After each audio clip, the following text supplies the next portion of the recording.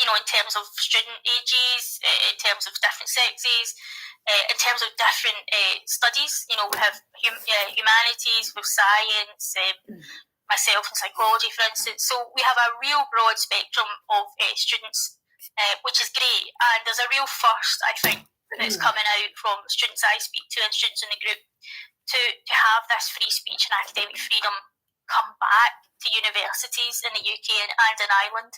So that's really the kind of history of how SAFAF kind of started back up again and really where we are today. How did you find out about AFAF in the first place? It's not something that gets terribly public throughout most universities, in my experience.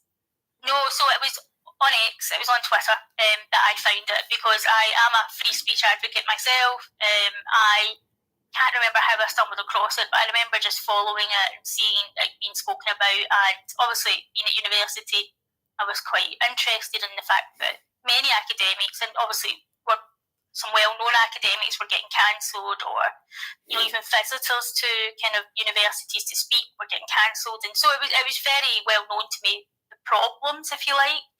The X was definitely the one that kind of showed me that there was organisations fighting for free speech and academic freedom in universities, and really that's where it came from. And it just I love a challenge. I can't help myself, so it was very much like reach out to AFAF and see what we could do. Academics for Academic Freedom is definitely, we're facing a challenge for sure, and we need to keep working and doing everything that we can and continue to recruit students. But I think that you said before that your goal is to get one student in every university in the UK. Is that correct? Yes, so at the AFAF conference that we had, it was a few weeks ago now, I set a challenge out really to SAFAF members, but also to AFAF members, to say, let's get at least one student in SAFAF in each university throughout the UK and in Ireland. And really I put the challenge out to academics to say, please stand up. We need you to stand up for free speech. We need you to be visible in universities, for students to feel comfortable, to be able to know that there's someone there advocating for free speech. So that was the challenge that we put out, and really what we're looking to do from 2025 is really hit the ground running with that and start doing some real, on-campus events, start to put the word out much more, and really just make much more of a noise than we have had the chance to, obviously just building up the membership base over the past few months. So 2025 is going to be a really fun, I think, and challenging year for academics and for students. Yeah, I think so as well. I'd like to talk a little bit about the conference. We were both there back in November 2024. I think it was, well, for me, it was a very important day because you know the story of my own cancellation, because Dennis Hayes asked me to give a talk there as well, which I have to say felt very motivating, positive, uplifting, despite the fact that, as I believe some people said on the day, we really shouldn't have to be here in the first place, but we are. And it was good to kind of all be together.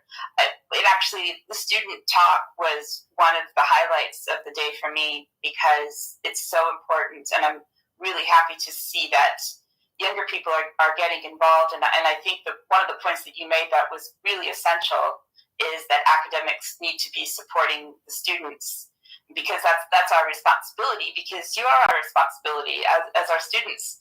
And that's something that I think we need to maybe look at unpacking a little bit, because as you said, I remember you saying at the conference, or maybe it was one of your colleagues saying it feels like we're living in 1984 at university now, which is obviously the opposite of what we're supposed to be. And I don't really quite understand at this point what we can do, because this is something that we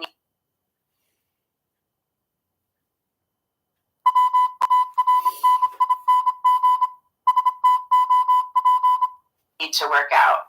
Do you think that students are afraid because they see their lecturers being afraid, or do you think it's just like the entire social political climate going on in the UK right now? Or what do you think it is, the fear it is that they need to face to be able to feel safe to say what they want to say in universities?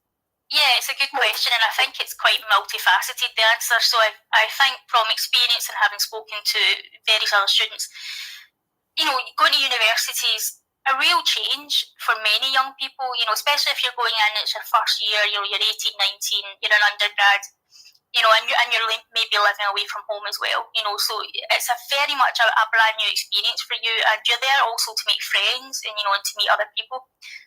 And the problem with that is that you don't want to step out of your friendship group necessarily. Finding your friendship groups particularly difficult initially as well. But if you're being taught that one point of view is the truth, and that's the same point of view that has to be kind of shared amongst that group of people, it's much easier to go along with that than it is to go against that kind of thought process, if you like. And then what's also happening, another aspect, is that we're seeing a lot of activist kind of lecturers in universities as well, so they're very much putting forward their views as being the truth, the one view that has to be kind of be adopted and followed. It should be much more of a case of, oh yeah, okay, you have a view, let's discuss it. Let's discuss what that view is. Let's break it down. That's the whole point of going to university, is to get your critical thinking skills in place, to discuss and debate. And I think there's a social aspect to it, that if you step out of that group, out of that group think, if you like, you can certainly be, almost ostracised, and treated as a leper, to be honest. And that's not enjoyable for anybody, never mind a young person at 18, 19, who's just starting to go out and to do their studies.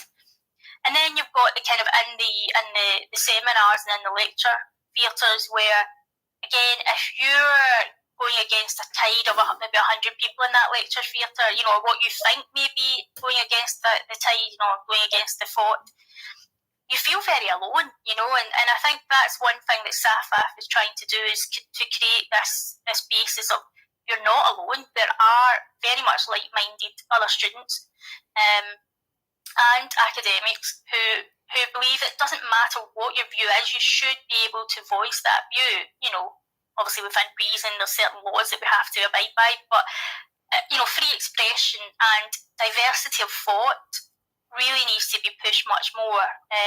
So I think, it's very difficult for students these days to be able to do that without feeling that they may be attacked from their peers or even from the academics, that are supposed to be teaching them to think critically, rather than to just go along a group think pathway.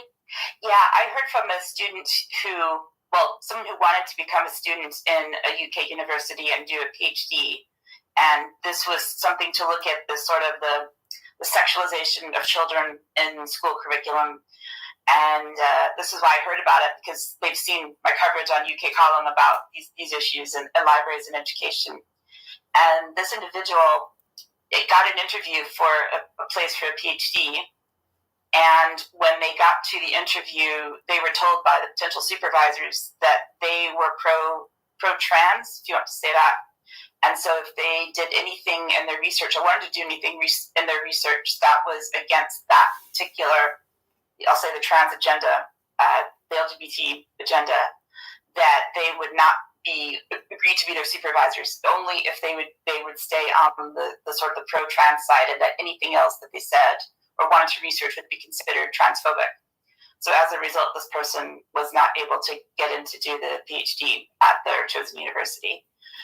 And this is where we're seeing these activists, like you're saying, these issues around free speech, free debate, free expression. We've seen the high-profile cases. We've seen Professor Joe Phoenix. We've seen Kathleen Stock. We've seen, myself, all of these things for gender-critical views, and these things that we've all encountered. When I think back to my own university training, and I guess this leads to my next question for you, is when I did my degrees, which was, I finished my PhD in 2006. At that point, we were told to ask whatever questions we wanted to ask, right? It was all about, what do you want to know? What do you want to explore? And it was part of our job to come up with our own questions. It wasn't the job of the universities or of our lecturers or our supervisors to tell us what we could or couldn't study. And I'm really surprised by how quickly this has changed, right? So we've got 18 years since I finished my PhD, completely different landscape since I've been a full-time academic. And I guess since you said, as you said, you are a mature student, and you certainly don't have to disclose your age or how long ago you started university, but did you do your undergrad a long time ago or more recently? And I'm just wondering if you've seen any changes since you started studying to now when you're doing your master's. Yes, absolutely. So I'm in my 40s now. I'm 43, so I'm free to admit that. I don't mind at all. I did my undergrad when I was 18, and so then I've had a gap of about 20 odd years of not having traditional education, if you like. I've been doing it through qualifications through my work. Yeah, the difference is quite insane to me, to be honest, because when I went to university, it was really a shock to the system going to university at 18. You were very much left alone almost to go and find your own way and to formulate ideas, come back. You would have your regular catch-ups with lecturers, but it was very much a case of you are on your own. You have to come up with these ideas. You have to come forward, particularly as you go through the years, when you get into third year or what have you, where you do need to use your own critical thinking and you do need to come up with questions and challenges. Now I'm seeing, even doing the masters, that you're almost spoon-fed to a certain degree. Now I'm slightly different in that I do mine online, so there's less of me being in a lecture hall or on campus. But from the other students that I'm speaking to that are doing their undergraduate courses now, there's this aspect of safetyism that has come about in universities that now, these young adults are being treated almost like children, and they're not. They're young adults. If you can get your grades and you can get into university, you're a young adult, and they're not being treated that way. They're being treated with, safe spaces, trigger warnings, things that you just think this is not what you should be doing with young adults. They're there to learn. They should be getting challenged. They should be feeling this is a totally different situation. They've got to think for themselves. They've got to come up with these questions. And that's not happening. What we're seeing a lot of is dissertations or coursework being pushed in a direction, not open to having different diversity of thought, having different viewpoints. It's very much like, this is what we want you to do, so you have to go down that track. And, and we see that from the questions posed by some, courses. We've seen it literally at one of the universities, an engineering course is, again, asking students to design and develop a safe space for LGBTQ plus, people. I mean, it's engineering. I don't quite understand that, and we've got a range of students who come from multiple different backgrounds, with various different religious reviews, cultural, norms that would feel uncomfortable doing that, and pushing back against that. And I think, we talk about the gender kind of issue. It's not even just about that. It's about impacting on free speech. The gender issue is quite prominent because it has impacted on, a lot of academics' free speech, such as Kathleen Stock, Joe Phoenix. But there's also other, kind of critical social justice ideologies which exist. I've seen it from critical race theories, for instance, being taught in psychology to clinical psychologists, as if that's the be-all and end-all and the truth. And, for a lot of, we've got a few members, young white males, they feel absolutely ostracised, and made to feel guilty for something that they cannot and have no power over, which is how they were born.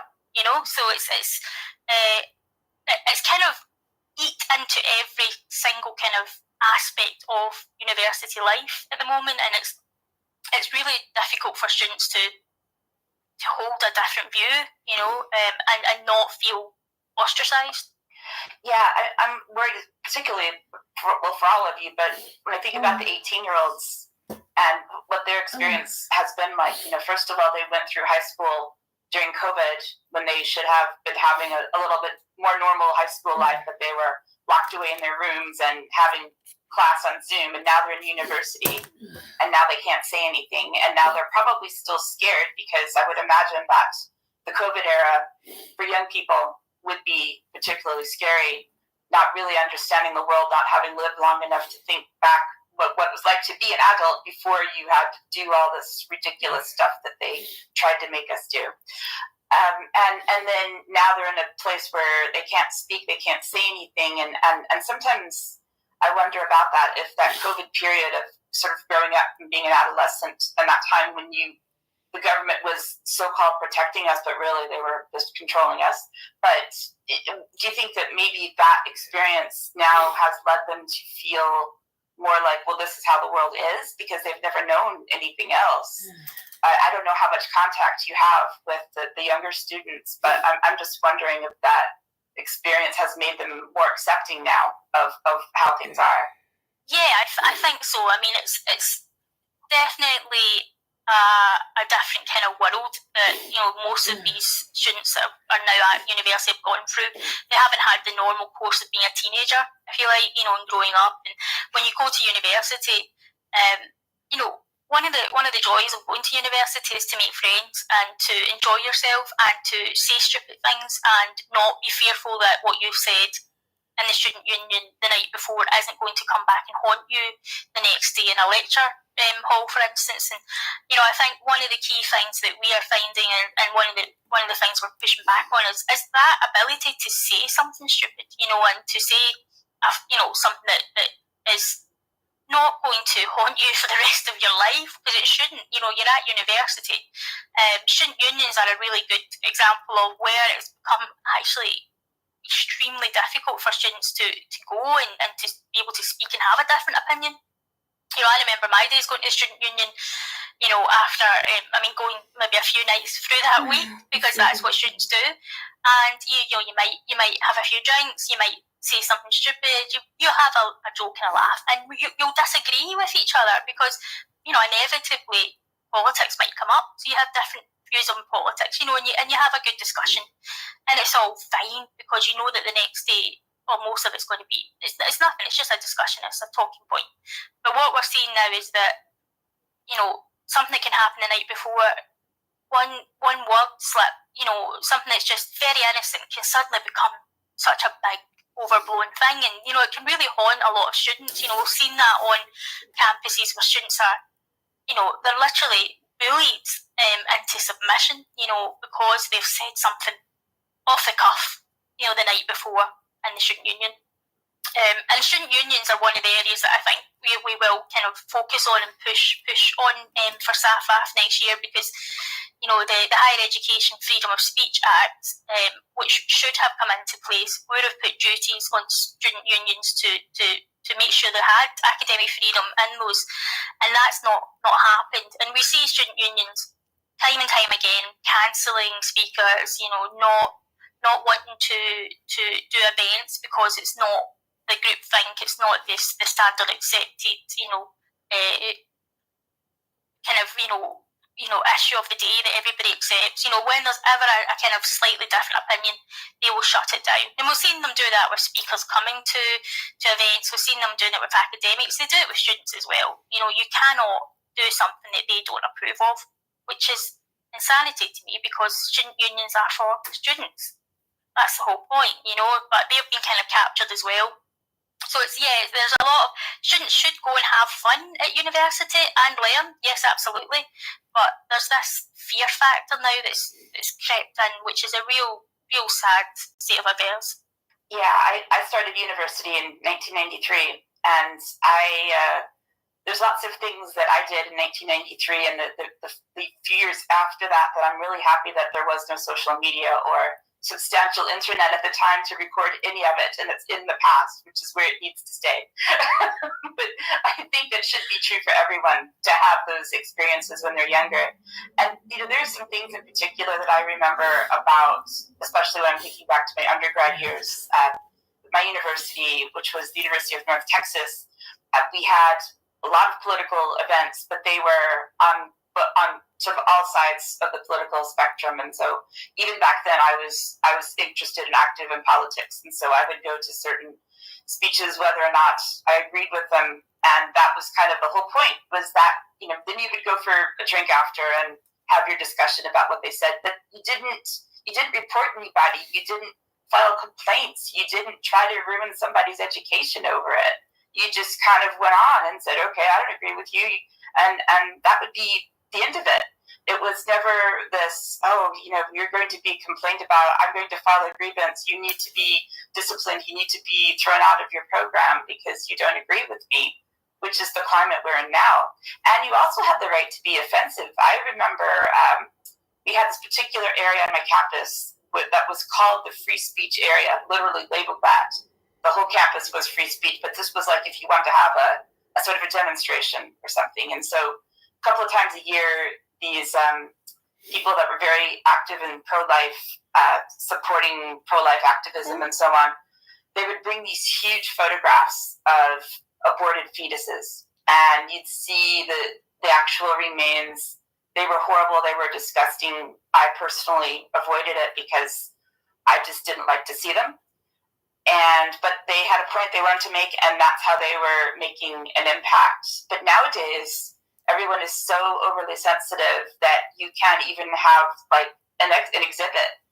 I know a colleague who's a professor at another UK university who's talked about how students won't go into museums.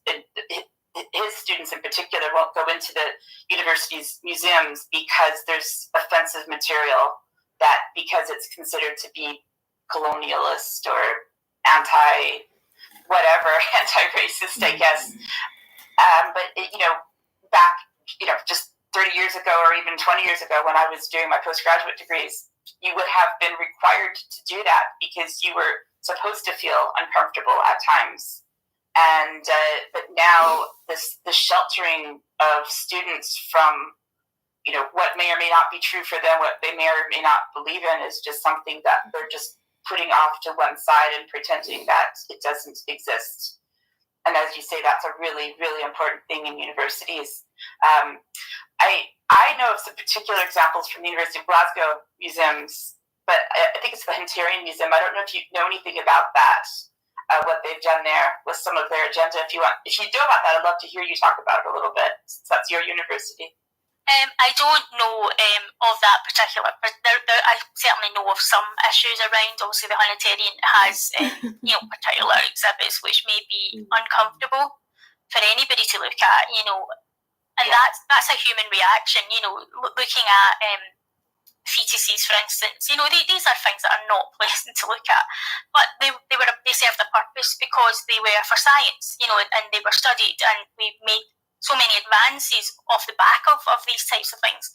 I mean, the thing with the kind of pro-life, I mean, yes, absolutely, it's unpleasant to see, but you do not have a right to be offended, in this country.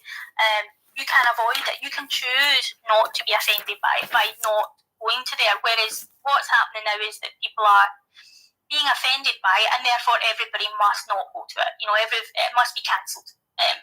For instance, the University of Berlin, I think it is, or one of the universities in Berlin at the moment has refused to have a Holocaust display at the university.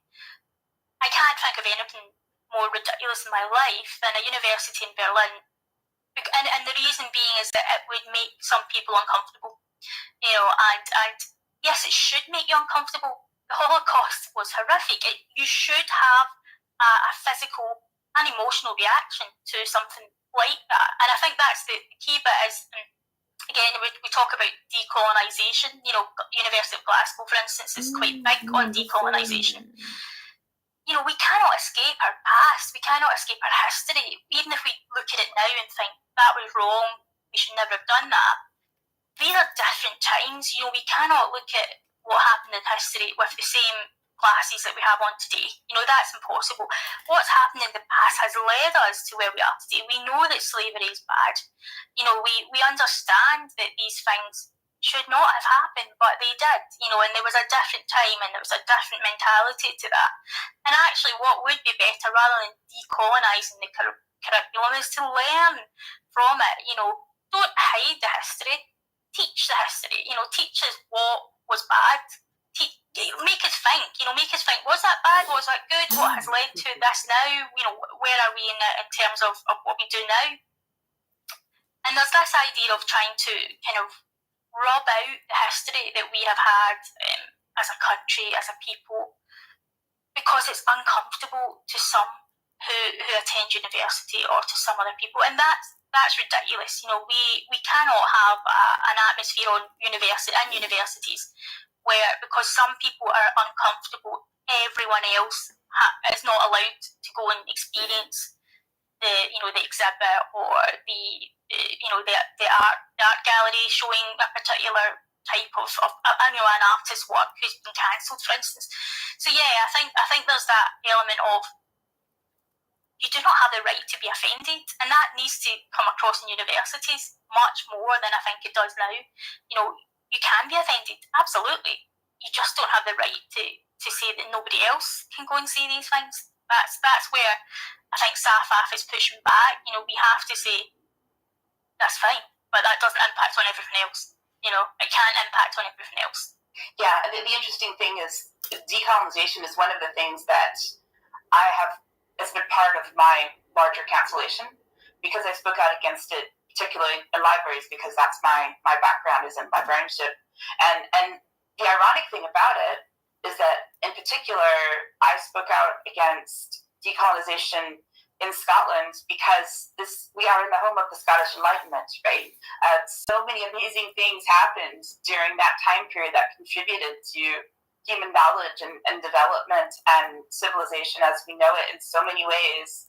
And what I don't understand about it here in the UK is that this is your native home. If you are born here, if you are British, if you're Scottish, if you're English, if you're Welsh, this is your home. So you're basically, if you're canceling the history that is said to be racist, whatever, colonialism, that is part of your history, and all of us have bad parts in our history. In America, we have bad parts in our history, but we can't change it. Like you said, we have to learn from it. And what I was trying to do was actually compliment the background in Scotland of all of the amazing work that has been done here in our ancient universities in the UK. But for some reason, that was one of the things that I have been in trouble for, disciplined for, because I was trying to stand up for this country that I moved over here to work in the universities here.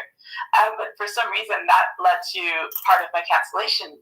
It's very strange, but I think that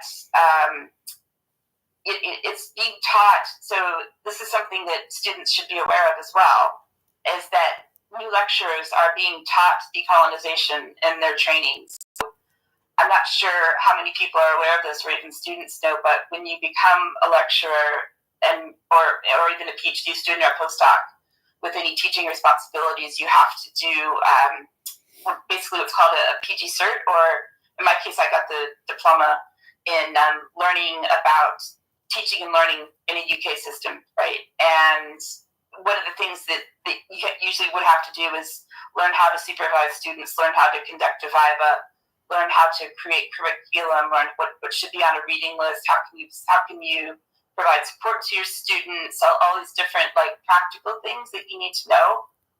But part of the curriculum now through what's called the Advanced HE, which gives the teaching credentials for UK lecturers, is that decolonizing the curriculum is actually part of the requirement. And even when I went through it, when I first moved to the UK, which was 10 years ago, we didn't have to learn decolonization. We learned the practical parts that you actually need to know. But that is now part of what is required to learn to get your PG cert so that you have your teaching qualification. So it's actually built into the structure. So either people are trying to go back and learn it if they didn't learn already, but the new lecturers are being presented with it and they have to learn it to be able to pass, to get their credential. So that's how captured it's become. The accrediting body for teaching qualifications now requires it. Yeah, and I would say that this is kind of endemic of what's happening in universities full stop, with EDI, for instance. It's part of that whole EDI process, and we see it, whether it's decolonising the curriculum, or whether it's making safe spaces, or really whatever. I mean, if I look at some of the kind of key EDI initiatives which are pushed in universities. Like Athena Swan, for instance, is a really perfect example of that, and most universities, certainly of a particular standard, have adopted Athena Swan. Now, that standard itself, when it first started, was designed to get more women into STEM courses and also into academia for STEM.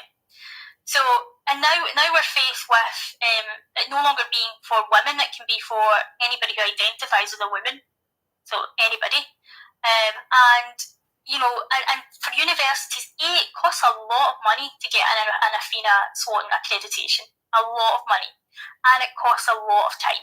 And that time comes from the lecturers and professors who have to sign up to do it. And various departments can do it, or the university can do it. But it's years in the making to get an award for Athena Swan, which I would question, is it worthwhile? Because it's not actually doing what it initially set out to do in the first place. And yes, is it actually pushing a kind of ideology into the universities, into lecturers, into departments, which is then getting pushed down into the students? Is taught as kind of, you know, part and parcel of your course, which I disagree with. I'm a woman. I'm all for advancing women in STEM, but when you open the category of women up to include men, you've lost that. Then you no longer have that. You know, that's not your driving factor anymore. That's not your goal. What it is now is just a case of you do this. It's a tick box exercise, a very long, a very expensive tick box exercise for universities, which, as we know, they're extremely cash strapped at the moment.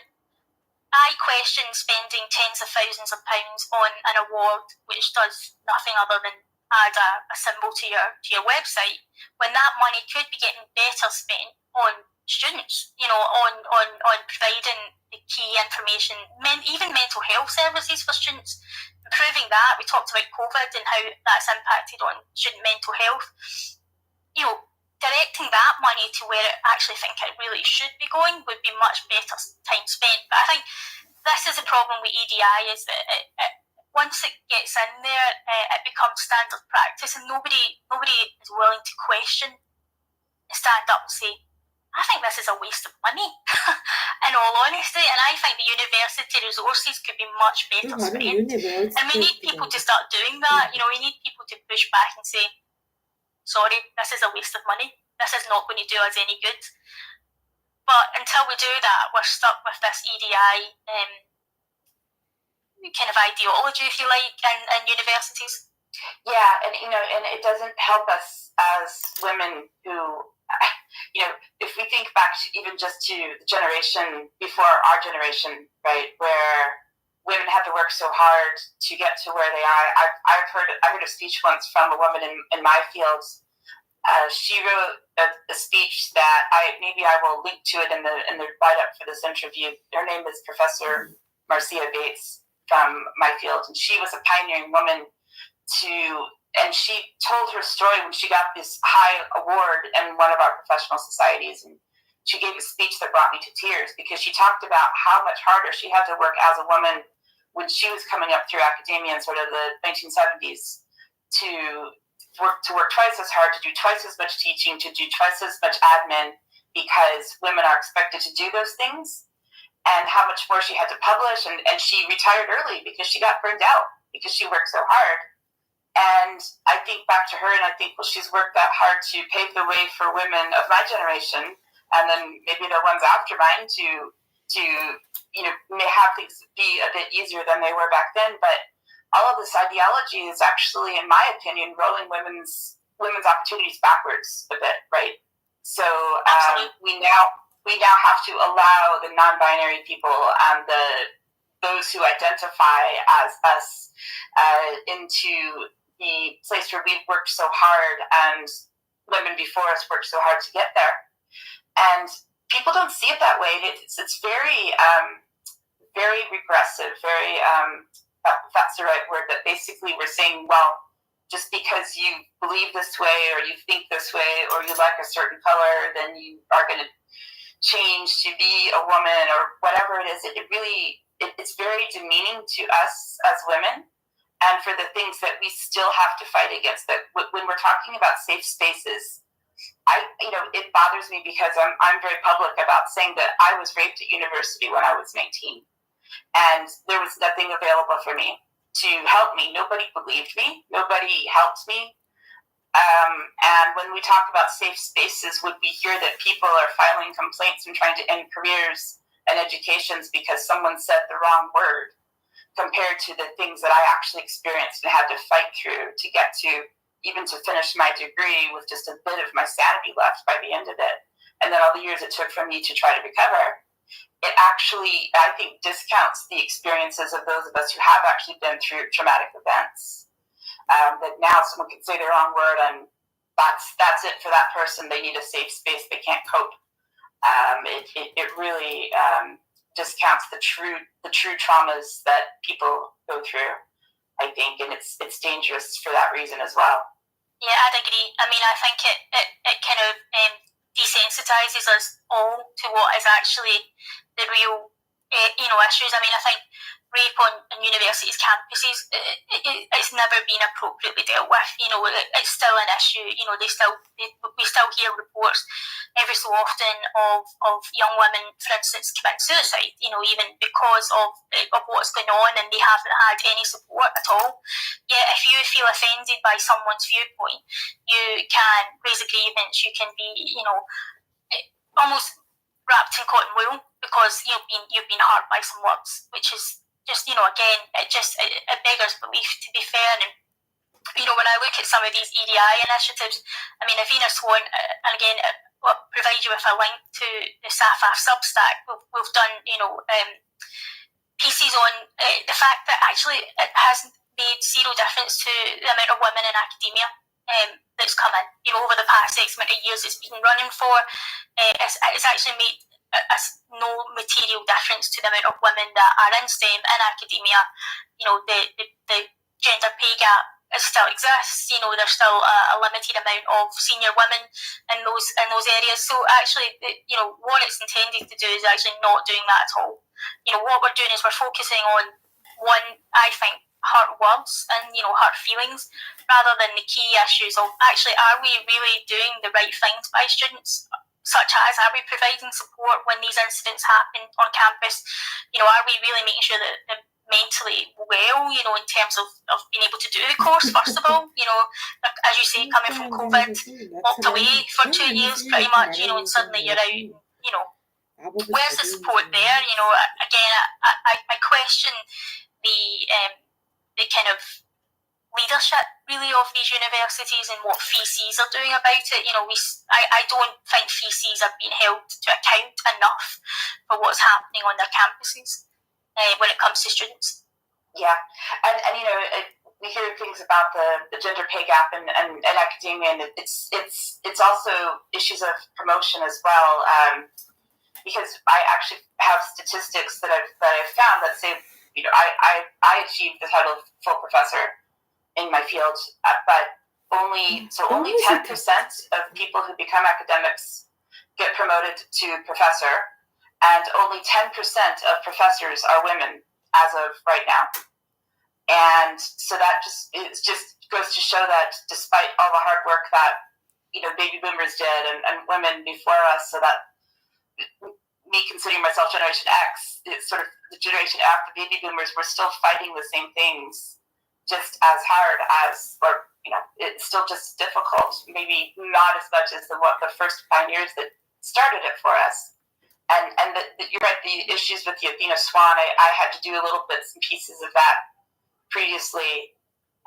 It just did not really address the issues. It didn't change anything. It was all about, from my perspective anyway, a lot of ticking boxes, like you said, a lot of record keeping, a lot of,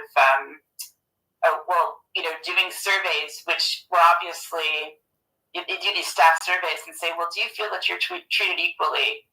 Am I going to answer that honestly? No, because there aren't enough women in my field or in my department or in my university that I'll be identified. They will figure out, oh, it's anonymous. No, it's not anonymous. They will find you and they will hound you if you say, no, I don't feel like I'm being treated equally, right? So there's still a lot of risk involved in answering those because they obviously want the accreditation. But if the women were actually honest in a lot of the situations, they wouldn't receive it. Absolutely, and I think, again, it is this. We all know. I mean, I study psychology. I know how surveys work. You send it out, you get a small proportion of people that reply. Those people that reply are normally motivated to reply. Everybody else who looks at it think, if you're not motivated, you won't do it. So you're getting it skewed towards one opinion again, and this is what happens, and this is where research actually is really difficult to do. In universities as well, because only certain research is getting published. We're seeing that many PhD students either can't get a PhD started because again, nobody wants to supervise them. It's really difficult to get that. Getting paid PhD opportunities is really difficult, particularly when you want to look at things which are, again, I will say controversial, but they're really not controversial. They're things related to, are EDI practices working? I think there was a recent paper that was published, I can't remember who did it, but it kind of said EDI doesn't actually work. If anything, it has the opposite effect, and I think we see that in young males coming up, for instance. I see that, how they're affected. So I think it comes down to the fact that we've pushed this identity politics in universities, as in wider life, but very much in academia, where it's all about you belonging to a particular cohort. Whereas actually, no, it's all about your merit. It's about what you bring to the table. And I think we've stopped teaching that to students, whether it's in schools, straight up. At the end of the day, it shouldn't be about the colour of your skin or what sex you are, or what culture you come from. It should be how hard you work at university and how much you put in personally to get that. And one of our students, Shivan, he wrote a Substack recently about that, about the fact that, there's incentives now or initiatives only directed towards a particular cohort of people, and that's at a detriment to the vast majority. And again, to bring in that the best person for the job, is the person that works the hardest and studies the most. And it's not about the colour of your skin. It's not about what sex you are. It's about how hard you are and how merit, really. And we've lost this idea of the merit kind of principle, if you like, at university, which I think is really sad, because that's the whole point of going to university. You did well enough to get into university. Now you've got to prove yourself even more to get your degree. But now it's all about identity politics, and that's a real shame, because it disadvantages a lot of very good students who work very, very hard but don't get the opportunities at the other end. Yeah, and I think that's something to remember as well, as if we go back to Martin Luther King, right, where he talked about everyone being created equal and how we shouldn't judge people by the color of our skin. And he was an inspiration for the entire civil rights movements in America, right? And again, it's another, these are also still regressive policies, in my opinion, because we're going back to that. It's just, different groups are different, and this whole issue of labels is all something that we shouldn't even be really doing at all. But and it also seems to me that there is a kind of a hierarchy of labels, right? So that there's certain labels at the top who get the most priority, and people at the bottom, so let's say straight white men, are at the very bottom, and then they're the ones now being disadvantaged in favor of, let's say, the intersectionality of a trans Black identifying male or something, right? And or female, probably. So those are things that really were going backwards, and they seem to think that they're being all progressive, but really it seems to me just to be the opposite is what's actually happening. And I don't know how long it's going to take for people to realize that they are putting themselves backwards with these ridiculous EDI policies. You mentioned also earlier, I wanted to make sure to get this in a little bit, the Higher Education Freedom of Speech Act. And of course, that doesn't apply to us in Scotland. It only applies to England and Wales as it is written. Abhishek gave I should say his name is Professor Abhishek Saha, if I'm saying his name correctly. He did a really good summary of the legislation at the AFAF conference we had last month. I have my handout that he passed out right here. But if you know the act, and since this is your interview, if you maybe want to summarize what's happened and where it's gone, if you want to do that, or I can do that if you don't know Yeah, so the Higher Education Freedom of Speech Act was due to come into force this year. Bridget Phillipson decided to stop that 6 days before it was due to come into force. And she did it not even by announcing it in Parliament, she did it on a kind of memo, if you like, going out before Parliament stopped. This Act had been debated to the cows come home, really. It'd been years in the making by people like Abhishek, who have worked on it. It had gone through the Commons, it had gone through the House of Lords, back and forward. It had been watered down. The talk had been removed, it then been added back in, so it had appropriate amount of time to be looked at Parliament, and it got passed, and it became the Higher Education Freedom of Speech Act 2023, which, as you say, doesn't cover Scotland, it covers England and Wales, and then it was stopped abruptly from actually coming into force. The excuse was that universities can't handle the administrative burden of the Act. The Office of Students, for instance, had to develop a complaints process, which, again, they had ample opportunity to develop and bring into force before the Act came into force, which they didn't. The cost element of this, I believe, has been over-exaggerated by, the Education Secretary.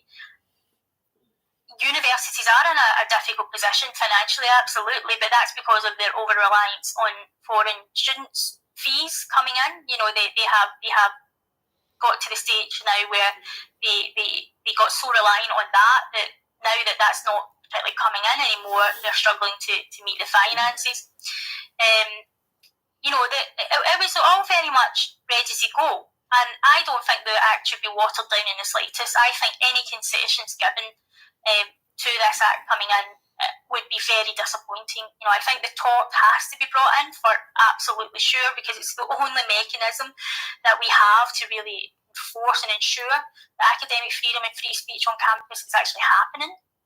I'm very much in favour of the duties on student unions being brought in. As a student myself, for the other student members that we have, that has to again come into force. We have to hold people to account for this. If you say that you are for free speech, you must be able to prove you're for free speech. Abhishek has created a letter which we're all signing at the moment, which hopefully you can link as well, Diane, to the Education Secretary to say that we believe this Act should be brought in full, and it shouldn't be delayed any further. And I think at last count we were edging up towards 500 signatures from a mix of students, academics, and free speech campaigners. So I think that's just shows you the strength of the feeling that we need to bring back free speech and academic freedom into universities. I don't think any different to any other person saying we should not need to have an Act to do this, but we're in this position now where we need this Act to come in, because it's not happening organically. We know it's not happening organically. We've all been fighting for it for years, some absolutely more than I have, for much longer, such as yourself, Diane. You've been fighting the fight for much longer than I have. Unfortunately, we do need the Act, and it can't be delayed any further. It needs to come into force, and we need to hold universities to account much more.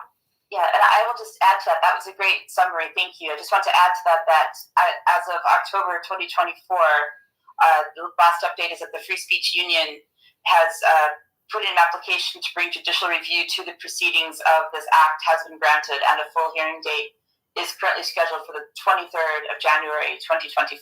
So I will definitely be watching for that when it happens right at the same time as it's 3 days after the Trump inauguration. So we'll see what happens to the world at that point.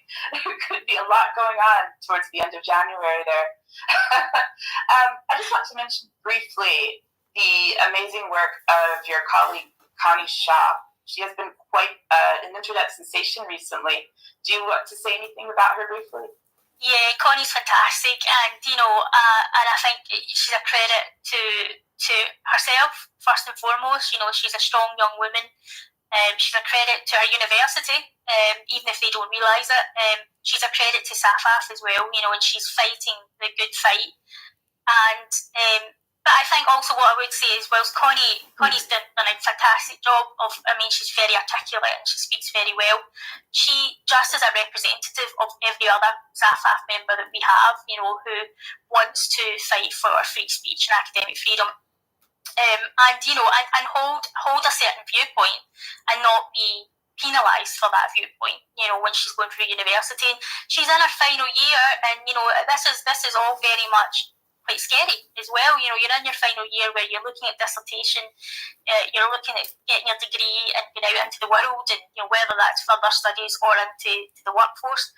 She shouldn't have to be going through this, and I think I want to reiterate, while she's done a great job, and she's certainly, I think, fantastic representative for SAFAF as well, I really wish she wasn't having to go through this, and I think the first thing for me is always, as a convener of SAFAF, is always to make sure that the students that are members of our society, if you like, our network, are supported as fully as possible, and when they want to do these things. I wish they didn't have to. I actually wish I didn't have to do this either. I think most of us wish we didn't have to do these things. But the reality is, if I don't fight for it, then it means generations to come under me won't be able to fight for it either. And I think whilst a criticism we always get is that it's older people fighting for free speech, and I don't class myself as being particularly old. So what? It's me fighting. If I don't fight for it now, it means that people coming down, the 18-year-olds, the Connies who are under 20, they're going to have to fight equally hard again. So I think taking a stand now, and that's what I will say, kind of almost to finish, is please be brave. Academics, please be brave. Students, please be brave. Come and speak to SAFAF. We've got really exciting things planned for next year. There's strength in numbers. We're here to support each other. It's not about doing it alone. Connie has the support of SAFAF. She's got the support of Free Speech Union behind her, and many, many others. I do wish she didn't have to do this. I wish that her, the LSR radio would have just let her have her free expression. It's not bringing anybody into disrepute at all. If anything, if they'd supported her, they would have been more attractive to students who believe in free speech and want to go and study at their university. So I would just say, be brave, stand up, show other people that you're there, and by doing that, we will gradually, hopefully, turn the tide in our universities and higher education. Is there anything else that UK column viewers, members of the public, or even other academics can do to help support you? Because I want to do what I can, but if people see this and feel inspired to do something, what would you like them to do? Just start talking about it more. Just literally start talking about it more. Share it wide. Share it with other people. If you're seeing this on X or whatever, share it with other people. Let them know that there is an issue in universities, on campus. That I think one of the things I would say is that students. 살자요.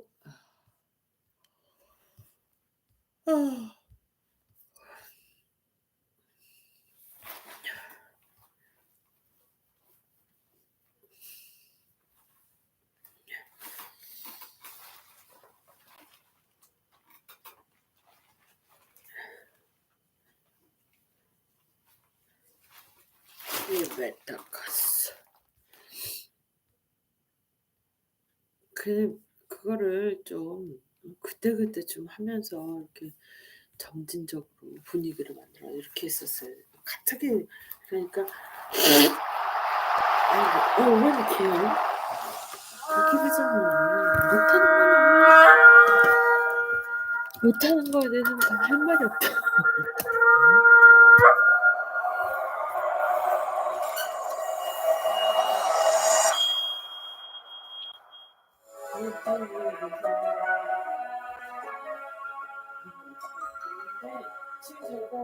Vaikra, Leviticus chapter 1. 지금 And Yahweh called unto Moshe, and spoke unto him out of the tabernacle of the assembly, saying, Speak unto the children of Yasharel, and say unto them, If any man of you bring an offering unto Yahweh, ye shall bring your offering of the cattle, even of the herd and of the flock. If his offering be a burnt sacrifice of the herd, let him offer a male without blemish. He shall offer it of his own voluntary will at the door of the tabernacle of the assembly before Yahweh. And he shall put his hand upon the head of the burnt offering, and it shall be accepted for him to make an atonement for him. And he shall kill the bullock before Yahweh, and the priests, Aharon's sons, shall bring the blood, and sprinkle the blood round about upon the altar that is by the door of the tabernacle of the assembly. And he shall flay the burnt offering, and cut it into his pieces. And the sons of Aharon the priest shall put fire upon the altar, and lay the wood in order upon the fire. And the priests, Aharon's sons, shall lay the parts, the head, the fat, in order upon the wood that is on the fire, which is upon the altar. But his inwards and his legs shall he wash in water, and the priest shall burn all on the altar, to be a burnt sacrifice, an offering made by fire, of sweet savor unto Yahweh. And if his offering be of the flocks, namely of the sheep, or of the goats, for a burnt sacrifice, he shall bring it a male without blemish. And he shall kill it on the side of the altar northward, before Yahweh and the priest. Aharon's sons shall sprinkle his blood round about upon the altar. And he shall cut it into his pieces, with his head and his fat. And the priest shall lay them in order on the wood that is on the fire, which is upon the altar. But he shall wash the inwards of the legs with water, and the priest shall bring it all, and burn it upon the altar. It is a burnt sacrifice, an offering made by fire, of sweet savor unto Yahweh. And if the burnt sacrifice for his offering to Yahweh be of fowls, then he shall bring his offering of turtle doves, or of young pigeons. And the priest shall bring it unto the altar, and wring off his head, and burn it on the altar. And the blood thereof shall be wrung out at the side of the altar. And he shall pluck away his crop with his feathers, and cast it beside the altar on the east part, by the place of the ashes. And he shall cleave it with the wings thereof, but shall not divide it asunder. And the priest shall burn it upon the altar, upon the wood that is upon the fire.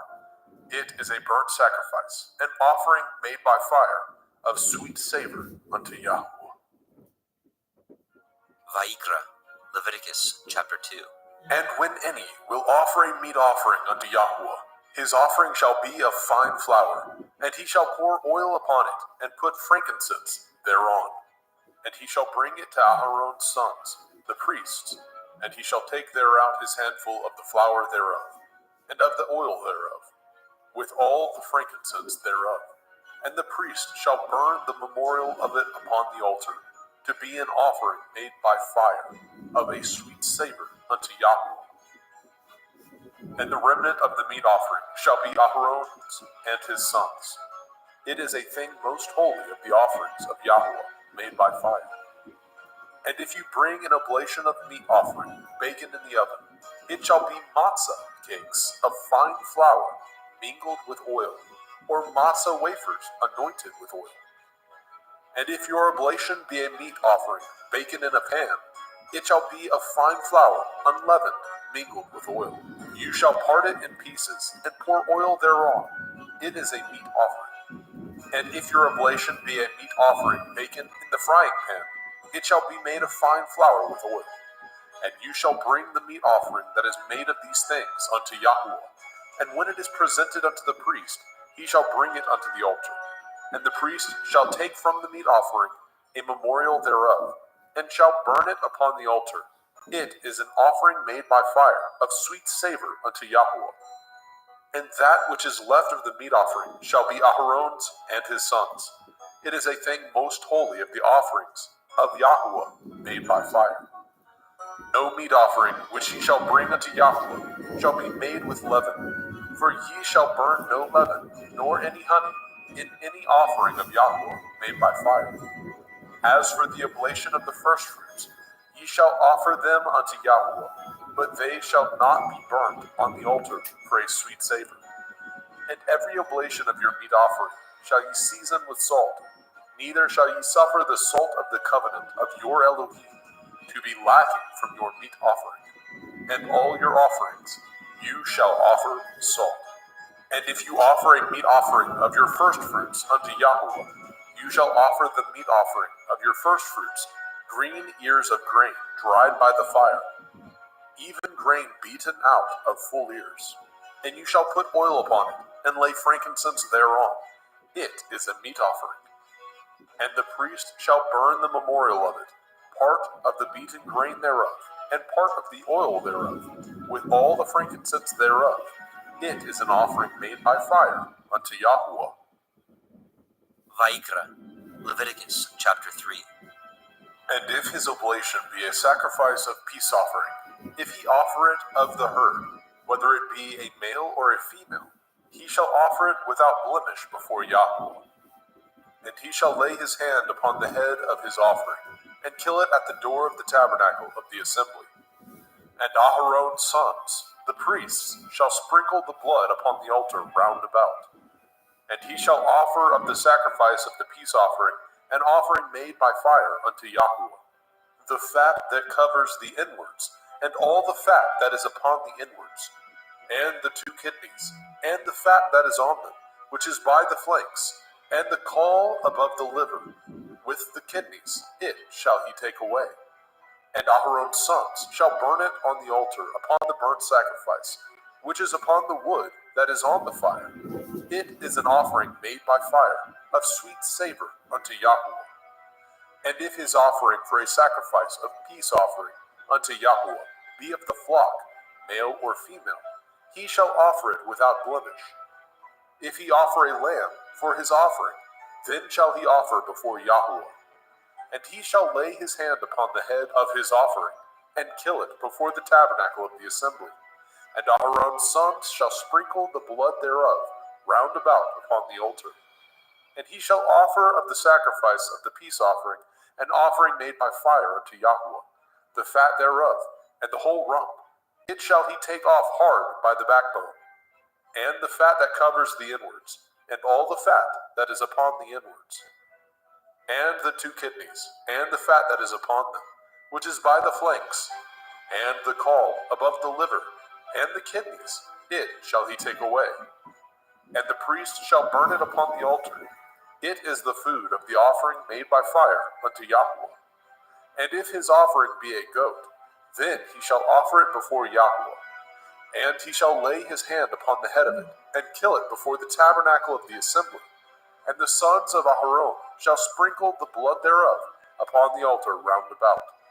And he shall offer thereof his offering, even an offering made by fire unto Yahweh, the fat that covers the inwards, and all the fat that is upon the inwards, and the 2 kidneys, and the fat that is upon them, which is by the flanks, and the caul above the liver, with the kidneys, it shall he take away. And the priest shall burn them upon the altar. It is the food of the offering, made by fire for a sweet savor. All the fat is Yahweh's. It shall be a perpetual statute for your generations throughout all your dwellings, that ye eat neither fat nor blood. Vayikra, Leviticus chapter 4.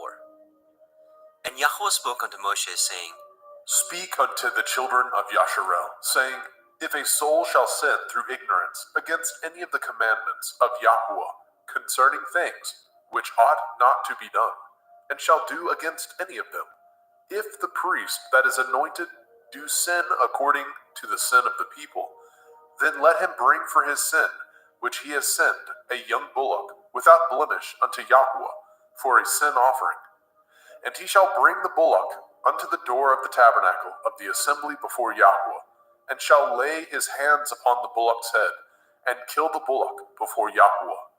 And the priest that is anointed shall take of the bullock's blood, and bring it to the tabernacle of the assembly. And the priest shall dip his finger in the blood, and sprinkle of the blood 7 times before Yahweh, before the veil of the sanctuary. And the priest shall put some of the blood upon the horns of the altar of sweet incense before Yahweh, which is in the tabernacle of the assembly, and shall pour all the blood of the bullock at the bottom of the altar of the burnt offering, which is at the door of the tabernacle of the assembly. And he shall take off from it all the fat of the bullock for the sin offering, the fat that covers the inwards, and all the fat that is upon the inwards, and the 2 kidneys, and the fat that is upon them, which is by the flanks, and the caul above the liver, with the kidneys it shall he take away. As it was taken off from the bullock of the sacrifice of peace offerings, and the priest shall burn them upon the altar of the burnt offering. And the skin of the bullock, and all his flesh, with his head, and with his legs, and his inwards, and his dung, even the whole bullock shall he carry forth without the camp, unto a clean place, where the ashes are poured out, and burn him on the wood with fire. Where the ashes are poured out shall he be burnt.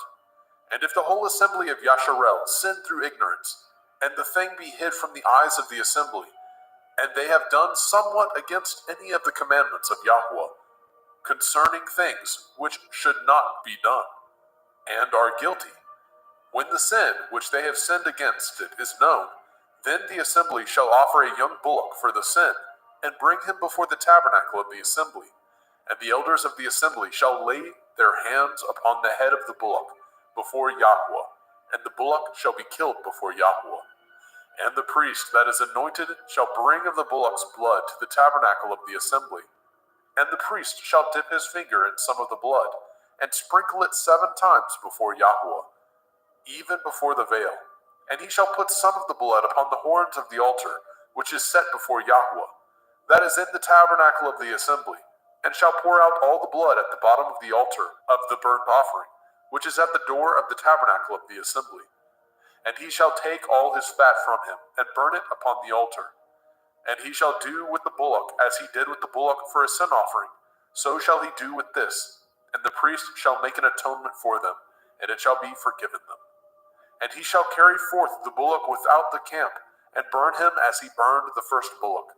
It is a sin offering for the assembly. When a ruler has sinned, and done somewhat through ignorance against any of the commandments of Yahweh, Elohayu, concerning things which should not be done, and is guilty, or if his sin, wherein he has sinned, come to his knowledge, he shall bring his offering, a kid of the goats, a male without blemish, and he shall lay his hand upon the head of the goats, and kill it in the place where they killed the burnt offering before Yahweh. It is a sin offering. And the priest shall take of the blood of the sin offering with his finger, and put it upon the horns of the altar of burnt offering, and shall pour out his blood at the bottom of the altar of burnt offering. And he shall burn all his fat upon the altar, as the fat of the sacrifice of peace offerings. And the priest shall make an atonement for him, as concerning his sin, and it shall be forgiven him. And if any one of the common people sin through ignorance, which he does somewhat against any of the commandments of Yahweh, concerning things which ought not to be done, and be guilty, or if his sin which he has sinned come to his knowledge, then he shall bring his offering, a kid of the goats, a female without blemish, for his sin which he has sinned. And he shall lay his hand upon the head of the sin offering, and slay the sin offering in the place of the burnt offering. And the priest shall take of the blood thereof with his finger, and put it upon the horns of the altar of burnt offering, and shall pour out all the blood thereof at the bottom of the altar. And he shall take away all the fat thereof, as the fat is taken away from off the sacrifice of peace offerings. And the priest shall burn it upon the altar for a sweet savor unto Yahweh. And the priest shall make an atonement for him, and it shall be forgiven him. And if he bring a lamb for a sin offering, he shall bring it a female without blemish. And he shall lay his hand upon the head of the sin offering, and slay it for the sin offering in the place where they killed the burnt offering. And the priest shall take of the blood of the sin offering with his finger, and put it upon the horns of the altar of burnt offering, and shall pour out all the blood thereof at the bottom of the altar. And he shall take away all the fat thereof, as the fat of the lamb is taken away from the sacrifice of the peace offering. And the priest shall burn them upon the altar, according to the offering made by fire unto Yahweh. and the priest shall make an atonement for his sin that he has committed, and it shall be forgiven him. Vayikra, Leviticus chapter 5. And if a soul sin, and hear the voice of swearing, and is a witness, whether he has seen or known of it, if he do not utter it, then he shall bear his iniquity. Or if a soul touch any unclean thing, whether it be a carcass of an unclean beast, or a carcass of unclean cattle, or the carcass of unclean creeping things, and if it be hidden from him, he also shall be unclean and guilty. Or if he touch the uncleanness of man, whatsoever uncleanness it be, that a man shall be defiled withal, and it be hid from him, when he knows of it, then he shall be guilty. Or if a soul swear, pronouncing with his lips to do evil, or to do good, whatsoever it be that a man shall pronounce with an oath, and it be hid from him, when he knows of it, then he shall be guilty in one of these. And it shall be, when he shall be guilty in one of these things, that he shall confess that he has sinned in that thing. And he shall bring his trespass offering unto Yahweh, for his sin which he has sinned, a female from the flock, a lamb or a kid of the goats, for a sin offering, and the priest shall make an atonement for him concerning his sin. And if he is not able to bring a lamb, then he shall bring for his trespass which he has committed 2 turtle doves, or 2 young pigeons unto Yahweh, one for a sin offering, and the other for a burnt offering. And he shall bring them unto the priest, who shall offer that which is for the sin offering first, and wring off his head from his neck, but shall not divide it asunder. And he shall sprinkle of the blood of the sin offering upon the side of the altar, and the rest of the blood shall be wrung out at the bottom of the altar. It is a sin offering. And he shall offer the second for a burnt offering, according to the manner, and the priest shall make an atonement for him, for his sin which he has sinned, and it shall be forgiven him. But if he be not able to bring 2 turtle doves, or 2 young pigeons, then he that sinned shall bring for his offering the 10th part of an ephah of fine flour for a sin offering. He shall put no oil upon it, neither shall he put any frankincense thereon, for it is a sin offering. Then shall he bring it to the priest, and the priest shall take his handful of it, even a memorial thereof, and burn it on the altar, according to the offerings made by fire unto Yahweh. It is a sin offering. And the priest shall make an atonement for him, as touching his sin, that he has sinned in one of these, and it shall be forgiven him, and the remnant shall be the priest's, as a meat offering. And Yahweh spoke unto Moshe, saying, If a soul commit a trespass, and sin through ignorance, in the holy things of Yahweh, then he shall bring for his trespass unto Yahweh a ram without blemish, out of the flocks, with your estimation by shekels of silver, after the shekel of the sanctuary, for a trespass offering. And he shall make the amends for the harm that he has done in the holy thing, and shall add the 5th part thereto, and give it unto the priest, and the priest shall make an atonement for him with the ram of the trespass offering, and it shall be forgiven him. And if a soul sin, and commit any of these things which are forbidden to be done by the commandment of Yahweh, though he knew it not, yet is he guilty, and shall bear his iniquity.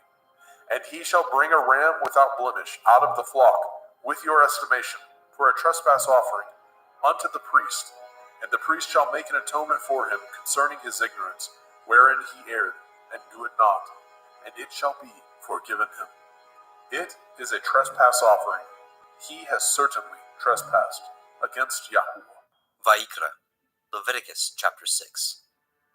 And Yahweh spoke unto Moshe, saying, If a soul sin, and commit a transgression against Yahweh, and lie unto his neighbor, in that which was delivered him to keep, or in fellowship, or in a thing taken away by violence, or has deceived his neighbor, or have found that which was lost, and lies concerning it, and swears falsely, in any of these that a man does, sinning therein, then it shall be, because he has sinned and is guilty, that he shall restore that which he took violently away, or the thing which he has deceitfully gotten, or that which was delivered him to keep, or the lost thing which he found, or all that which he has sworn falsely, he shall even restore it in the principal, and shall add the 5th part more thereto, and give it unto him to whom it appertains, in the day of his trespass offering.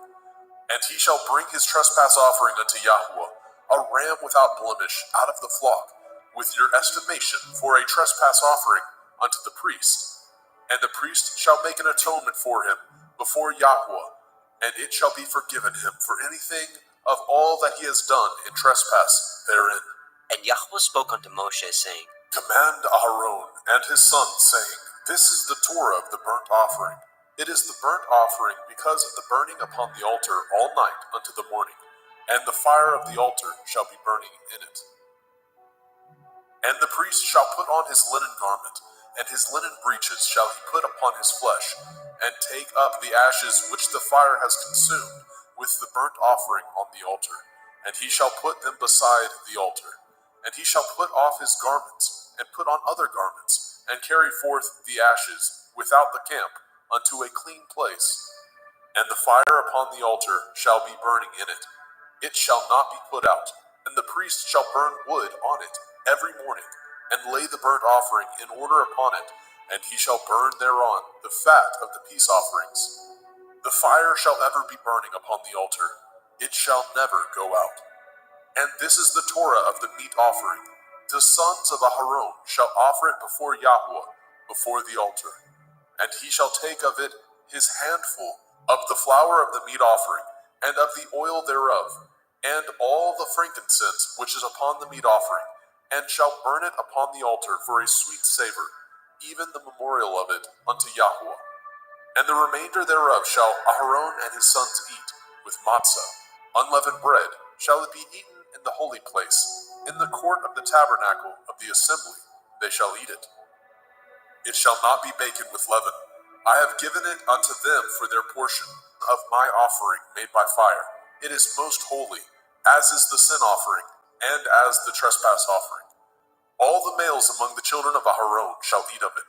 It shall be a statute forever in your generations, concerning the offerings of Yahweh made by fire. Everyone that touches them shall be holy. And Yahweh spoke unto Moshe, saying, This is the offering of Aharon and his sons, which they shall offer unto Yahweh in the day when he is anointed.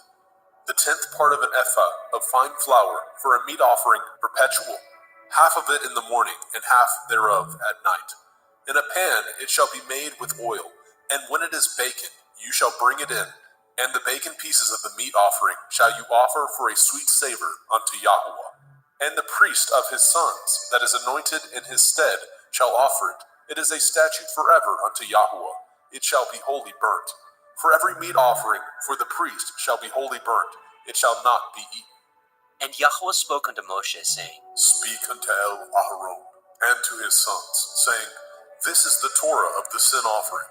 In the place where the burnt offering is killed, shall the sin offering be killed before Yahweh. It is most holy.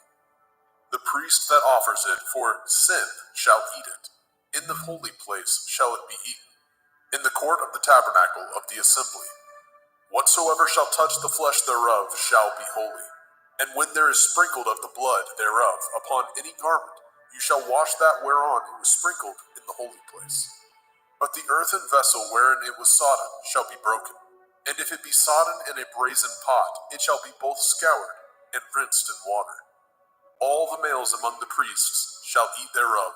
It is most holy. And no sin offering, whereof any of the blood is brought into the tabernacle of the assembly, to reconcile withal in the holy place, shall be eaten. It shall be burnt in the fire. Vayikra, Leviticus chapter 7. Likewise, this is the Torah of the trespass offering. It is most holy. In the place where they kill the burnt offering, shall they kill the trespass offering, and the blood thereof shall he sprinkle round about upon the altar. And he shall offer it of all the fat thereof, the rump, the fat that covers the inwards, and the 2 kidneys, and the fat that is on them, which is by the flanks, and the caul that is above the liver, with the kidneys it shall he take away. And the priest shall burn them upon the altar for an offering made by fire unto Yahweh. It is a trespass offering. Every male among the priests shall eat thereof. It shall be eaten in the holy place. It is most holy. As the sin offering is, so is the trespass offering. There is one Torah for them. The priest that makes atonement therewith shall have it. And the priest that offers any man's burnt offering, even the priest shall have to himself the skin of the burnt offering which he has offered. And all the meat offering that is baken in the oven, and all that is dressed in the frying pan, and in the pan, shall be the priest's that offer it. And every meat offering mingled with oil, and dry, shall all the sons of Aharon have, one as much as another. And this is the Torah of the sacrifice of peace offerings, which he shall offer unto Yahweh. If he offer it for thanksgiving, then he shall offer with the sacrifice of thanksgiving matzah, unleavened cakes, mingled with oil, and matzah wafers, anointed with oil, and cakes mingled with oil, of fine flour, fried. Besides the cakes, he shall offer for his offering hametz, leavened bread, with the sacrifice of thanksgiving of his peace offerings. And of it he shall offer one out of the whole oblation, for a heave offering unto Yahweh, and it shall be the priest that sprinkles the blood of the peace offerings. And the flesh of the sacrifice of his peace offerings for thanksgiving shall be eaten the same day that it is offered. He shall not leave any of it until the morning. But if the sacrifice of his offering be a vow, or a voluntary offering, it shall be eaten the same day that he offers his sacrifice. On the morrow also the remainder of it shall be eaten. But the remainder of the flesh of the sacrifice on the third day shall be burnt with fire. And if any of the flesh of the sacrifice of his peace offerings be eaten at all on the third day, it shall not be accepted, neither shall it be imputed unto him that offers it. It shall be an abomination, and the soul that eats of it shall bear his iniquity. And the flesh that touches any unclean thing shall not be eaten. It shall be burnt with fire. And as for the flesh, all that be clean shall eat thereof. But the soul that eats of the flesh of the sacrifice of peace offerings that pertain unto Yahweh, having his uncleanness upon him, even that soul shall be cut off from his people. Moreover, the soul that shall touch any unclean thing, as the uncleanness of man, or any unclean beast, or any abominable unclean thing, and eat of the flesh of the sacrifice of peace offerings, which pertain unto Yahweh, even that soul shall be cut off from his people. And Yahweh spoke unto Moshe, saying, Speak unto the children of Yasharel, saying, Ye shall eat no manner of fat, of ox, or of sheep, or of goat, and the fat of the beast that dies of itself, and the fat of that which is torn with beast, may be used in any other use, but ye shall in no wise eat of it. For whosoever eats the fat of the beast, of which men offer an offering made by fire unto Yahweh, even the soul that eats it shall be cut off from his people. Moreover, ye shall eat no manner of blood, whether it be of fowl or of beast, in any of your dwellings. Whatsoever soul it be that eats any manner of blood, even that soul shall be cut off from his people. And Yahweh spoke unto Moshe, saying, Speak unto the children of Yasharel, saying, He that offers the sacrifice of his peace offerings unto Yahweh shall bring his oblation unto Yahweh of the sacrifice of his peace offerings. His own hand shall bring the offerings of Yahweh made by fire. The fat with the breast it shall he bring, that the breast may be waved for a wave offering before Yahweh. And the priest shall burn the fat upon the altar, but the breast shall be Aharon's and his sons'. And the right shoulder shall ye give unto the priest for a heave offering of the sacrifices of your peace offerings. He among the sons of Aharon that offers the blood of the peace offerings and the fat shall have the right shoulder for his part. For the wave breast and the heave shoulder have I taken of the children of Yasharel from off the sacrifices of their peace offerings, and have given them unto Aharon the priest, and unto his sons by a statute forever, from among the children of Yasharel. This is the portion of the anointing of Aharon, and of the anointing of his sons, out of the offerings of Yahweh made by fire, in the day when he presented them to minister unto Yahweh in the priest's office, which Yahweh commanded to be given them of the children of Yasharel, in the day that he anointed them, by a statute forever throughout their generations. This is the Torah of the burnt offering, of the meat offering, and of the sin offering, and of the trespass offering, and of the consecrations, and of the sacrifice of the peace offerings.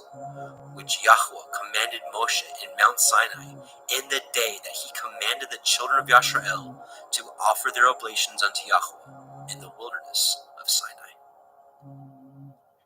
Vayikra, Leviticus chapter 8.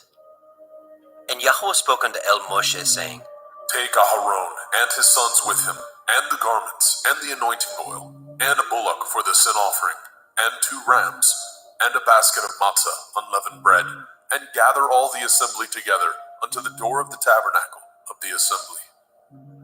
And Moshe did as Yahweh commanded him, and the assembly was gathered together unto the door of the tabernacle of the assembly. And Moshe said unto the assembly, This is the thing which Yahweh commanded to be done.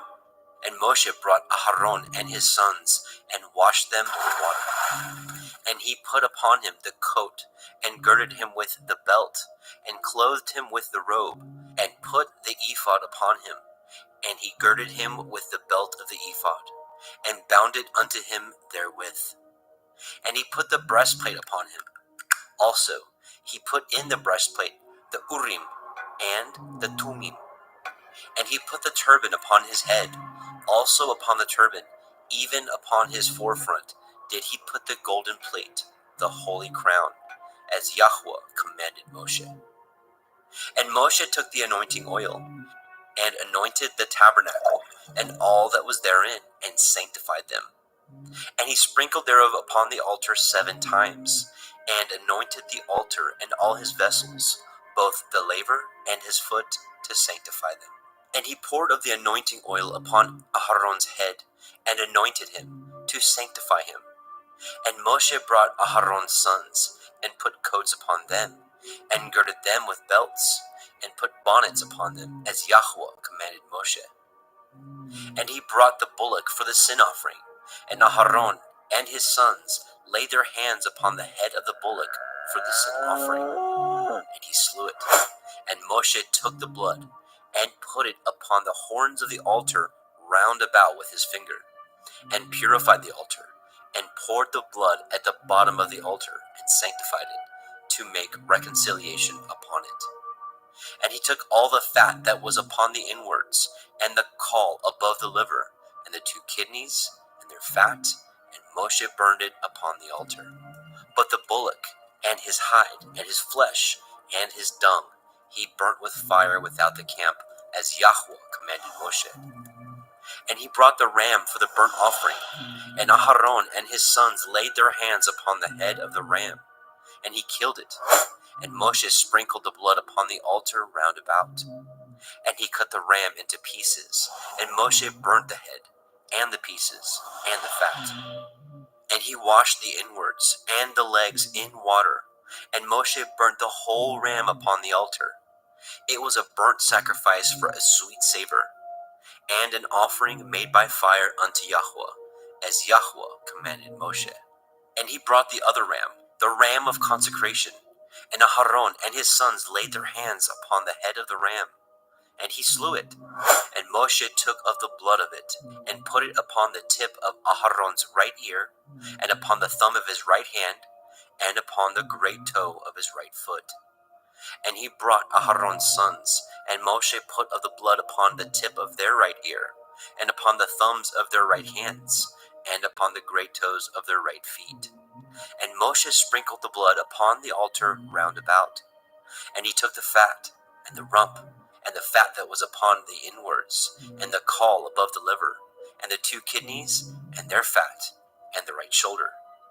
And out of the basket of matzah that was before Yahweh, he took 1 matzah cake, and a cake of oiled bread, and 1 wafer, and put them on the fat, and upon the right shoulder. And he put all upon Aharon's hands, and upon his sons' hands, and waved them for a wave offering before Yahweh. And Moshe took them from off their hands, and burnt them on the altar upon the burnt offering. They were consecrations for a sweet savor. It is an offering made by fire unto Yahweh. And Moshe took the breast, and waved it for a wave offering before Yahweh. For of the ram of consecration it was Moshe's part, as Yahweh commanded Moshe. And Moshe took of the anointing oil, and of the blood which was upon the altar, and sprinkled it upon Aharon, and his garments, and upon his sons, and upon his sons' garments with him, and sanctified Aharon, and his garments, and his sons' garments with him. And Moshe said unto Aharon and to his sons, Boil the flesh at the door of the tabernacle of the assembly, and there eat it, with the bread that is in the basket of consecrations, as I commanded, saying, Aharon and his sons shall eat it. And that which remains of the flesh and of the bread shall ye burn with fire. And ye shall not go out of the door of the tabernacle of the assembly in 7 days, until the days of your consecration be at an end. For 7 days shall he consecrate you. As he has done this day, so Yahweh has commanded to do, to make an atonement for you. Therefore shall ye abide at the door of the tabernacle of the assembly day and night 7 days, and guard the watch of Yahweh, that ye die not. For so I am commanded. So Aharon and his sons did all the things which Yahweh commanded by the hand of Moshe. Vaikra, Leviticus chapter 9. And it came to pass on the 8th day that Moshe called Aharon and his sons and the elders of Yisrael. And he said unto Aharon, Take a young calf for a sin offering, and a ram for a burnt offering, without blemish, and offer them before Yahweh. And unto the children of Yisrael you shall speak, saying, Take ye a kid of the goats for a sin offering, and a calf and a lamb, both of the first year, without blemish, for a burnt offering. Also a bullock and a ram for peace offerings, to sacrifice before Yahweh, and a meat offering mingled with oil. For today Yahweh will appear unto you. And they brought which Moshe commanded before the tabernacle of the assembly. And all the assembly drew near and stood before Yahweh. And Moshe said, This is the thing which Yahweh commanded that you should do, and the glory of Yahweh shall appear unto you. And Moshe said unto Aharon, Go unto the altar, and offer your sin offering, and your burnt offering, and make an atonement for yourself and for the people, and offer the offering of the people, and make an atonement for them, as Yahweh commanded. Aharon therefore went unto the altar, and slew the calf of the sin offering, which was for himself. And the sons of Aharon brought the blood unto him, and he dipped his finger in the blood, and put it upon the horns of the altar, and poured out the blood at the bottom of the altar. But the fat, and the kidneys, and the caul above the liver of the sin offering he burnt upon the altar, as Yahweh commanded Moshe. And the flesh and the hide he burnt with fire without the camp. And he slew the burnt offering, and Aharon's sons presented unto him the blood, which he sprinkled round about upon the altar. And they presented the burnt offering unto him, with the pieces thereof, and the head, and he burnt them upon the altar. And he did wash the inwards and the legs, and burnt them upon the burnt offering on the altar. And he brought the people's offering, and took the goat, which was the sin offering for the people, and slew it, and offered it for sin as the first. And he brought the burnt offering, and offered it according to the manner. And he brought the meat offering, and took a handful thereof, and burnt it upon the altar, beside the burnt sacrifice of the morning. He slew also the bullock and the ram for a sacrifice of peace offerings, which was for the people. And Aharon's sons presented unto him the blood, which he sprinkled upon the altar round about. And the fat of the bullock and of the ram, the rump, and that which covers the inwards, and the kidneys, and the caul above the liver, and they put the fat upon the breasts, and he burnt the fat upon the altar. And the breasts and the right shoulder Aharon waved for a wave offering before Yahweh, as Moshe commanded. And Aharon lifted up his hand toward the people, and blessed them, and came down from offering of the sin offering, and the burnt offering, and peace offerings. And Moshe and Aharon went into the tabernacle of the assembly, and came out, and blessed the people. And the glory of Yahweh appeared unto all the people. And there came a fire out from before Yahweh, and consumed upon the altar the burnt offering and the fat, which when all the people saw, they shouted and fell on their face. Vaikra, Leviticus chapter 10. And Nadab and Abihu, the sons of Aharon, took either of them his censer and put fire therein, and put incense thereon, and offered strange fire before Yahweh, which he commanded them not. And there went out fire from Yahweh, and devoured them, and they died before Yahweh. Then Moshe said unto Aharon, This is that Yahweh spoke, saying, I will be sanctified in them that come nigh me, and before all the people I will be glorified. And Aharon held his peace. And Moshe called Mishael and Elishaphan, the sons of Uzziel, the uncle of Aharon, and said unto them, Come near, carry your brethren from before the sanctuary out of the camp. So they went near, and carried them in their coats out of the camp, as Moshe had said. And Moshe said unto Aharon, and unto Eleazar, and unto Ithamar his sons, Uncover not your heads, neither rend your clothes, lest ye die, and lest the wrath come upon all the people. But let your brethren, the whole house of Yashrael, bewail the burning which Yahweh has kindled. And ye shall not go out from the door of the tabernacle of the assembly, lest ye die. For the anointing oil of Yahweh is upon you. And they did according to the word of Moshe. And Yahweh spoke unto Aharon, saying, Do not drink wine, nor strong drink, you nor your sons with you, when ye go into the tabernacle of the assembly, lest ye die. It shall be a statute forever throughout your generations, and that ye may put difference between holy and unholy, and between unclean and clean, and that ye may teach the children of Yasharel all the statutes which Yahweh has spoken unto them by the hand of Moshe. And Moshe spoke unto Aharon, and unto Eleazar, and unto Ithamar, his sons that were left, Take the meat offering that remains of the offerings of Yahweh made by fire, and eat it without leaven beside the altar, for it is most holy. And ye shall eat it in the holy place, because it is your due, and your sons' due, of the sacrifices of Yahweh made by fire. For so I am commanded.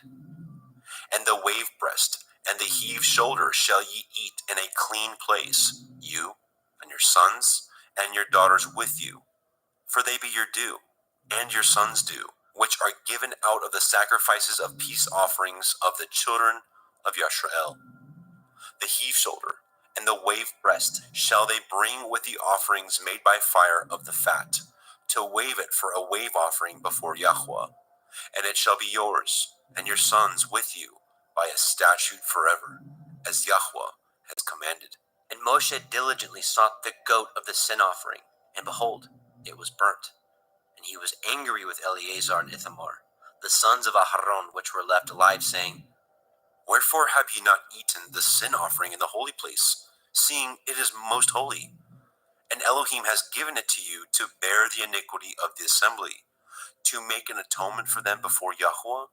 Behold, the blood of it was not brought in within the holy place. Ye should indeed have eaten it in the holy place, as I commanded. And Aharon said unto Moshe, Behold, this day have they offered their sin offering and their burnt offering before Yahweh, and such things have befallen me. And if I had eaten the sin offering today, should it have been accepted in the sight of Yahweh? And when Moshe heard that, he was content. Vaikra, Leviticus chapter 11. And Yahweh spoke unto Moshe, and to Aharon, saying unto them, Speak unto the children of Yasharel, saying, These are the beasts which ye shall eat among all the beasts that are on the earth. Whatsoever parts the hoof, and is cloven-footed, and chews the cud, among the beasts, that shall ye eat. Nevertheless, these shall ye not eat of them that chew the cud, or of them that divide the hoof. As the camel, because he chews the cud, but divides not the hoof, he is unclean unto you. And the coney, because he chews the cud, but divides not the hoof, he is unclean unto you. And the hare, because he chews the cud, but divides not the hoof, he is unclean unto you. And the swine, though he divide the hoof, and be cloven-footed, yet he chews not the cud, he is unclean to you. Of their flesh shall ye not eat, and their carcass shall ye not touch, they are unclean to you. These shall ye eat of all that are in the waters. Whatsoever has fins and scales in the waters, in the seas, and in the rivers, them shall you eat. And all that have not fins and scales in the seas and in the rivers, of all that move in the waters, and of any living thing which is in the waters, they shall be an abomination unto you. They shall be even an abomination unto you. Ye shall not eat of their flesh, but ye shall have their carcasses in abomination. Whatsoever has no fins nor scales in the water, that shall be an abomination unto you. And these are they which ye shall have an abomination among the fowls. They shall not be eaten. They are an abomination: the eagle, the ossifrage, and the osprey, and the vulture, and the kite after his kind, every raven after his kind, and the owl, and the nighthawk, and the cuckow, and the hawk after his kind, and the little owl, and the cormorant, and the great owl, and the swan, and the pelican, and the gier eagle, and the stork, and the heron after her kind, and the lapwing, and the bat. All fowls that creep going upon all four shall be an abomination unto you. Yet these may ye eat of every flying creeping thing that goes upon all four, which have legs above their feet, to leap withal upon the earth. Even these of them ye may eat, the locust after his kind, and the bald locust after his kind, and the beetle after his kind, and the grasshopper after his kind. But all other flying creeping things, which have 4 feet, shall be an abomination unto you. And for these ye shall be unclean. Whosoever touches the carcass of them shall be unclean until the evening. And whosoever bears aught of the carcass of them shall wash his clothes, and be unclean until the evening. The carcass of every beast which divides the hoof, and is not cloven-footed, nor chews the cud, are unclean unto you. Every one that touches them shall be unclean. And whatsoever goes upon his paws, among all manner of beasts that go on all fours, those are unclean unto you. Whoso touches their carcass shall be unclean until the evening. And he that bears the carcass of them shall wash his clothes, and be unclean unto the evening. They are unclean unto you. These also shall be unclean unto you. Among the creeping things that creep upon the earth, the weasel, the mouse, and the tortoise, after his kind, and the ferret, and the chameleon, and the lizard, and the snail, and the mole, these are unclean to you among all that creep. Whosoever touches them, when they be dead, shall be unclean until the evening. And upon whatsoever any of them, when they are dead, does fall, it shall be unclean, whether it be any vessel of wood, or raiment, or skin, or sack, whatsoever vessel it be, wherein any work is done, it must be put into water, and it shall be unclean until the evening, so it shall be cleansed.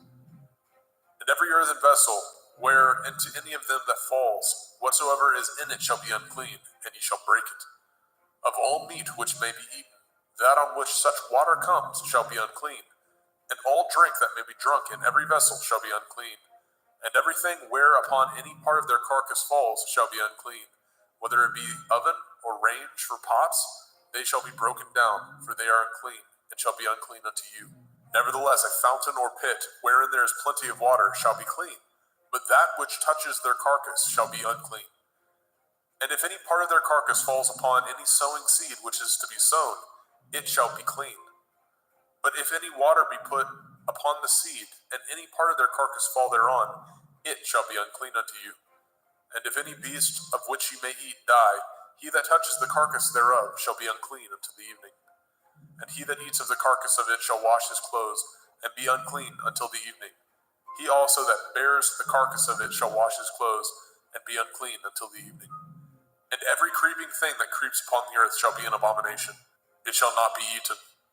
Whatsoever goes upon the belly, and whatsoever goes upon all fours, or whatsoever has more feet among all creeping things that creep upon the earth, them shall ye not eat, for they are an abomination. Ye shall not make yourselves abominable with any creeping thing that creeps, neither shall ye make yourselves unclean with them, that ye should be defiled thereby. For I am Yahuwah Elohim. Ye shall therefore sanctify yourselves, and ye shall be holy, for I am holy. Neither shall ye defile yourselves with any manner of creeping thing that creeps upon the earth. For I am Yahuwah, that brings you up out of the land of Mitzrayim, to be your Elohim.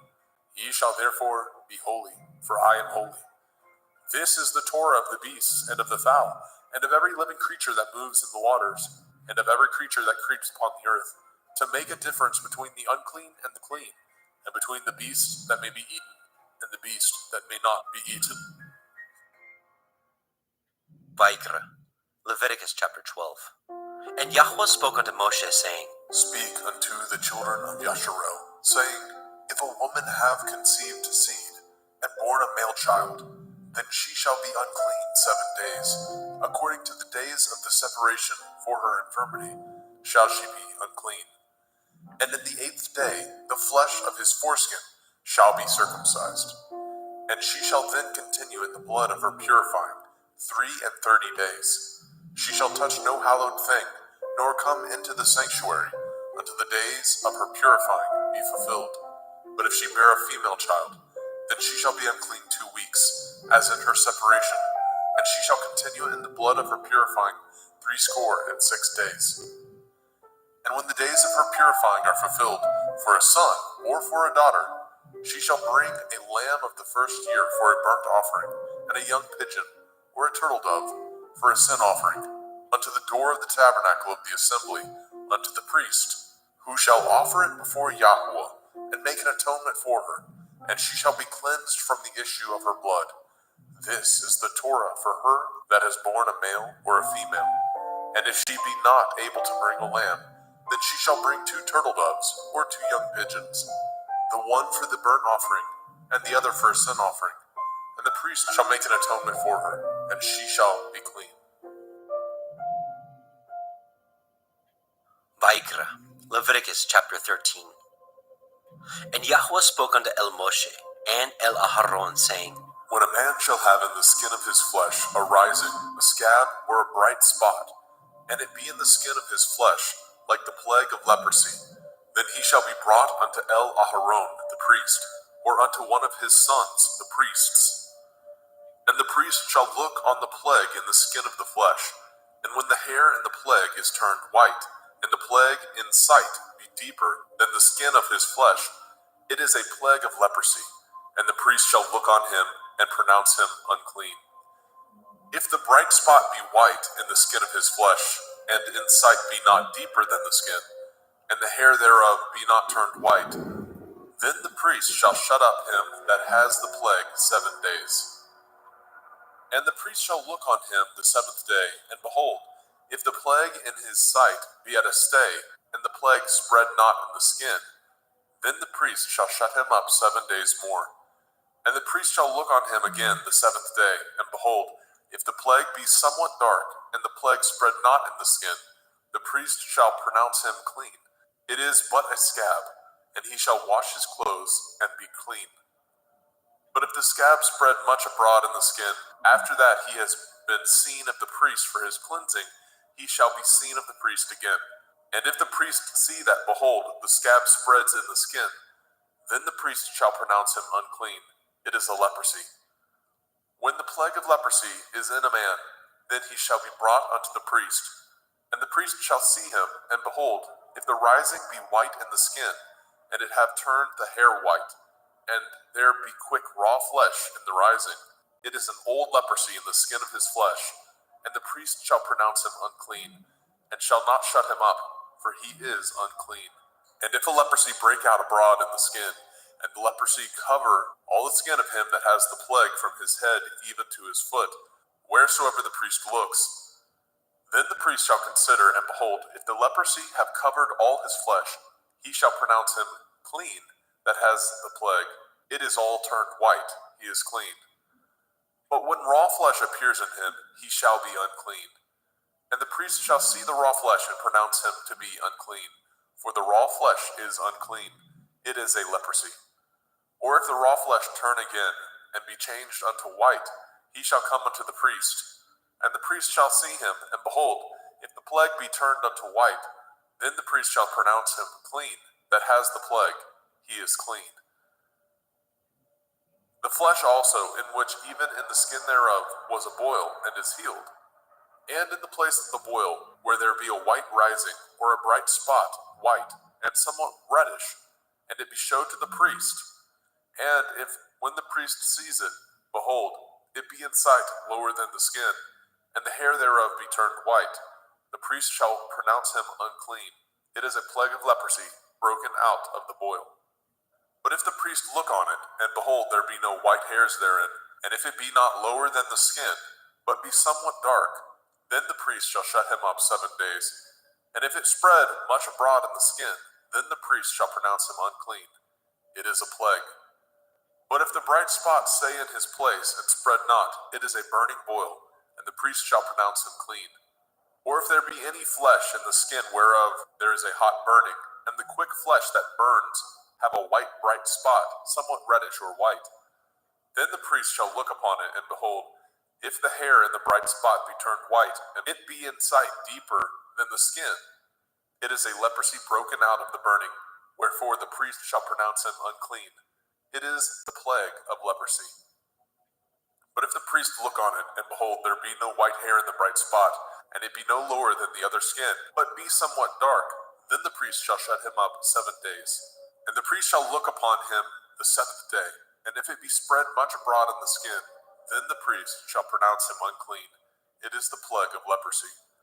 And if the bright spot stay in his place, and spread not in the skin, but it be somewhat dark, it is a rising of the burning, and the priest shall pronounce him clean, for it is an inflammation of the burning. If a man or woman have a plague upon the head or the beard, then the priest shall see the plague, and behold, if it be in sight deeper than the skin, and there be in it a yellow thin hair, then the priest shall pronounce him unclean. It is a dry skull, even a leprosy upon the head or beard. And if the priest shall look on the plague of the skull, and behold, it be not in sight deeper than the skin, and that there is no black hair in it, then the priest shall shut up him that has the plague of the skull 7 days. And in the 7th day the priest shall look on the plague, and behold, if the skull spread not, and there be in it no yellow hair, and the skull be not in sight deeper than the skin, he shall be shaven, and the skull shall he not shave, and the priest shall shut him up that has the skull 7 days more. And in the 7th day the priest shall look on the skull, and behold, if the skull be not spread in the skin, nor be in sight deeper than the skin, then the priest shall pronounce him clean, and he shall wash his clothes and be clean. But if the skull spread much in the skin after his cleansing, then the priest shall look on him, and behold, if the skull be spread in the skin, the priest shall not seek for yellow hair, he is unclean. But if the skull be in his sight at a stay, and that there is a black hair grown up therein, the skull is healed, he is clean, and the priest shall pronounce him clean. If a man also or a woman have in the skin of their flesh bright spots, even white bright spots, then the priest shall look, and behold, if the bright spot in the skin of their flesh be darkish white, it is a freckled spot that grows in the skin, he is clean. And the man whose hair is fallen off his head, he is bald, yet is he clean. And he that has his hair fallen off from the part of his head towards his face, he is forehead bald, yet he is clean. And if there be in the bald head or bald forehead a white reddish sore, it is a leprosy sprung up in his bald head or his bald forehead. Then the priest shall look upon it, and behold, if the rising of the sore be white reddish in the bald head or in his bald forehead, as the leprosy appears in the skin of the flesh, he is a leprous man, he is unclean. The priest shall pronounce him utterly unclean. His plague is in his head. And the leper in whom the plague is, his clothes shall be rent, and his head bare, and he shall put a covering upon his upper lip, and shall cry, unclean, unclean. All the days wherein the plague shall be in him shall he be defiled. He is unclean. He shall dwell alone, without the camp shall his habitation be. The garment also that the plague of leprosy is in, whether it be a woolen garment or a linen garment, whether it be in the woof of linen, or of woolen, whether in a skin, or anything made of skin. And if the plague be greenish or reddish in the garment, or in the skin, either in the warp, or in the woof, or in anything of skin, it is a plague of leprosy, and shall be showed unto the priest. And the priest shall look upon the plague, and shut up it that has the plague 7 days. And he shall look on the plague on the 7th day. If the plague be spread in the garment, either in the warp, or in the woof, or in a skin, or in any work that is made of skin. The plague is a fretting leprosy. It is unclean. He shall therefore burn that garment, whether warp or woof, in woolen or in linen, anything of skin wherein the plague is, for it is a fretting leprosy. It shall be burnt in the fire. And if the priest shall look and behold, the plague be not spread in the garment, either in the warp or in the woof, or in anything of skin, then the priest shall command that they wash the thing wherein the plague is, and he shall shut it up 7 days more. And the priest shall look on the plague after that it is washed, and behold, if the plague have not changed his color, and the plague be not spread, it is unclean. You shall burn it in the fire. It is a fret inward, whether it be bare within or without. And if the priest look and behold the plague be somewhat dark after the washing of it, then he shall rend it out of the garment, or out of the skin, or out of the warp, or out of the woof. And if it appear still in the garment, either in the warp or in the woof, or in anything of skin, it is a spreading plague. You shall burn that wherein the plague is with fire. And the garment, either warp or woof, or whatsoever thing of skin it be, which you shall wash, if the plague be departed from them, then it shall be washed the second time, and shall be clean. This is the Torah of the plague of leprosy, in a garment of woolen or linen, either in warp or woof, or in anything of skins, to pronounce it clean, or to pronounce it unclean. Vaikra, Leviticus chapter 14. And Yahweh spoke unto Moshe, saying, This shall be the Torah of the leper in the day of his cleansing. He shall be brought unto the priest, and the priest shall go forth out of the camp. And the priest shall look, and behold, if the plague of leprosy be healed in the leper, then shall the priest command to take for him that is to be cleansed 2 birds alive and clean, and cedar wood, and scarlet and hyssop. And the priest shall command that one of the birds be killed in an earthen vessel over running water. As for the living bird, he shall take it, and the cedar wood, and the scarlet, and the hyssop, and shall dip them, and the living bird in the blood of the bird that was killed over the running water. And he shall sprinkle upon him that is to be cleansed from the leprosy 7 times, and shall pronounce him clean, and shall let the living bird loose into the open field.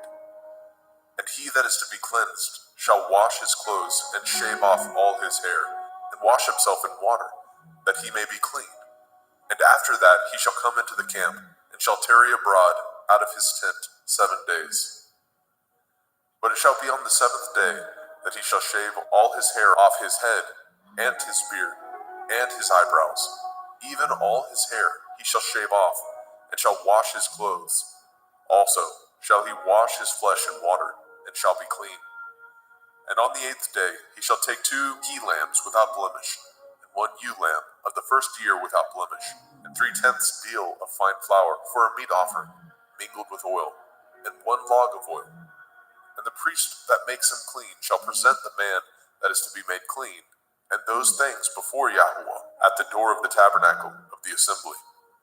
And the priest shall take 1 he-lamb, and offer him for a trespass offering, and the log of oil, and wave them for a wave offering before Yahweh. And he shall slay the lamb in the place where he shall kill the sin offering and the burnt offering in the holy place. For as the sin offering is the priest's, so is the trespass offering. It is most holy. And the priest shall take some of the blood of the trespass offering, and the priest shall put it upon the tip of the right ear of him that is to be cleansed, and upon the thumb of his right hand, and upon the great toe of his right foot. And the priest shall take some of the log of oil, and pour it into the palm of his own left hand. And the priest shall dip his right finger in the oil that is in his left hand, and shall sprinkle of the oil with his finger 7 times before Yahweh. And of the rest of the oil that is in his hand shall the priest put upon the tip of the right ear of him that is to be cleansed, and upon the thumb of his right hand, and upon the great toe of his right foot, upon the blood of the trespass offering. And the remnant of the oil that is in the priest's hand he shall pour upon the head of him that is to be cleansed, and the priest shall make an atonement for him before Yahweh. And the priest shall offer the sin offering, and make an atonement for him that is to be cleansed from his uncleanness, and afterwards he shall kill the burnt offering. And the priest shall offer the burnt offering and the meat offering upon the altar, and the priest shall make an atonement for him, and he shall be clean. And if he be poor, and cannot get so much, then he shall take 1 lamb for a trespass offering to be waved, to make an atonement for him, and 1/10 deal of fine flour mingled with oil for a meat offering, and a log of oil, and 2 turtle doves, or 2 young pigeons, such as he is able to get, and the one shall be a sin offering, and the other a burnt offering. And he shall bring them on the 8th day for his cleansing unto the priest, unto the door of the tabernacle of the assembly before Yahuwah. And the priest shall take the lamb of the trespass offering, and the log of oil, and the priest shall wave them for a wave offering before Yahuwah. And he shall kill the lamb of the trespass offering, and the priest shall take some of the blood of the trespass offering, and put it upon the tip of the right ear of him that is to be cleansed, and upon the thumb of his right hand, and upon the great toe of his right foot. And the priest shall pour of the oil into the palm of his own left hand. And the priest shall sprinkle with his right finger some of the oil that is in his left hand 7 times before Yahuwah. And the priest shall put of that oil that is in his hand upon the tip of the right ear of him that is to be cleansed, and upon the thumb of his right hand, and upon the great toe of his right foot, upon the place of the blood of the trespass offering. And the rest of the oil that is in the priest's hand he shall put upon the head of him that is to be cleansed, to make an atonement for him before Yahuwah. And he shall offer the one of the turtle doves, or of the young pigeons, such as he can get, even such as he is able to get, the one for a sin offering, and the other for a burnt offering, with the meat offering. And the priest shall make an atonement for him that is to be cleansed before Yahuwah. This is the Torah of him, in whom is the plague of leprosy, whose hand is not able to get that which pertains to his cleansing. And Yahweh spoke unto El Moshe, and unto El Aharon, saying, When ye are come into the land of Canaan, which I give to you for a possession, and I put the plague of leprosy in a house of the land of your possession, and he that owns the house shall come and tell the priest, saying, It seems to me there is, as it were, a plague in the house. Then the priest shall command that they empty the house before the priest go into it to see the plague, that all that is in the house be not made unclean. And afterward the priest shall go in to see the house.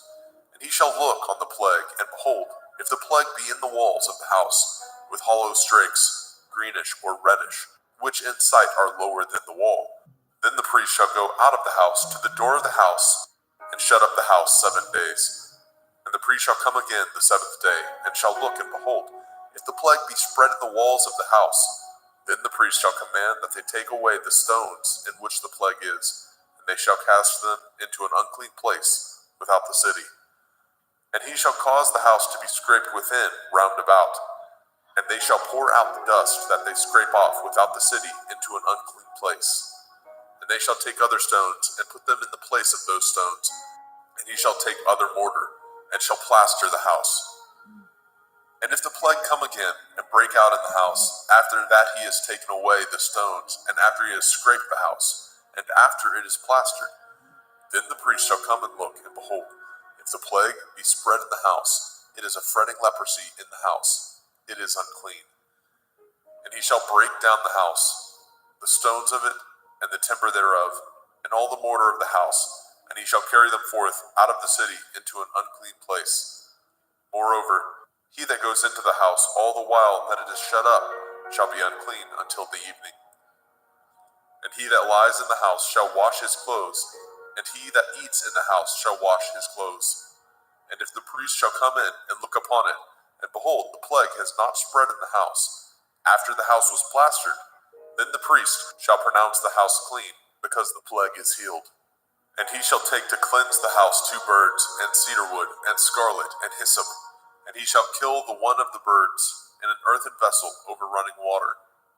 And he shall take the cedar wood, and the hyssop, and the scarlet, and the living bird, and dip them in the blood of the slain bird, and in the running water, and sprinkle the house 7 times. And he shall cleanse the house with the blood of the bird, and with the running water, and with the living bird, and with the cedar wood, and with the hyssop, and with the scarlet. But he shall let go of the living bird out of the city into the open field, and make an atonement for the house, and it shall be clean. This is the Torah for all manner of plague, of leprosy and scald, and for the leprosy of a garment and of a house, and for a rising, and for a scab, and for a bright spot, to teach when it is unclean and when it is clean. This is the Torah of leprosy. Vayikra, Leviticus chapter 15. And Yahweh spoke unto El Moshe and to El Aharon, saying, Speak unto the children of Yasharel, and say unto them, when any man has a running issue out of his flesh, because of his issue he is unclean. And this shall be his uncleanness in his issue, whether his flesh run with his issue, or his flesh be stopped from his issue. It is his uncleanness. Every bed whereon he lies that has the issue is unclean, and everything whereon he sits shall be unclean. And whosoever touches his bed shall wash his clothes, and bathe himself in water, and be unclean until the evening. And he that sits on anything whereon he sat that has the issue shall wash his clothes, and bathe himself in water, and be unclean until the evening. And he that touches the flesh of him that has the issue shall wash his clothes, and bathe himself in water, and be unclean until the evening. And if he that has the issue spit upon him that is clean, then he shall wash his clothes, and bathe himself in water, and be unclean until the evening. And what saddle soever he rides upon that has the issue shall be unclean. And whosoever touches anything that was under him shall be unclean until the evening. And he that bears any of those things shall wash his clothes, and bathe himself in water, and be unclean until the evening. And whomsoever he touches that has the issue, and has not rinsed his hands in water, he shall wash his clothes, and bathe himself in water, and be unclean until the evening. And the vessel of earth that he touches which has the issue shall be broken, and every vessel of wood shall be rinsed in water. And when he that has an issue is cleansed of his issue, then he shall number to himself 7 days for his cleansing, and wash his clothes, and bathe his flesh in running water, and shall be clean. And on the 8th day he shall take to him 2 turtle doves or 2 young pigeons, and come before Yahweh unto the door of the tabernacle of the assembly, and give them unto the priest. And the priest shall offer them, the one for a sin offering, and the other for a burnt offering. And the priest shall make an atonement for him before Yahweh for his issue. And if any man's seed of copulation go out from him, then he shall wash all his flesh in water, and be unclean until the evening. And every garment and every skin whereon is the seed of copulation shall be washed with water, and be unclean until the evening. The woman also with whom the man shall lie with seed of copulation, they shall both bathe themselves in water, and be unclean until the evening. If a woman have an issue, and her issue in her flesh be blood, she shall be put apart 7 days, and whosoever touches her shall be unclean until the evening. And everything that she lies upon in her separation shall be unclean. Everything also that she sits upon shall be unclean. And whosoever touches her bed shall wash his clothes, and bathe himself in water, and be unclean until the evening. And whosoever touches anything that she sat upon shall wash his clothes, and bathe himself in water, and be unclean until the evening. And if it be on her bed, or on anything whereon she sits, when he touches it, he shall be unclean until the evening. And if any man lie with her at all, and her flower be upon him, he shall be unclean 7 days, and all the bed whereon he lies shall be unclean. And if a woman have an issue of her blood many days out of the time of her separation, or if it run beyond the time of her separation, all the days of the issue of her uncleanness shall be as the days of her separation. She shall be unclean. Every bed whereon she lies, all the days of her issue shall be unto her as the bed of her separation, and whatsoever she sits upon shall be unclean, as the uncleanness of her separation. And whosoever touches those things shall be unclean, and shall wash his clothes, and bathe himself in water, and be unclean until the evening. But if she be cleansed of her issue, then she shall number to herself 7 days, and after that she shall be clean. And on the 8th day she shall take unto her 2 turtle doves, or 2 young pigeons, and bring them unto the priest to the door of the tabernacle of the assembly. And the priest shall offer the one for a sin offering, and the other for a burnt offering. And the priest shall make an atonement for her before Yahweh for the issue of her uncleanness. Thus shall ye separate the children of Yasharel from their uncleanness, that they die not in their uncleanness, when they defile my tabernacle that is among them. This is the Torah of him that has an issue, and of him whose seed goes from him, and is defiled therewith, and of her that is sick of her flowers, and of him that has an issue, of the man and of the woman, and of him that lies with her that is unclean. Vayikra, Leviticus chapter 16. And Yahweh spoke unto Moshe after the death of the two sons of Aharon, when they offered before Yahweh and died. And Yahweh said unto El Moshe, Speak unto El Aharon your brother, that he come not at all times into the holy place within the veil before the mercy seat, which is upon the ark, that he die not. For I will appear in the cloud upon the mercy seat. Thus shall Aharon come into the holy place, with a young bullock for a sin offering, and a ram for a burnt offering. He shall put on the holy linen coat, and he shall have the linen breeches upon his flesh, and shall be girded with a linen belt, and with the linen turban shall he be attired. These are holy garments. Therefore shall he wash his flesh in water, and so put them on. And he shall take of the assembly of the children of Yasharel 2 kids of the goats for a sin offering, and 1 ram for a burnt offering. And Aharon shall offer his bullock of the sin offering, which is for himself, and make an atonement for himself and for his house. And he shall take the 2 goats, and present them before Yahweh at the door of the tabernacle of the assembly. And Aharon shall cast lots upon the 2 goats, 1 lot for Yahuwah, and the other lot for Azazel. And Aharon shall bring the goat upon which Yahuwah's lot fell, and offer him for a sin offering.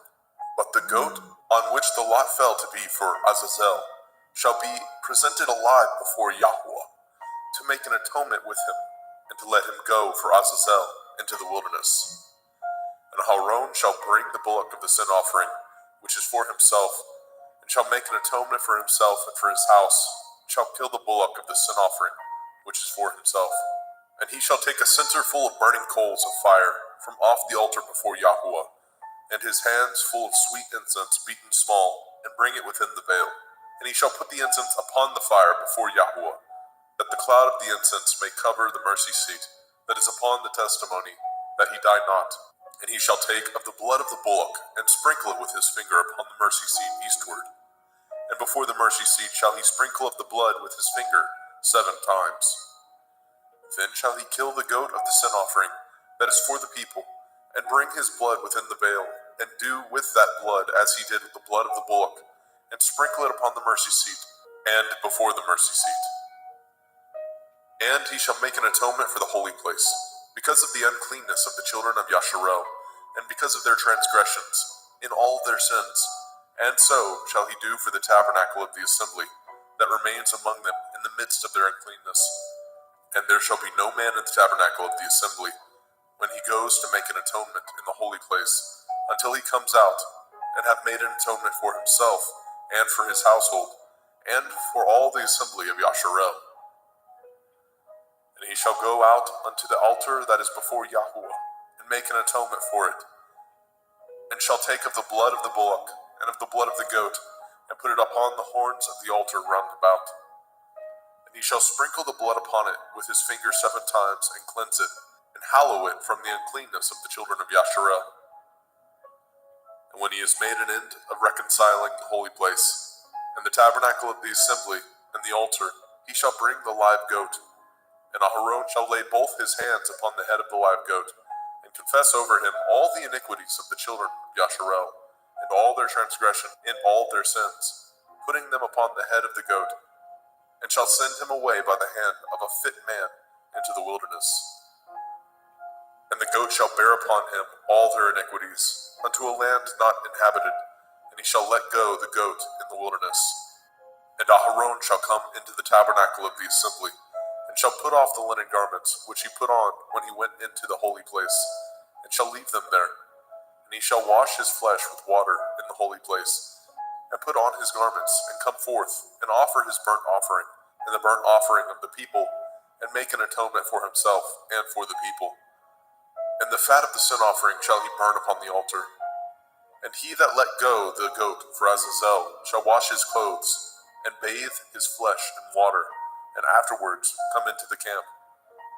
And the bullock for the sin offering, and the goat for the sin offering, and whose blood was brought in to make an atonement in the holy place, shall one carry forth without the camp, and they shall burn in the fire their skins, and their flesh, and their dung.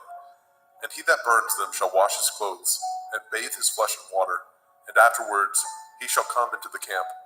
And this shall be a statute forever unto you, that in the 7th month, on the 10th day of the month, ye shall afflict your souls, and do no work at all, whether it be one of your own country, or a stranger that sojourns among you. For on that day shall the priest make an atonement for you, to cleanse you, that ye may be clean from all your sins before Yahweh. It shall be a Sabbath of rest unto you, and ye shall afflict your souls by a statute forever.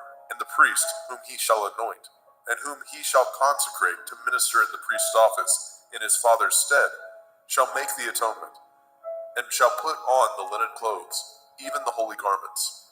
And he shall make an atonement for the holy sanctuary, and he shall make an atonement for the tabernacle of the assembly, and for the altar, and he shall make an atonement for the priests, and for all the people of the assembly. And this shall be an everlasting statute unto you, to make an atonement for the children of Yasharel for all their sins once a year. And he did as Yahweh commanded Moshe.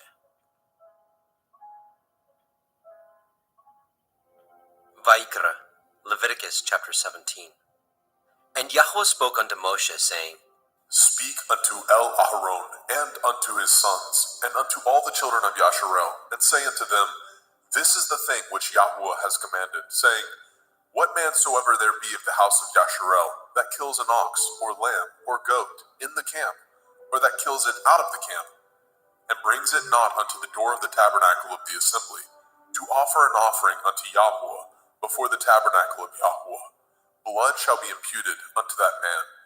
He has shed blood, and that man shall be cut off from among his people. To the end that the children of Yasharel may bring their sacrifices, which they offer in the open field, even that they may bring them unto Yahweh, unto the door of the tabernacle of the assembly, unto the priest, and offer them for peace offerings unto Yahweh. And priests shall sprinkle the blood upon the altar of Yahweh, at the door of the tabernacle of the assembly, and burn the fat for a sweet savor unto Yahweh. And they shall no more offer their sacrifices unto devils, after whom they have gone a-whoring. This shall be a statute forever unto them throughout their generations. And you shall say unto them, Whatsoever man there be of the house of Yasharel, or of the strangers, which sojourn among you, that offers a burnt offering or sacrifice, and brings it not unto the door of the tabernacle of the assembly, to offer it unto Yahweh, even that man shall be cut off from among his people. And whatsoever man there be of the house of Yasharel, or of the strangers that sojourn among you, that eats any manner of blood, I will even set my face against that soul that eats the blood, and will cut him off from among his people. For the soul of the flesh is in the blood. He and I have given it to you upon the altar to make an atonement for your souls. For it is the blood of him that makes an atonement in the soul. Therefore I said unto the children of Yasharel, No soul of you shall eat blood, neither shall any stranger that sojourns among you eat blood. And whatsoever man there be of the children of Yasharel, or of the strangers that sojourn among you, which hunts and catches a beast or fowl that may be eaten, he shall even pour out the blood thereof, and cover it with dust. For it is the life of all flesh, the blood of it is for the life thereof. Therefore I said unto the children of Yasharel, Ye shall eat the blood of no manner of flesh, for the life of all flesh is the blood thereof. Whosoever eats it shall be cut off. And every soul that eats that which died of itself, or that which was torn with beasts, whether it be one of your own country or a stranger, he shall both wash his clothes and bathe himself in water, and be unclean until the evening. Then shall he be clean. But if he wash them not, nor bathe his flesh, then he shall bear his iniquity.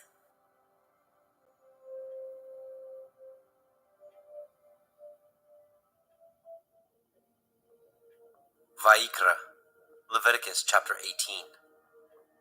And Yahweh spoke unto Moshe, saying, Speak unto the children of Yasharel, and say unto them, I am Yahweh Elohaikum. After the doings of the land of Mitzrayim, where ye dwell, shall ye not do. And after the doings of the land of Canaan, whither I bring you, shall ye not do. Neither shall ye walk in their ordinances. Ye shall do my judgments, and guard my ordinances, to walk therein. I am Yahuwah Elohaikum. Ye shall therefore guard my statutes and my judgments, which if a man do, he shall live in them. I am Yahuwah. None of you shall approach to any that is near of kin to him, to uncover their nakedness. I am Yahuwah. The nakedness of your father, or the nakedness of your mother, shall you not uncover. She is your mother. You shall not uncover her nakedness. The nakedness of your father's woman shall you not uncover. It is your father's nakedness. The nakedness of your sister, the daughter of your father, the daughter of your mother, whether she be born at home or born abroad, even their nakedness you shall not uncover. The nakedness of your son's daughter, or of your daughter's daughter, even their nakedness you shall not uncover, for theirs is your own nakedness. The nakedness of your father's woman's daughter, begotten of your father, she is your sister, you shall not uncover her nakedness. You shall not uncover the nakedness of your father's sister, she is your father's near kinswoman. You shall not uncover the nakedness of your mother's sister, for she is your mother's near kinswoman.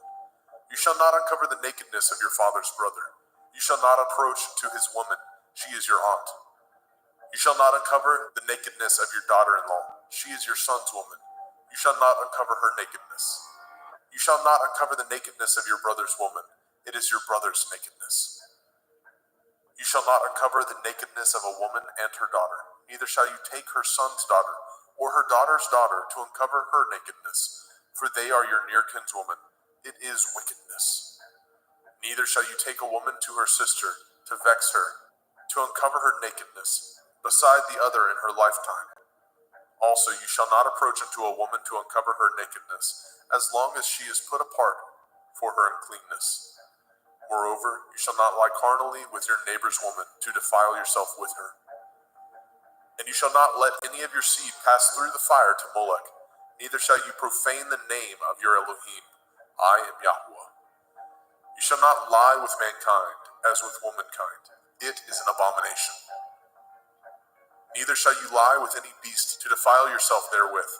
Neither shall any woman stand before a beast to lie down thereto. It is confusion.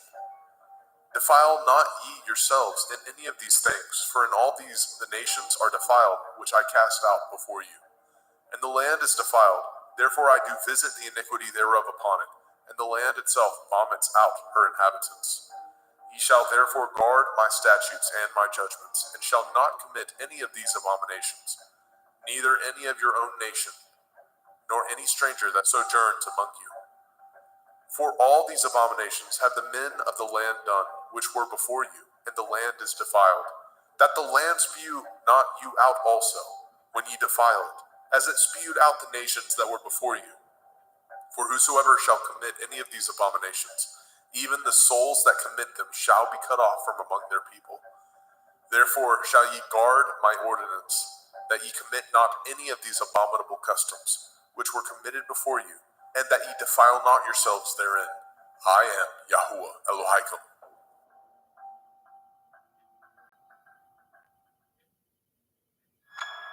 Vaikra, Leviticus chapter 19. And Yahuwah spoke unto Moshe, saying, Speak unto all the assembly of the children of Yasharel, and say unto them, Ye shall be holy, for I, Yahuwah Elohim, am holy. Ye shall fear every man his mother and his father, and guard my Shabbathot. I am Yahuwah Elohim. Turn ye not unto idols, nor make to yourselves molten Elohim. I am Yahuwah Elohim. And if ye offer a sacrifice of peace offerings unto Yahuwah, ye shall offer it at your own will. It shall be eaten the same day ye offer it, and on the morrow. And if aught remain unto the third day, it shall be burnt in the fire. And if it be eaten at all on the third day, it is abominable. It shall not be accepted. Therefore everyone that eats it shall bear his iniquity, because he has profaned the hallowed thing of Yahuwah, and that soul shall be cut off from among his people. And when ye reap the harvest of your land, ye shall not wholly reap the corners of your field, neither shall you gather the gleanings of your harvest. And you shall not glean your vineyard, neither shall you gather every grape of your vineyard. You shall leave them for the poor and stranger. I am Yahuwah Elohim. Ye shall not steal, neither deal falsely, neither lie one to another. And ye shall not swear by my name falsely, neither shall you profane the name of your Elohim. I am Yahuwah. You shall not defraud your neighbor, neither rob him. The wages of him that is hired shall not abide with you all night until the morning. You shall not curse the deaf, nor put a stumbling block before the blind, but shall fear your Elohim. I am Yahuwah. Ye shall do no unrighteousness in judgment. You shall not respect the person of the poor, nor honor the person of the mighty, but in righteousness shall you judge your neighbor. You shall not go up and down as a talebearer among your people, neither shall you stand against the blood of your neighbor. I am Yahuwah. You shall not hate your brother in your heart. You shall in any wise rebuke your neighbor, and not suffer sin upon him. You shall not avenge, nor bear any grudge against the children of your people, but you shall love your neighbor as yourself. I am Yahuwah. Ye shall guard my statutes. You shall not let your cattle gender with a diverse kind. You shall not sow your field with mingled seed, neither shall a garment mingled of linen and woolen come upon you. And whosoever lies carnally with a woman that is a bondmaid, betrothed to a man, and not at all redeemed, nor freedom given her, she shall be scourged. They shall not be put to death, because she was not free. And he shall bring his trespass offering unto Yahuwah, unto the door of the tabernacle of the assembly, even a ram for a trespass offering. And the priest shall make an atonement for him with the ram of the trespass offering before Yahuwah, for his sin which he has done, and the sin which he has done shall be forgiven him. And when ye come into the land, and shall have planted all manner of trees for food, then ye shall count the fruit thereof as uncircumcised. 3 years shall it be as uncircumcised unto you. It shall not be eaten of. But in the 4th year, all the fruit thereof shall be holy to praise Yahuwah withal. And in the 5th year shall ye eat of the fruit thereof, that it may yield unto you the increase thereof. I am Yahuwah Elohim. Ye shall not eat anything with the blood, neither shall ye use enchantment, nor practice sorcery. You shall not round the corners of your heads, neither shall you mar the corners of your beard. You shall not make any cuttings in your flesh for the dead, nor print any marks upon you. I am Yahuwah. Do not prostitute your daughter, to cause her to be a whore, lest the land fall to whoredom, and the land become full of wickedness. Ye shall guard my Shabbatot, and reverence my sanctuary. I am Yahuwah. Regard not them that have familiar spirits, neither seek after wizards to be defiled by them. I am Yahuwah Elohim. You shall rise up before the gray head, and honor the face of the old man, and fear your Elohim. I am Yahuwah. And if a stranger sojourn with you in your land, ye shall not vex him. But the stranger that dwells with you shall be unto you as one born among you, and you shall love him as yourself. For ye were strangers in the land of Mitzrayim. I am Yahuwah Elohim. Ye shall do no unrighteousness in judgment, in meat yard, in weight, or in measure.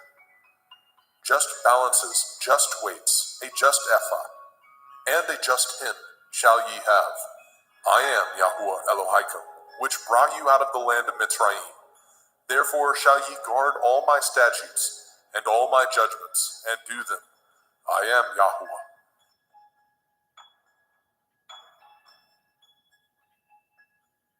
Vaikra, Leviticus chapter 20.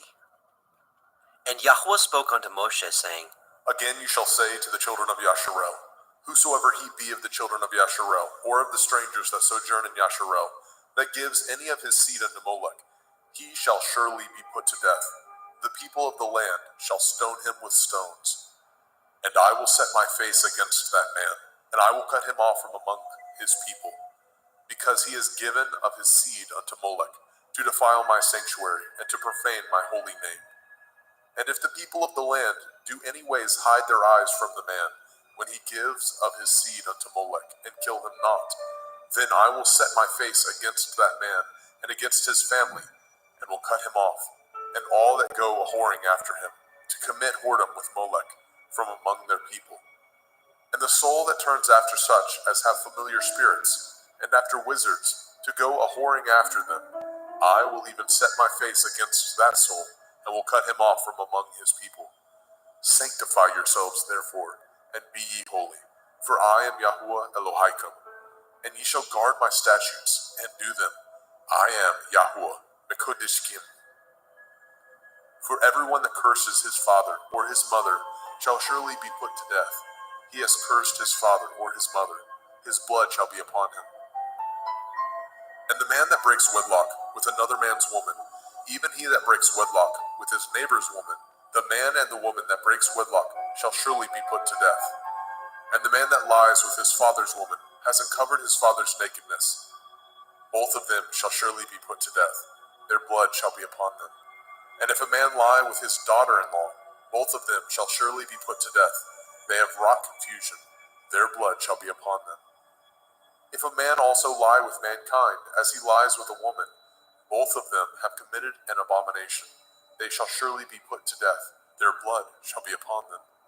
And if a man take a woman and her mother, it is wickedness. They shall be burnt with fire, both he and they, that there be no wickedness among you. And if a man lie with a beast, he shall surely be put to death, and ye shall slay the beast. And if a woman approach unto any beast and lie down thereto, you shall kill the woman and the beast. They shall surely be put to death. Their blood shall be upon them.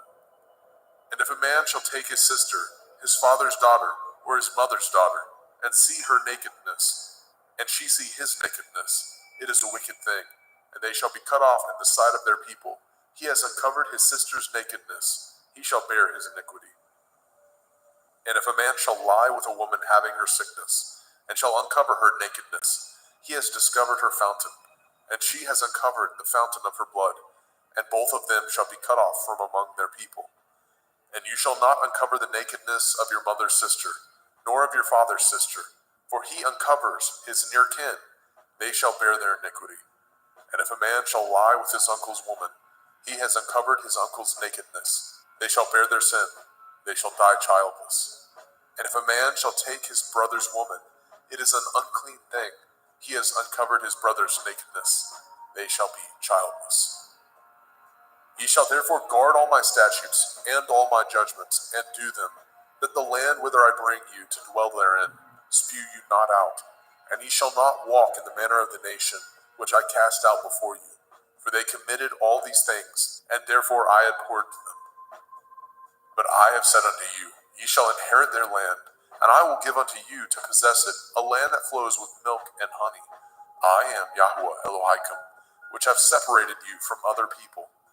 Ye shall therefore put difference between clean beasts and unclean, and between unclean fowls and clean. And ye shall not make your souls abominable by beast, or by fowl, or by any manner of living thing that creeps on the ground, which I have separated from you as unclean. And ye shall be holy unto me, for I, Yahweh, am holy, and have severed you from other people, that ye should be mine. A man also, or a woman that has a familiar spirit, or that is a wizard, shall surely be put to death. They shall stone them with stones. Their blood shall be upon them. Vayikra, Leviticus chapter 21. And Yahweh said unto Moshe, Speak unto the priests, the sons of Aharon, and say unto them, There shall none be defiled for the dead among his people, but for his kin that is near unto him, that is, for his mother, and for his father, and for his son, and for his daughter, and for his brother, and for his sister a virgin, that is nigh unto him, which has had no man, for her may he be defiled. But he shall not defile himself, being a chief among his people, to profane himself. They shall not make baldness upon their head, neither shall they shave off the corners of their beard, nor make any cuttings in their flesh. They shall be holy unto their Elohim, and not profane the name of their Elohim. For the offerings of Yahweh made by fire, and the bread of their Elohim they do offer. Therefore they shall be holy. They shall not take a woman that is a whore, or profane, neither shall they take a woman put away from her man, for he is holy unto his Elohim. You shall sanctify him therefore, for he offers the bread of your Elohim. He shall be holy unto you, for I, Yahweh, which sanctify you, am holy. And the daughter of any priest, if she profane herself by playing the whore, she profanes her father, she shall be burnt with fire. And he that is high priest among his brethren, upon whose head the anointing oil was poured, and that is consecrated to put on the garments, shall not uncover his head, nor rend his clothes. Neither shall he go in to any dead body, nor defile himself for his father, or for his mother. Neither shall he go out of the sanctuary, nor profane the sanctuary of his Elohim. For the crown of the anointing oil of his Elohim is upon him. I am Yahuwah. And he shall take a woman in her virginity, a widow or a divorced woman, or profane, or a harlot. These shall he not take, but he shall take a virgin of his own people to be his woman. Neither shall he profane his seed among his people, for I, Yahuwah, do sanctify him. And Yahweh spoke unto Moshe, saying, Speak unto El-Aharon, saying, Whosoever he be of your seed in their generations, that has any blemish, let him not approach to offer the bread of his Elohim. For whosoever man he be that has a blemish, he shall not approach, a blind man or a lame, or he that has a flat nose, or anything superfluous, or a man that is broken-footed, or broken-handed, or crook-backed, or a dwarf, or that has a blemish in his eye, or be scurvy, or scabbed, or has his stones broken. No man that has a blemish of the seed of Aharon the priest shall come nigh to offer the offerings of Yahuwah, made by fire. He has a blemish. He shall not come nigh to offer the bread of his Elohim. He shall not eat the bread of his Elohim, both of the most holy and of the holy. Only he shall not go in unto the veil, nor come nigh unto the altar, because he has a blemish, that he profane not my sanctuaries, for I, Yahuwah, do sanctify them. And Moshe told it unto El-Aharon, and to his sons, and to all the children of Yashrael. Vayikra, Leviticus chapter 22. And Yahweh spoke unto Moshe, saying, Speak unto El-Aharon and to his sons, that they separate themselves from the holy things of the children of Yasharel, and that they profane not my holy name in those things, which they hallow unto me. I am Yahuwah.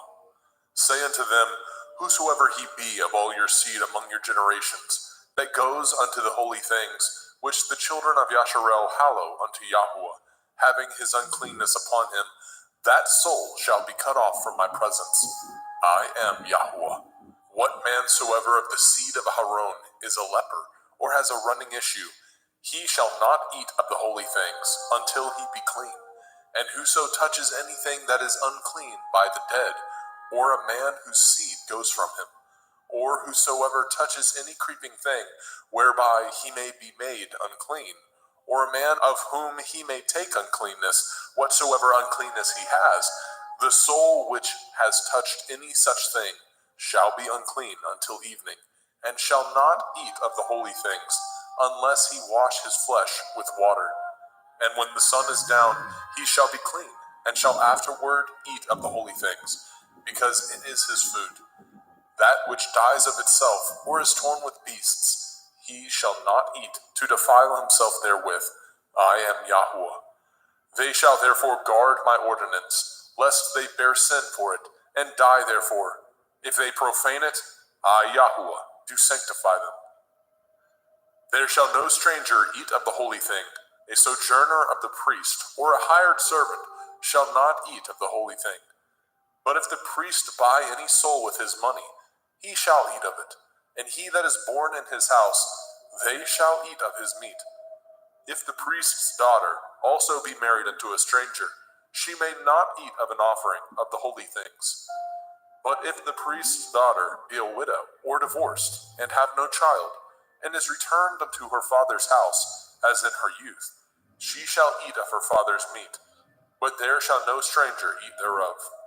And if a man eat of the holy thing unwittingly, then he shall put the fifth part thereof unto it, and shall give it unto the priest with the holy thing.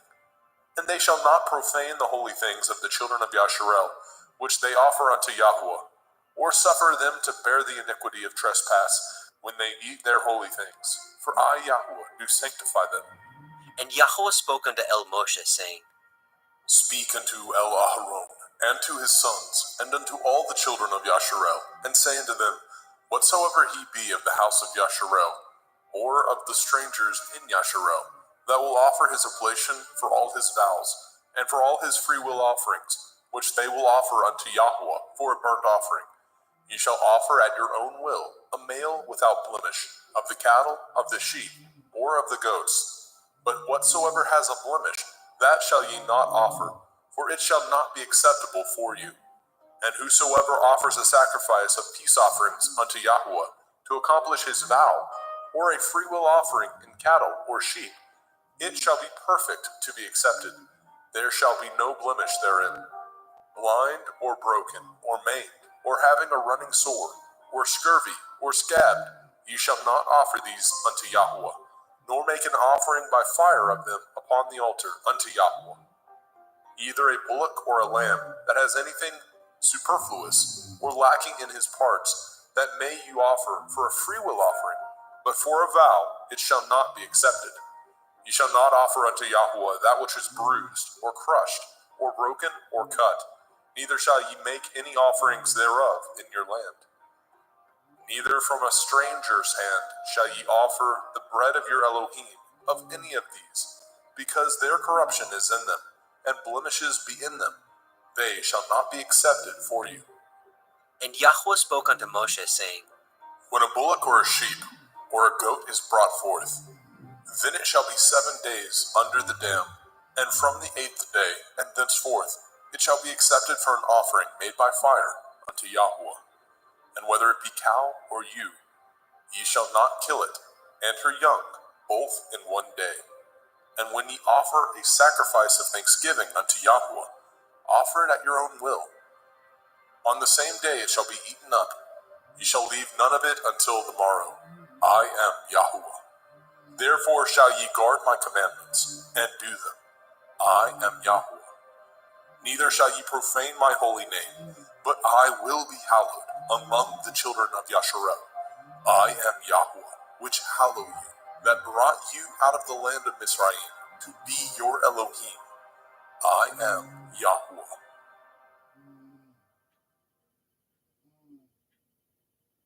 Vayikra, Leviticus chapter 23. And Yahweh spoke unto Moshe, saying, Speak unto the children of Yasharel, and say unto them concerning the feasts of Yahweh, which ye shall proclaim to be holy assemblies. Even these are my feasts. 6 days shall work be done, but the 7th day is the Sabbath of rest, a holy assembly. Ye shall do no work therein. It is the Sabbath of Yahweh in all your dwellings. These are the feasts of Yahweh, even holy assemblies, which ye shall proclaim in their appointed times. In the 14th day of the 1st month, at evening, is Yahweh's Pesach. And on the 15th day of the same month is the feast of Matzah unto Yahweh. 7 days ye must eat matzah, unleavened bread. In the 1st day ye shall have a holy assembly. Ye shall do no servile work therein, but ye shall offer an offering made by fire unto Yahweh 7 days. In the 7th day is a holy assembly. Ye shall do no servile work therein. And Yahweh spoke unto Moshe, saying, Speak unto the children of Yasharel, and say unto them, When ye are come into the land which I give unto you, and shall reap the harvest thereof, then ye shall bring a sheaf of the first fruits of your harvest unto the priest. And he shall wave the sheaf before Yahweh, to be accepted for you. On the morrow after the Sabbath, the priest shall wave it. And ye shall offer that day when ye wave the sheaf, a he-lamb without blemish, of the 1st year, for a burnt offering unto Yahweh. And the meat offering thereof shall be 2 tenths deals of fine flour mingled with oil, an offering made by fire unto Yahweh, for a sweet savor. And the drink offering thereof shall be of wine, the 4th part of a hin. And ye shall eat neither bread nor parched grain, nor green ears, until the selfsame day that ye have brought an offering unto your Elohim. It shall be a statute forever throughout your generations, in all your dwellings. And ye shall count unto you from the morrow after the Sabbath, from the day that ye brought the sheaf of the wave offering, 7 Shavuot. Sabbaths shall be complete. Even unto the morrow after the 7th Sabbath shall ye number 50 days, and ye shall offer a new meat offering unto Yahweh. Ye shall bring out of your habitations 2 wave loaves of 2 tenths deals. They shall be of fine flour. They shall be baken with leaven. They are the first fruits unto Yahweh. And ye shall offer with the bread 7 lambs, without blemish of the first year, and 1 bullock, and 2 rams. They shall be for a burnt offering unto Yahweh, with their meat offering, and their drink offerings, even an offering made by fire of sweet savor unto Yahweh. Then ye shall sacrifice 1 kid of the goats for a sin offering, and 2 lambs of the first year for a sacrifice of peace offerings. And the priest shall wave them with the bread of the first fruits for a wave offering before Yahweh. With the 2 lambs, they shall be holy to Yahweh for the priest. And ye shall proclaim on the selfsame day that it may be a holy assembly unto you. Ye shall do no servile work therein. It shall be a statute forever in your dwellings throughout your generations. And when ye reap the harvest of your land, you shall not make clean riddance of the corners of your field when you reap. Neither shall you gather any gleanings of your harvest. You shall leave them unto the poor, and to the stranger. I am Yahweh Elohim. And Yahweh spoke unto Moshe, saying, Speak unto the children of Yasharel, saying, In the 7th month, on the first day of the month, shall ye have a Sabbath, a memorial of blowing of shofarot, Yom Teruah, the feast of trumpets, the day of the awakening blast, a holy assembly. Ye shall do no servile work therein, but ye shall offer an offering made by fire unto Yahweh. And Yahweh spoke unto Moshe, saying, Also on the 10th day of this 7th month is Yom Kippurim, the day of atonement. It shall be a holy assembly unto you, and ye shall afflict your souls, and offer an offering made by fire unto Yahweh. And ye shall do no work in that same day, for it is Yom Kippurim, to make an atonement for you before Yahweh Elohim. For whatsoever soul it be that shall not be afflicted in that same day, he shall be cut off from among his people. And whatsoever soul it be that does any work in that same day, the same soul will I destroy from among his people. Ye shall do no manner of work. It shall be a statute forever throughout your generations, in all your dwellings. It shall be unto you a Sabbath of rest, and ye shall afflict your souls in the 9th day of the month at evening. From evening unto evening shall ye celebrate your Sabbath. And Yahweh spoke unto Moshe, saying, Speak unto the children of Yasharel, saying, The 15th day of this 7th month shall be the feast of Sukkot, tabernacles, for 7 days unto Yahweh. On the first day shall be a holy assembly. Ye shall do no servile work therein. 7 days ye shall offer an offering made by fire unto Yahweh. On the 8th day shall be a holy assembly unto you, and ye shall offer an offering made by fire unto Yahweh. It is a solemn assembly, and ye shall do no servile work therein. These are the feasts of Yahweh, which ye shall proclaim to be holy assemblies, to offer an offering made by fire unto Yahweh, a burnt offering and a meat offering, a sacrifice and drink offerings, everything upon his day. Besides the Shavuot, Sabbaths of Yahweh, and beside your gifts, and beside all your vows, and beside all your freewill offerings, which ye give unto Yahweh. Also in the 15th day of the 7th month, when ye have gathered in the fruit of the land, ye shall keep a feast unto Yahweh 7 days. On the first day shall be a Sabbath, and on the 8th day shall be a Sabbath. And ye shall take you on the first day the boughs of goodly trees, branches of palm trees, and the boughs of thick trees, and willows of the brook. And ye shall rejoice before Yahweh Elohim 7 days. And ye shall keep it a feast unto Yahweh 7 days in the year. It shall be a statute forever in your generations. Ye shall celebrate it in the 7th month. Ye shall dwell in sukkahs, booths, 7 days. All that are Yasharel born shall dwell in sukkahs. That your generations may know that I made the children of Yasharel to dwell in sukkahs, when I brought them out of the land of Mitzrayim. I am Yahweh Elohim. And Moshe declared unto the children of Yashrael the feasts of Yahweh.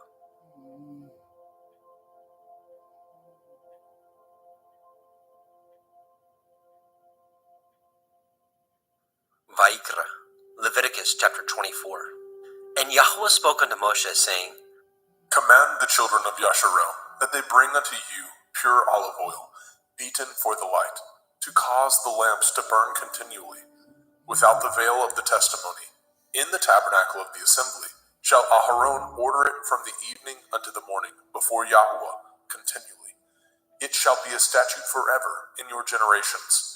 He shall order the lamps upon the pure menorah, 7-branched candlestick, before Yahweh continually.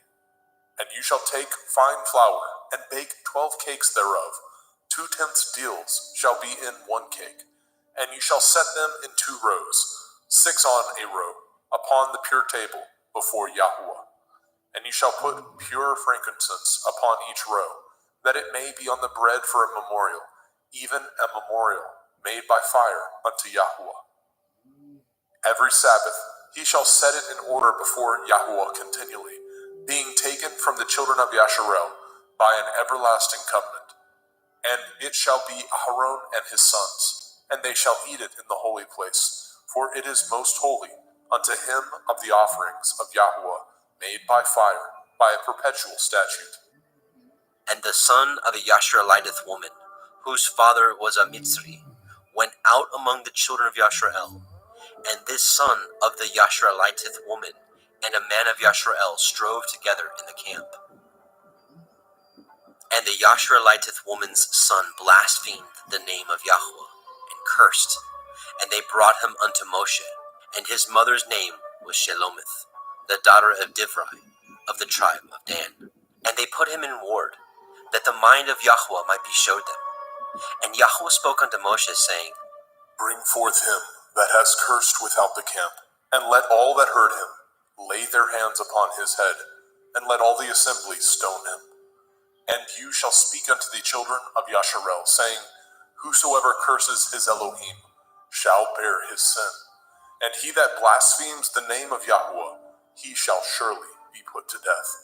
And all the assembly shall certainly stone him, as well the stranger, as he that is born in the land, when he blasphemes the name of Yahweh, shall be put to death. And he that kills any man shall surely be put to death. And he that kills a beast shall make it good, beast for beast. And if a man cause a blemish in his neighbor, as he has done, so shall it be done to him. Breach for breach, eye for eye, tooth for tooth.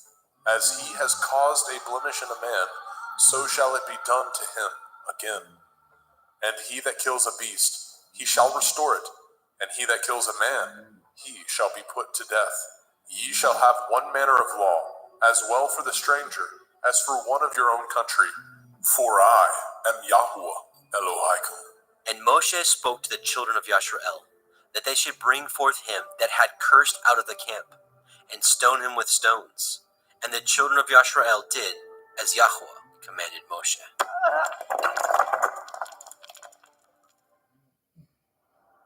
Vaikra, Leviticus chapter 25. And Yahweh spoke unto Moshe in Mount Sinai, saying, Speak unto the children of Yasharel, and say unto them, When ye come into the land which I give you, then shall the land keep a Sabbath unto Yahweh. 6 years you shall sow your field, and 6 years you shall prune your vineyard, and gather in the fruit thereof. But in the 7th year shall be a Sabbath of rest unto the land, a Sabbath for Yahweh. You shall neither sow your field, nor prune your vineyard. That which grows of its own accord of your harvest you shall not reap, neither gather the grapes of your vine undressed, for it is a year of rest unto the land. And the Sabbath of the land shall be food for you and for your servant, and for your maid, and for your hired servant, and for your stranger that sojourns with you, and for your cattle, and for the beasts that are in your land, shall all the increase thereof be meat. And you shall number 7 Shabbathot, Sabbaths of years unto you. 7 times 7 years And the space of the 7 Shabbathot of years shall be unto you 49 years. Then shall you cause the shofar of the Jubilee to sound on the 10th day of the 7th month. In Yom Kippurim, the Day of Atonement, shall ye make the shofar sound throughout all your land. And ye shall hallow the 50th year, and proclaim liberty throughout all the land unto all the inhabitants thereof. It shall be a jubilee unto you, and ye shall return every man unto his possession, and ye shall return every man unto his family. A jubilee shall that 50th year be unto you. Ye shall not sow, neither reap that which grows of itself in it, nor gather the grapes in it of your vine undressed. For it is the jubilee, it shall be holy unto you. Ye shall eat the increase thereof out of the field. In the year of this jubilee, ye shall return every man unto his possession. And if ye sell aught unto your neighbor, or buy aught of your neighbor's hand, ye shall not oppress one another. According to the number of years after the jubilee, you shall buy of your neighbor, and according unto the number of years of the fruits, he shall sell unto you. According to the multitude of years, you shall increase the price thereof, and according to the fewness of years, you shall diminish the price of it. For according to the number of the years of the fruits, he sells unto you. Ye shall not therefore oppress one another, but you shall fear your Elohim, for I am Yahuwah Elohaikum. Wherefore ye shall do my statutes, and guard my judgments, and do them, and ye shall dwell in the land in safety. And the land shall yield her fruit, and ye shall eat your fill, and dwell therein in safety. And if ye say, what shall we eat the 7th year? Behold, we shall not sow, nor gather in our increase. Then I will command my blessing upon you in the 6th year, and it shall bring forth fruit for 3 years. And ye shall sow the 8th year, and eat yet of old fruit until the 9th year. Until her fruits come in, ye shall eat of the old store. The land shall not be sold forever, for the land is mine, and ye are strangers and sojourners with me. And in all the land of your possession ye shall grant a redemption for the land. If your brother be waxen poor, and has sold away some of his possession, and if any of his kin come to redeem it, then shall he redeem that which his brother sold. And if the man have not to redeem it, and himself be able to redeem it, then let him count the years of the sale thereof, and restore the overplus unto the man whom he sold it, that he may return unto his possession. But if he be not able to restore it to him, then that which is sold shall remain in the hand of him that has bought it until the year of Jubilee. And in the Jubilee it shall go out, and he shall return unto his possession. And if a man sell a dwelling house in a walled city, then he may redeem it within a whole year after it is sold. Within a full year may he redeem it. And if it be not redeemed within the space of a full year, then the house that is in the walled city shall be established forever to him, that brought it throughout his generations. It shall not go out in the Jubilee. But the houses of the villages which have no wall round about them shall be counted as the fields of the country. They may be redeemed, and they shall go out in the Jubilee. Notwithstanding, the cities of the Leviim, of the houses of the cities of their possession, may the Leviim redeem at any time. And if a man purchases of the Leviim, then the house that was sold, and the city of his possession, shall go out in the year of Jubilee. For the houses of the cities of the Leviim are their possession, among the children of Yasharel. But the field of the suburbs of their cities may not be sold, for it is their perpetual possession. And if your brother be waxen poor, and fallen in decay with you, then you shall relieve him, yea, though he be a stranger or a sojourner, that he may live with you. Take no usury of him, or increase, but fear your Elohim, that your brother may live with you. You shall not give him your money upon usury, nor lend him your victuals for increase. I am Yahuwah Elohaikum, which brought you forth out of the land of Mitzrayim, to give you the land of Canaan. and to be your Elohim. And if your brother that dwells by you be waxen poor, and be sold unto you, you shall not compel him to serve as a bondservant, but as a hired servant, and as a sojourner. He shall be with you, and shall serve you unto the year of Jubilee. And then shall he depart from you, both he and his children with him, and shall return unto his own family, and unto the possession of his fathers shall he return. For they are my servants, which I brought forth out of the land of Mitzrayim. They shall not be sold as bondmen. You shall not rule over him with rigor, but shall fear your Elohim. Both your bondmen and your bondmaids, which you shall have, shall be of the heathen that are round about you. Of them shall ye buy bondmen and bondmaids. Moreover, of the children of the strangers that do sojourn among you, of them shall ye buy, and of their families that are with you, which they begat in your land, and they shall be your possession. And ye shall take them as an inheritance for your children after you, to inherit them for a possession. They shall be your bondmen forever. But over your brethren, the children of Yasharel, you shall not rule one over another with rigor. And if a sojourner or a stranger wax rich by you, and your brother that dwells by him wax poor, and sell himself unto the stranger or sojourner by you, or to the stock of the stranger's family, after that he is sold, he may be redeemed again. One of his brethren may redeem him. Either his uncle or his uncle's son may redeem him, or any that is nigh of kin unto him of his family may redeem him, or if he be able, he may redeem himself. And he shall reckon with him that bought him from the year that he was sold unto him, unto the year of Jubilee. And the price of his sale shall be according to the number of years, according to the time of a hired servant shall it be with him. If there be yet many years behind, according unto them he shall give again the price of his redemption, out of the money that he was bought for. And if there remain but few years unto the year of Jubilee, then he shall count with him, and according unto his years shall he give him again the price of his redemption. And as a yearly hired servant shall be with him, and the other shall not rule with rigor over him in your sight. And if he be not redeemed in these years, then he shall go out in the year of Jubilee, both he and his children with him. For unto me the children of Yasharel are servants. They are my servants, whom I brought forth out of the land of Mitzrayim. I am Yahuwah Elohim. Vaikra, Leviticus chapter 26. Ye shall make you no idols, nor graven image, neither rear you up a standing image, neither shall ye set up any image of stone in your land, to bow down unto it. For I am Yahuwah Elohim. Ye shall guard my Sabbaths, and reverence my sanctuary. I am Yahuwah.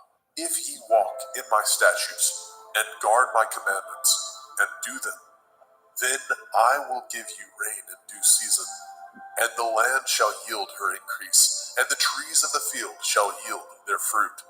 And your threshing shall reach unto the vintage, and the vintage shall reach unto the sowing time, and ye shall eat your bread to the full, and dwell in your land safely.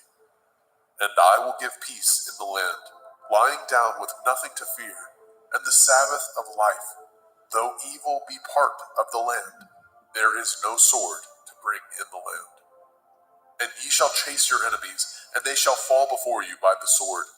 And 5 of you shall chase 100, and 100 of you shall put 10,000 to flight. And your enemies shall fall before you by the sword. For I will have respect unto you, and make you fruitful, and multiply you, and establish my covenant with you. And ye shall eat old store, and bring forth the old because of the new. And I will set my tabernacle among you, and my soul shall not abhor you.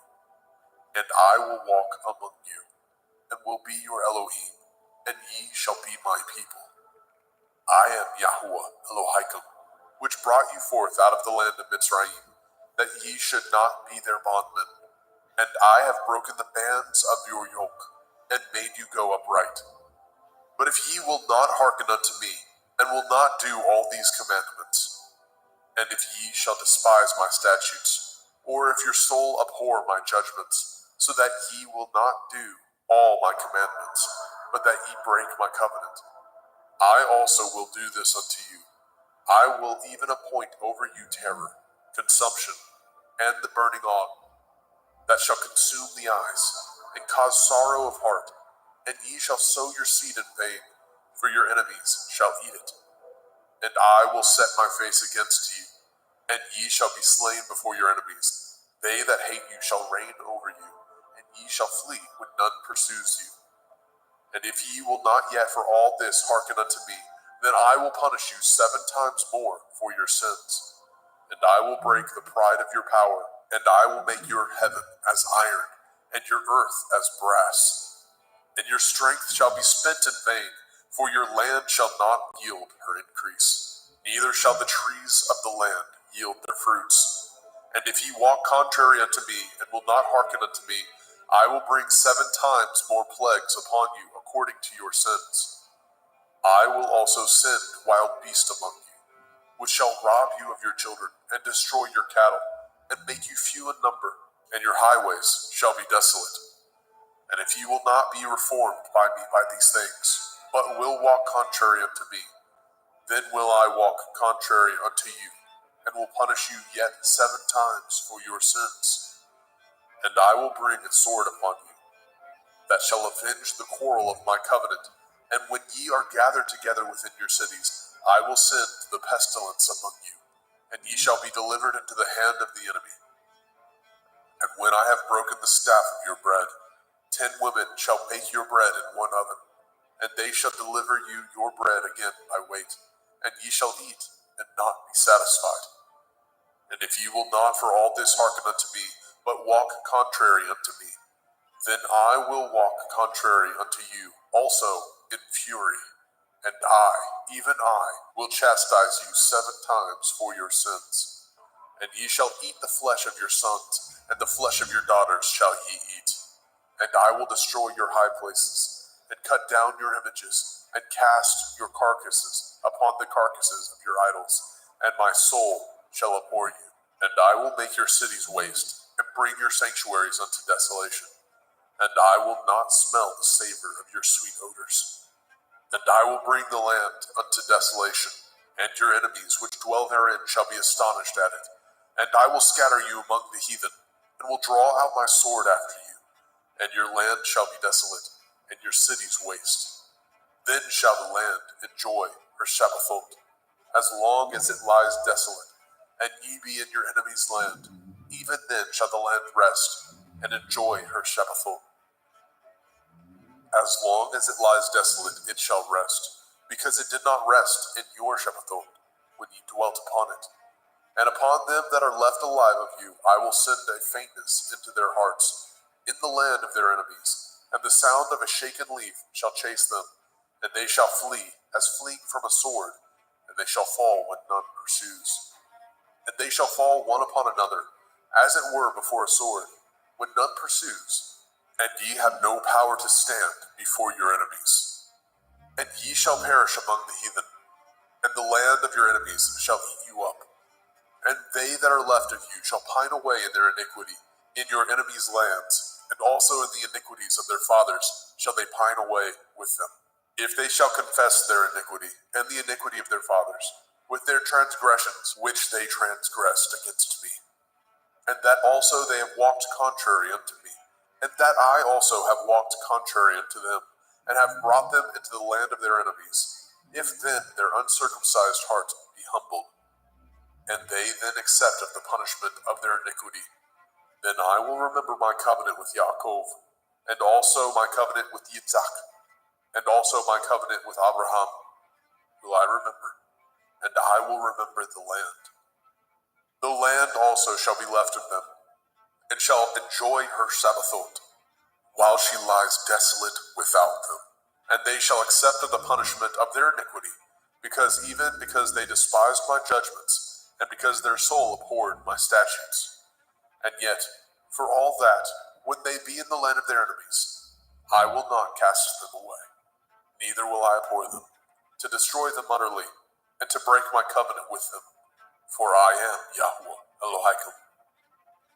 But I will for their sakes remember the covenant of their ancestors, whom I brought forth out of the land of Mitzrayim, in the sight of the heathen, that I might be their Elohim. I am Yahuwah. These are the commandments and judgments and Torah, which Yahuwah made between him and the children of Yashrael in Mount Sinai by the hand of Moshe.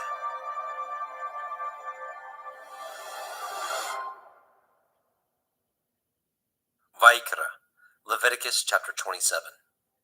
And Yahuwah spoke unto Moshe, saying, Speak unto the children of Yasharel, and say unto them, when a man shall make a singular vow, the persons shall be for Yahuwah by your estimation.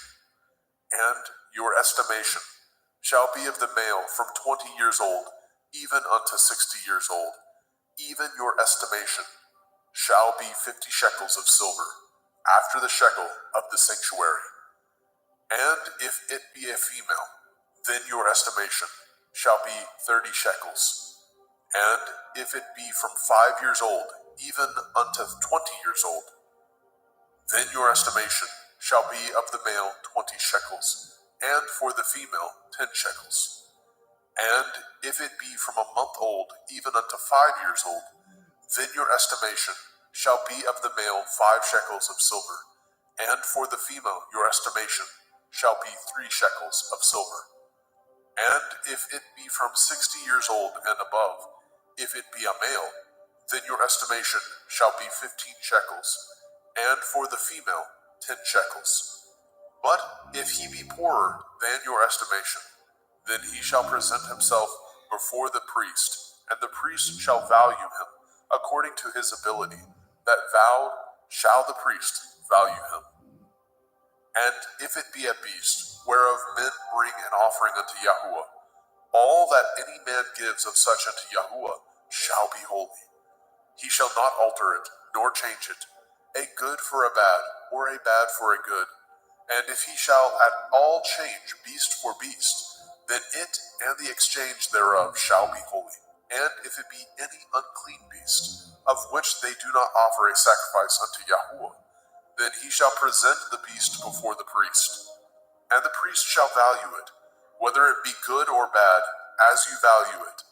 Who are the priest, so shall it be. But if he will at all redeem it, then he shall add a 5th part thereof unto your estimation.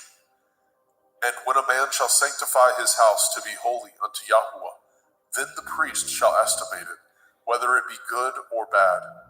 As the priest shall estimate it, so shall it stand. And if he that sanctified it will redeem his house, then he shall add the 5th part of the money of your estimation unto it, and it shall be his. And if a man shall sanctify unto Yahuwah some part of a field of his possession, then your estimation shall be according to the seed thereof. A omer of barley seed shall be valued at 50 shekels of silver. If he sanctify his field from the year of Jubilee, according to your estimation, it shall stand. But if he sanctify his field after the Jubilee, then the priest shall reckon unto him the money according to the years that remain, even unto the year of Jubilee, and it shall be abated from your estimation. And if he that sanctified the field will in any wise redeem it, then he shall add the 5th part of the money of your estimation unto it, and it shall be assured to him. And if he will not redeem the field, or if he have sold the field to another man, it shall not be redeemed any more. But the field, when it goes out in the Jubilee, shall be holy unto Yahuwah. As a field devoted, the possession thereof shall be the priest's. And if a man sanctify unto Yahuwah a field which he has bought, which is not of the fields of his possession, then the priest shall reckon unto him the worth of your estimation, even unto the year of the Jubilee. And he shall give your estimation in that day as a holy thing unto Yahuwah. In the year of the Jubilee, the field shall return unto him of whom it was bought, even to him to whom the possession of the land did belong. And all your estimation shall be according to the shekel of the sanctuary. 20 gerahs shall be the shekel. Only the firstling of the beasts, which should be Yahuwah's firstling. No man shall sanctify it, whether it be ox or sheep. It is Yahuwah's. And if it be of an unclean beast, and he shall redeem it according to your estimation, and shall add a 5th part of it thereto, or if it be not redeemed, then it shall be sold according to your estimation. Notwithstanding, no devoted thing that a man shall devote unto Yahuwah of all that he has, both of man and beast, and of the field of his possession, shall be sold or redeemed. Every devoted thing is most holy unto Yahuwah. None devoted which shall be devoted of men shall be redeemed, but shall surely be put to death. And all the tithe of the land, whether of the seed of the land, or of the fruit of the tree, is Yahuwah's. It is holy unto Yahuwah. And if a man shall at all redeem aught of his tithes, he shall add thereto the fifth part thereof. And concerning the tithe of the herd, or of the flock, even of whatsoever passes under the rod, the 10th shall be holy unto Yahuwah. He shall not search whether it be good or bad, neither shall he change it. And if he change it at all, then both it and the change thereof shall be holy. It shall not be redeemed. These are the commandments which Yahuwah commanded Moshe for the children of Yisrael in Mount Sinai.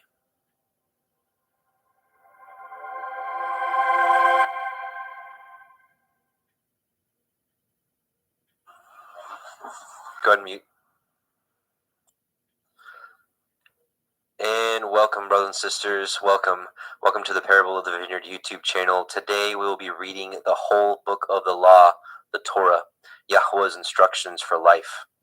We'll be reading Bereshit, Genesis, Shemot, Exodus, Vaikra, Leviticus, Bamidbar, Numbers, and Devarim, Deuteronomy, and we will be reading from the Sefer version.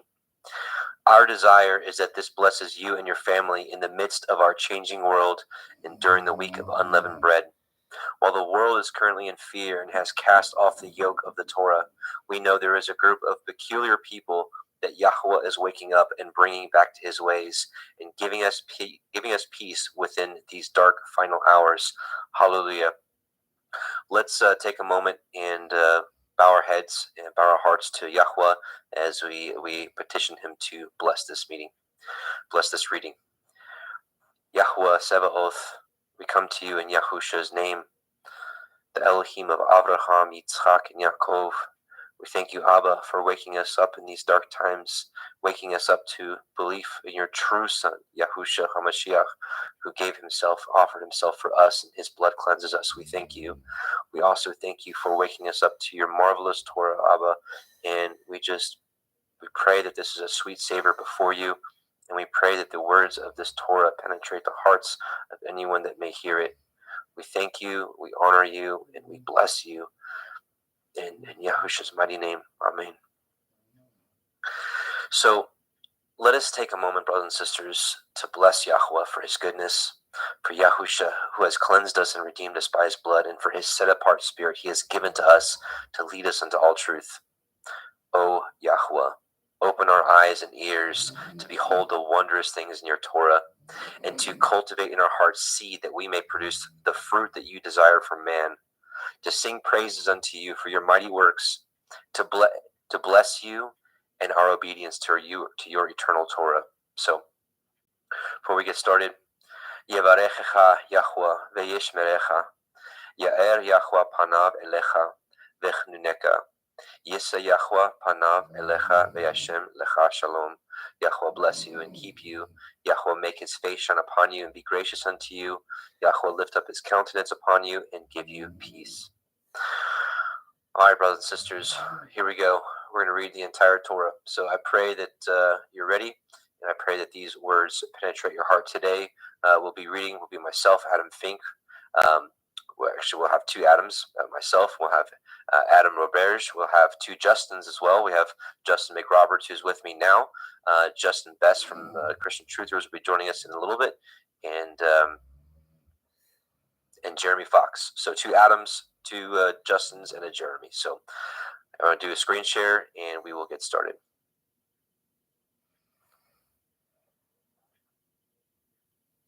Oops.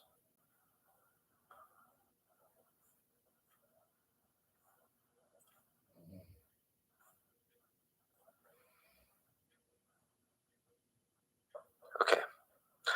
Genesis. Bereshit. Genesis 1:1. In the beginning, Elohim created the heavens and the earth was without form and void, and darkness was upon the face of the deep, and the Ruach Elohim moved upon the face of the waters. And Elohim said, "Let there be light," and there was light. And Elohim saw the light, that it was good, and Elohim divided the light from the darkness. And Elohim called the light day, and the darkness he called night. And the evening and the morning were the first day. And Elohim said, "Let there be a firmament in the midst of the waters, and let it divide the waters from the waters." And Elohim made the firmament, and divided the waters which were under the firmament from the waters which were above the firmament. And it was so. And Elohim called the firmament heaven, and the evening and the morning were the second day. And Elohim said, "Let the waters under the heavens be gathered together into one place, and let the dry land appear." And it was so. And Elohim called the dry land earth, and gathering together of the waters called he seas. And Elohim saw that it was good. And Elohim said, "Let the earth bring forth grass, the herb yielding seed, and the fruit tree yielding fruit after his kind, whose seed is in itself upon the earth." And it was so. And the earth brought forth grass, and herb yielding seed after his kind, and a tree yielding fruit, whose seed was in itself after his kind. And Elohim saw that it was good. And the evening and the morning were the third day. And Elohim said, "Let there be lights in the firmament of the heavens to divide the day from the night, and let them be for signs, and for appointed feasts, and for days and years. And let them be for lights in the firmament of the heavens to give light upon the earth." And it was so. And Elohim made two great lights, the greater light to rule the day, and the lesser light to rule the night. He made the stars also. And Elohim set them in the firmament of the heavens to give light upon the earth, and to rule over the day and over the night, and to divide the light from the darkness. And Elohim saw that it was good. And the evening and the morning were the fourth day. And Elohim said, "Let the waters bring forth abundantly the moving creature that has life, and the fowl that may fly above the earth in the open firmament of heaven." And Elohim created great sea monsters, and every living creature that moves, which the waters brought forth abundantly after their kind, and every winged fowl after his kind. And Elohim saw that it was good. And Elohim blessed them, saying, "Be fruitful and multiply, and fill the waters in the seas, and let fowl multiply in the earth." And the evening and the morning were the fifth day. And Elohim said, "Let the earth bring forth the living creature after his kind, cattle, and creeping thing, and beast of the earth after his kind." And it was so. And Elohim made the beast of the earth after his kind, and cattle after their kind, and everything that creeps upon the earth after his kind. And Elohim saw that it was good. And Elohim said, "Let us make man in our image, after our likeness, and let them have dominion over the fish of the sea, and over the fowl of the air, and over the cattle, and over all the earth, and over every creeping thing that creeps upon the earth."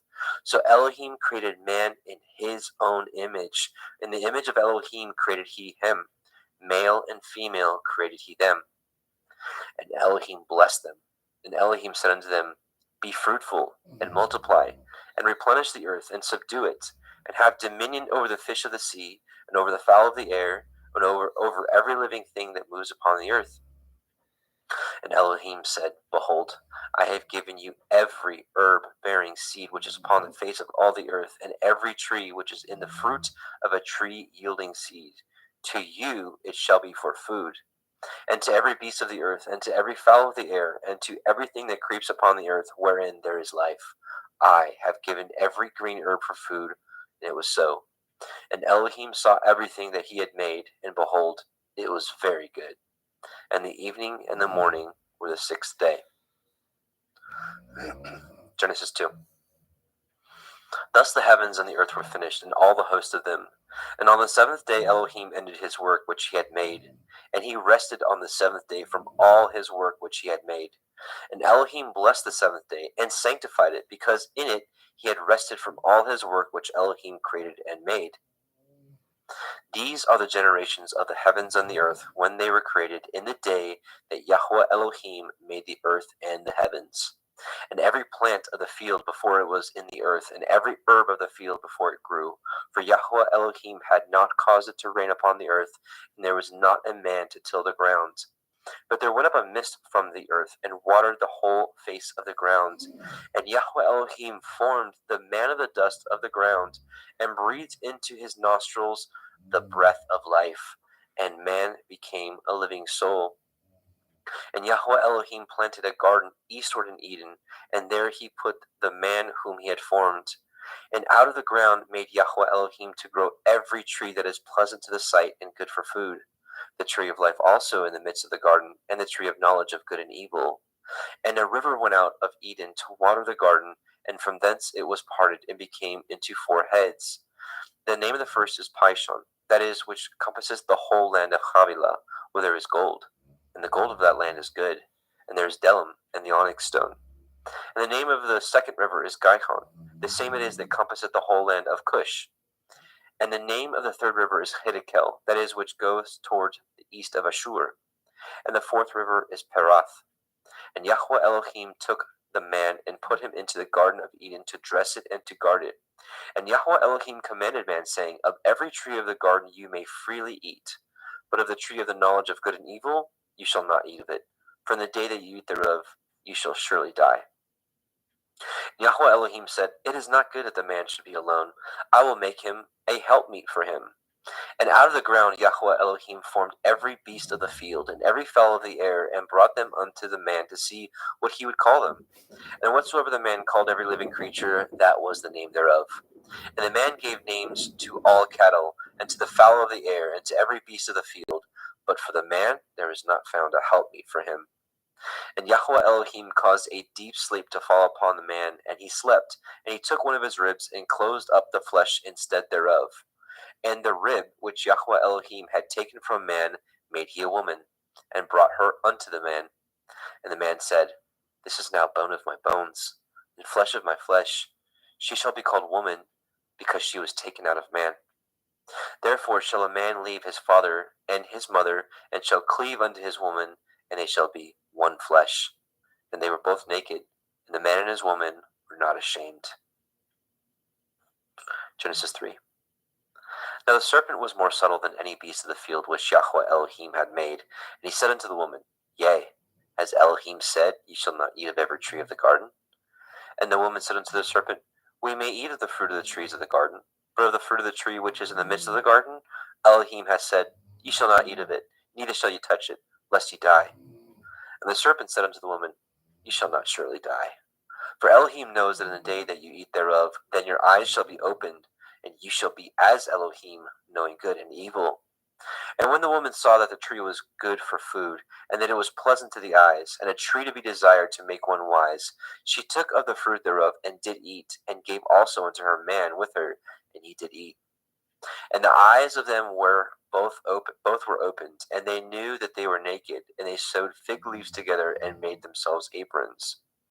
And they heard the voice of Yahweh Elohim walking in the garden of the cool of the day, and the man and his woman hid themselves from the presence of Yahweh Elohim amongst the trees of the garden. And Yahweh Elohim called unto Adam and said unto him, Where are you? And he said, I heard your voice in the garden, and I was afraid because I was naked, and I hid myself. And he said, Who told you that you were naked? Have you eaten of the tree whereof I commanded you that you should not eat? And the man said, The woman who you gave to be with me, she gave me of the tree, and I did eat. And Yahweh Elohim said unto the woman, What is this that you have done? And the woman said, The serpent beguiled me, and I did eat. And Yahweh Elohim said unto the serpent, Because you have done this, you are cursed above all cattle, and above every beast of the field, and upon your belly shall you go, and dust shall you eat all the days of your life. And I will put enmity between you and the woman, and between your seed and her seed. It shall bruise your head, and you shall bruise his heel.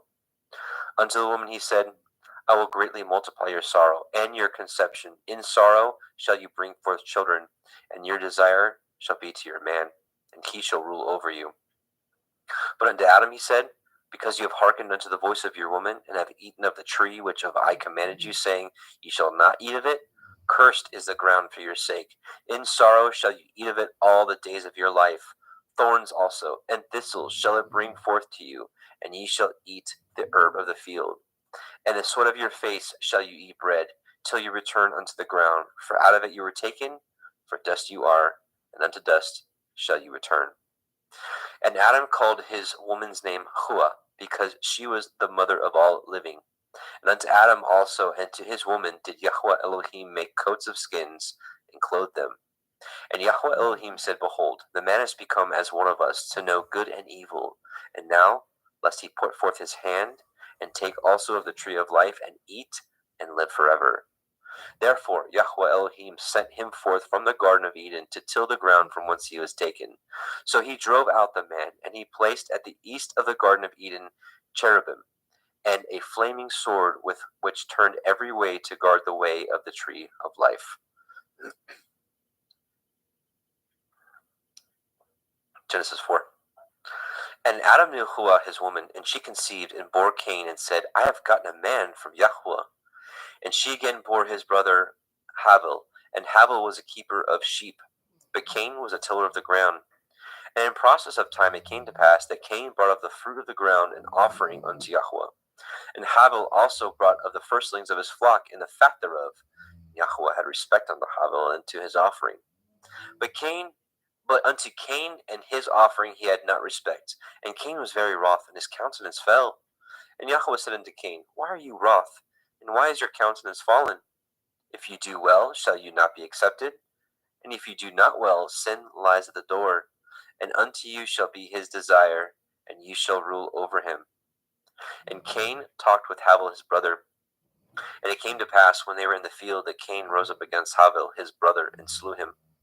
And Yahweh said unto Cain, Where is Havel your brother? And he said, I know not. Am I to guard my brother? And he said, What have you done? The voice of your brother's blood cries unto me from the ground. And now you are cursed from the earth, which has opened her mouth to receive your brother's blood from your hand. When you till the ground, it shall not henceforth yield unto you her strength. A fugitive and a vagabond shall you be in the earth. And Cain said unto Yahweh, My punishment is greater than I can bear. Behold, you have driven me out this day from the face of the earth, and from your face shall I be hid. And I shall be a fugitive and a vagabond in the earth. And it shall come to pass that every one that finds me shall slay me. And Yahweh said unto him, Therefore, whosoever slays Cain, vengeance shall be taken on him sevenfold. And Yahweh set a mark upon Cain, lest any finding him should kill him. And Cain went out from the presence of Yahweh, and dwelt in the land of Nod, on the east of Eden. And Cain knew his woman, and she conceived and bore Hanok. And he built a city, and called the name of the city after the name of his son, Hanok. And unto Hanok was born Irad, and Irad begat Mehujael, and Mehujael begat Methusael, and Methusael begat Lamech. And Lamech took unto him two women. The name of one was Ada, and the name of the other was Silla. And Ada bore Yabal. He was the father of such dwell in tents, and such as have cattle. And his brother's name was Yuval. He was the father of all such as handle the harp and organ. And Silla, she also bore Tubal-Cain, an instructor of every artificer in brass and in iron. And the sister of Tubal-Cain was Naamah. And Lamech said unto his woman, Ada and Zillah, Hear my voice, you woman of Lamech, hearken unto my speech. For I have slain a man to my wounding, and a young man to my hurt. If Cain shall be avenged sevenfold, truly Lamech 70 and sevenfold. And Adam knew his woman again, and she bore a son, and called his name Seth. For Elohim said she, has appointed me another seed instead of Havel, whom Cain slew. And to Seth, to him also there was born a son, and he called his name Enosh. Then began men to call upon the name of Yahweh. Genesis 5. This is the sefer of the generations of Adam. In the day that Elohim created man, in the likeness of Elohim made he him. Male and female created he them, and blessed them, and called their name Adam, and the day where they were created. And Adam lived 130 years, and begat a son in his own likeness after his image, and called his name Seth. And the days of Adam after he had begotten Seth were 800 years, and he begat sons and daughters. And all the days that Adam lived were 930 years, and he died. And Seth lived 105 years and begot Enosh. And Seth lived after he begot Enosh 807 years and begot sons and daughters. And all the days of Seth were 912 years, and he died. And Enosh lived 90 years and begot Canaan. And Enosh lived after he begot Canaan 815 years and begot sons and daughters. And all the days of Enosh were 905 years, and he died. And Canaan lived 70 years and begot Mahalalel. And Canaan lived after he begot Mahalalel 840 years and begot sons and daughters. And all the days of Canaan were 910 years, and he died. And Mahalalel lived 65 years and begot Yared. And Mahalalel lived after he begot Yared 830 years and begot sons and daughters. And all the days of Mahalalel were 895 years, and he died. And Yared lived 162 years and begot Hanok. And Yared lived after he begot Hanok 800 years and begot sons and daughters. And all the days of Yared were 962 years, and he died. And Hanok lived 65 years and begot Methuselah. And Hanok walked with Elohim after he begot Methuselah 300 years and begot sons and daughters. All the days of Hanok were 365 years. And Hanok walked with Elohim, and he was not, for Elohim took him.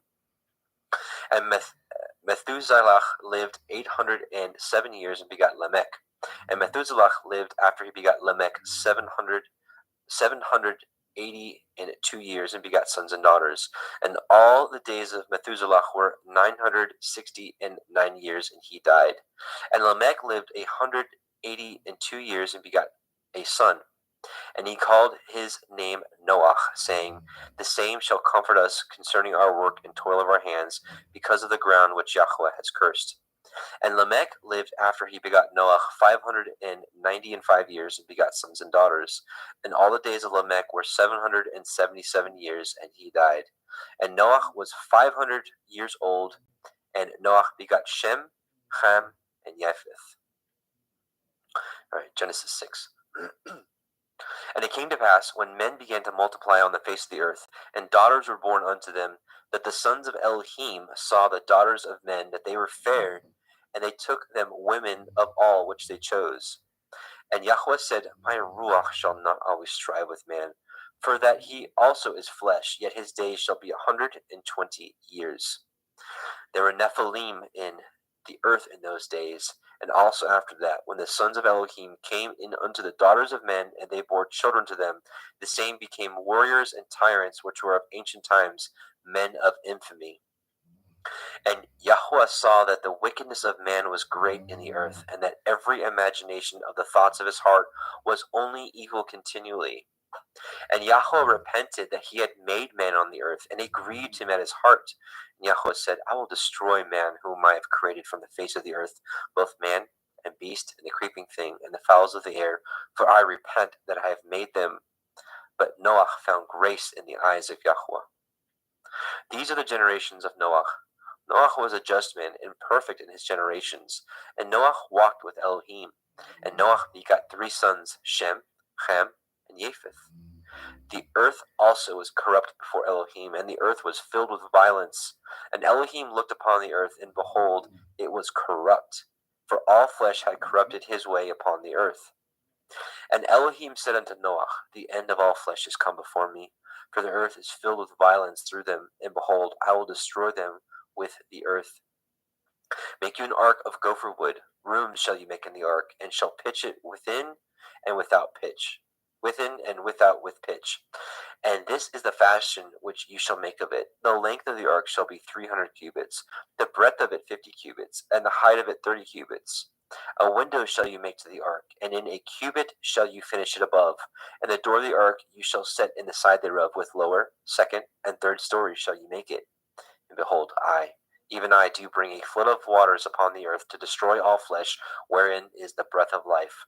From under heaven, and everything that is in the earth shall die. But with you will I establish my covenant, and you shall come into the ark, you, and your sons, and your woman, and your sons' women with you. And of every living thing of all flesh, 2 of every sort shall you bring into the ark, to keep them alive with you. They shall be male and female. Of fowls after their kind, and of cattle after their kind, of every creeping thing of the earth after his kind, 2 of every sort shall come unto you, to keep them alive. And take unto you of all the food that is eaten, and ye shall gather it to you, and it shall be for food for you and for them. Thus did Noah according to all that Elohim commanded him, so did he. Genesis 7. And Yahweh said unto Noah, Come you and all your house into the ark, for you have I seen righteous before me in this generation. Of every clean beast you shall take to you by 7s, the male and his female, and of beasts that are not clean by 2, the male and his female. Of fowls also of the air by 7s, the male and female, to keep seed alive upon the face of all the earth. For yet 7 days I will cause it to rain upon the earth, 40 days and 40 nights. Every living substance that I have made will I destroy from off the face of the earth. And Noah did according unto all that Yahweh commanded him. And Noah was 600 years old when the flood of the waters was upon the earth. And Noah went in, and his sons, and his woman, and his sons' women with him into the ark, because of the waters of the flood. Of clean beasts, and of beasts that are not clean, and of fowls, and of everything that creeps upon the earth. There went in 2 and 2 unto Noah into the ark, the male and the female, as Elohim had commanded Noah. And it came to pass after 7 days that the waters of the flood were upon the earth. In the 600th year of Noah's life, in the 2nd month, in the 17th day of the month, the same day were all the fountains of the great deep broken up, and the windows of heaven were opened. And the rain was upon the earth 40 days and 40 nights. And the selfsame day entered Noah, and Shem, and Ham, and Japheth, the sons of Noah, Noah's woman, and the 3 women of his sons with them into the ark. They, and every beast after his kind, and all cattle after their kind, and every creeping thing that creeps upon the earth after his kind, and every fowl after his kind, every bird of every sort. And they went in unto Noah into the ark, 2 and 2 of all flesh, wherein is the breath of life. And they that went in male and female of all flesh, as Elohim had commanded him, and Yahweh shut him in. And the flood was 40 days upon the earth, and the waters increased, and bore up the ark, and it was lift up above the earth. And the waters prevailed, and were increased greatly upon the earth, and the ark went upon the face of the waters. And the waters prevailed exceedingly upon the earth, and all the high hills that were under the whole heaven were covered. 15 cubits upward did the waters prevail, and the mountains were covered. And all flesh died that moved upon the earth, both of fowl, and of cattle, and of beasts, and of every creeping thing that creeps upon the earth, and every man. All in whose nostrils was the breath of life, of all that was in the dry land, died. And every living substance was destroyed which was upon the face of the ground, both man and cattle, and the creeping things, and the fowls of the heavens, and they were destroyed from the earth, and Noah only remained alive, and they that were with him in the ark. And the waters prevailed upon the earth 150 days. Genesis 8. And Elohim remembered Noah, and every living thing, and all the cattle that was with him in the ark. And Elohim made a wind to pass over the earth, and the waters assuaged. The fountains also of the deep and the windows of heaven were stopped, and the rain from the heaven was restrained. And the waters returned from off the earth continually, and after the end of the 150 days the waters were abated. And the ark rested in the 7th month, on the 17th day of the month, upon the mountains of Ararat. And the waters decreased continually until the 10th month. In the 10th month, on the 1st day of the month, were the tops of the mountains seen. And it came to pass at the end of 40 days that Noah opened the window of the ark which he had made. And he sent forth a raven, which went to and fro until the waters were dried up from off the earth. Also he sent forth a dove from him, to see if the waters were abated from off the face of the ground. But the dove found no rest for the sole of her foot, and she returned unto him into the ark, for the waters were on the face of the earth, face of the whole earth. Then he put forth his hand and took her, and pulled her in unto him into the ark. And he stayed yet other 7 days, and again he sent forth the dove out of the ark. And the dove came in to him in the evening, and lo, in her mouth was an olive leaf plucked off. So Noah knew that the waters were abated from off the earth. And he stayed yet other 7 days, and sent forth the dove, which returned not again unto him any more. And it came to pass in the 601st year, in the first month, the first day of the month, the waters were dried up from off the earth. And Noah removed the covering of the ark, and looked, and behold, the face of the ground was dry. And in the second month, on the 27th day of the month, the earth dried. And Elohim spoke unto Noah, saying, Go forth of the ark, you and your woman, and your sons women with you. Bring forth with you every living thing that is with you, of all flesh, both of fowl and of the cattle, and of every creeping thing that creeps upon the earth, that they may breed abundantly in the earth, and be fruitful and multiply upon the earth. And Noah went forth, and his sons, and his woman, and his sons' women with him. Every beast, every creeping thing, and every fowl, and whatsoever creeps upon the earth after their kinds, went forth out of the ark. And Noah built an altar unto Yahweh, and took of every clean beast, and of every clean fowl, and offered burnt offerings on the altar. And Yahweh smelled a sweet savor. And Yahweh said in his heart, I will not again curse the ground any more for man's sake. For the imagination of man's heart is evil from his youth. Neither will I again smite any more everything living as I have done. While the earth remains, seed time and harvest, and cold and heat, and summer and winter, and day and night shall not cease. And Elohim blessed Noah and his sons, and said unto them, Be fruitful, and multiply, and replenish the earth. And the fear of you and the dread of you shall be upon every beast of the earth, and upon every fowl of the air, upon all that moves upon the earth, and upon all the fish of the sea. Into your hand are they delivered. Every moving thing that lives shall be meat for you, even as the green herb have I given you all things. But flesh with the life thereof, which is the blood thereof, shall you not eat. And surely your blood of your lives will I require. At the hand of every beast will I require it. At the hand of man, at the hand of every man's brother will I require the life of man. Whoso sheds man's blood, by man shall his blood be shed. For in the image of Elohim made he man. And you, be fruitful and multiply, and bring forth abundantly in the earth, and multiply therein. And Elohim spoke unto Noah and to his sons with him, saying, And I, behold, I establish my covenant with you, and with your seed after you, and with every living creature that is with you, of the fowl, of the cattle, and of every beast of the earth with you, from all that go out from the ark, to every beast of the earth. And I will establish my covenant with you. Neither shall all flesh be cut off any more by the waters of a flood, neither shall there any more be a flood to destroy the earth. And Elohim said, This is the sign of the covenant which I make between me and you and every living creature that is with you for perpetual generations. I do set my bow in the cloud, and it shall be for a sign of a covenant between me and the earth.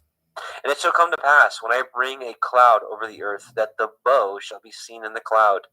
And I will remember my covenant, which is between me and you and every living creature of all flesh, and the waters shall no more become a flood to destroy all the earth, all the flesh. And the bow shall be in the cloud, and I will look upon it, that I may remember the everlasting covenant between Elohim and every living creature of all flesh that is upon the earth. And Elohim said unto Noah, This is the sign of the covenant which I have established between me and all flesh that is upon the earth. And the sons of Noah that went forth of the ark were Shem, Ham, and Japheth. And Ham is the father of Canaan. These are the 3 sons of Noah, and of them was the whole earth overspread. And Noah began to be a husbandman, and he planted a vineyard. And he drank of the wine and was drunken, and he was uncovered within his tent. And Ham, the father of Canaan, saw the nakedness of his father, and told his 2 brethren without. And Shem and Japheth took a garment, and laid it upon both their shoulders, and went backward, and covered the nakedness of their father, and their faces were backward, and they saw not their father's nakedness. And Noah awoke from his wine, and knew what his younger son had done unto him. And he said, Cursed be Canaan, a servant of servants shall he be unto his brethren. And he said, Blessed be Yahweh Elohai of Shem, and Canaan shall be his servant. Elohim Elohim shall enlarge Japheth, and he shall dwell in the tents of Shem, and Canaan shall be his servant. And Noach lived after the flood 350 years, and all the days of Noach were 950 years, and he died. Genesis 10. Now these are the generations of the sons of Noach, Shem, Ham, and Japheth, and unto them were sons born after the flood. The sons of Japheth, Gimmer, and Magog, and Madai, and Yavan, Tubal, and Meshech, and Tirach. And the sons of Gimmer, Ashkenaz, and Riphath, and Togarma. And the sons of Yavan, Elisha, Tarshish, Kittim, and Dodanim. By these were the isles of the other nations divided in their lands, everyone after his tongue, after their families, in their nations. And the sons of Ham, Cush, and Mitzrayim, and Put, and Canaan. And the sons of Cush, Cheva, Chavila, Kavta, and Raama, Kavteka. And the sons of Raama, Sheva, and Dedan. And Cush begat Nimrod, and he began to be a warrior and hunter in the earth. He was a warrior and a hunter before Yahweh. Wherefore it is said, even as Nimrod, the warrior hunter before Yahweh. And the beginning of his kingdom was Babel, and Erech, and Akkad, and Calneh in the land of Shinar. Out of that land went forth Ashur, and built Nineveh, and the city Rehoboth, and Kelach. And Resen, between Nineveh and Kelach, the same is a great city. And Mitzrayim begat Ludim, and Anamim, and Lehavim, and Naphtuchim, and Pathrusim, and Kalusim, out of whom came Pelishtim, and Kaphtorim. And Canaan begat Sidon, his firstborn, and Heth, and the Yebusi, and the Amori, and the Girgashi, and the Chevi, and the Arki, and the Chini, and the Arvadi, and the Tsemari, and the Hamathi, and afterward were the families of the Canaanim spread abroad. And the border of Canaanim was from Sidon, as you come unto Gerar, unto Gaza, as you go unto Sodom, and Gomorrah, and Admah, and Sevim, even unto Lasha. These are the sons of Ham, after their families, after their tongues, in their countries, and in their nations. And unto Shem also, the father of all the children of Eber, the brother of Japheth, the elder, even to him were children born. And the children of Shem, Elam, Ashur, Arphaxad, and Lud, and Aram. And the children of Aram, Uz, Hul, Gether, and Mash. And Arphaxad begat Shelach, and Shelach begat Eber. And unto Eber were born two sons. The name of one was Peleg, for in his days the earth was divided. And his brother's name was Yoktan. Yoktan begat Almodad, and Shelef, and Chatzar-maveth, and Yerach, and Hadoram, and Uzal, and Dikla, and Oval, and Avimael, and Shiva, and Ophir, and Havilah, and Yovav. All these were the sons of Yoktan. And their dwelling was from Mesha, as you go unto Sephar, a mountain of the east. These are the sons of Shem, after their families, after their tongues, in their lands, after their nations. These are the families of the sons of Noach, after their generations, in their nations, and by these were the nations divided in the earth after the flood. Genesis 11. And the whole earth was of one language and of one speech. And it came to pass, as they journeyed from the east, that they found a plain in the land of Shinar, and they dwelt there. And they said one to another, Go to, let us make brick, and burn them thoroughly. And they had brick for stone, and slime had they for mortar.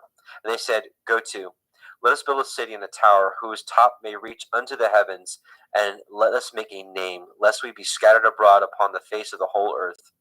And Yahweh came down to see the city and the tower which the children of men built. And Yahweh said, Behold, the people is one, and they have all one language, and this they begin to do. And now nothing will be restrained from them, which they have imagined to do. Go to, let us go down, and there confound their language, that they may not understand one another's speech. So Yahweh scattered them abroad from thence upon the face of all the earth, and they left off to build the city. Therefore is the name of it called Babel, because Yahweh did there confound the language of all the earth. And from thence did Yahweh scatter them abroad upon the face of the earth. These are the generations of Shem. Shem was 100 years old and begat Arphaxad 2 years after the flood. And Shem lived after he begat Arphaxad 500 years and begat sons and daughters. And Arphaxad lived 35 years and begat Shelah. Arphaxad lived after he begat Shelah 403 years and begat sons and daughters. And Shelah lived 30 years and begat Eber. And Shelah lived after he begat Eber 403 years and begat sons and daughters. And Eber lived 430 years and begat Peleg. And Eber lived after he begat Peleg 430 years and begat sons and daughters. And Peleg lived 30 years and begat Reu. And Peleg lived after he begat Reu 209 years and begat sons and daughters. And Reu lived 32 years and begat Serug.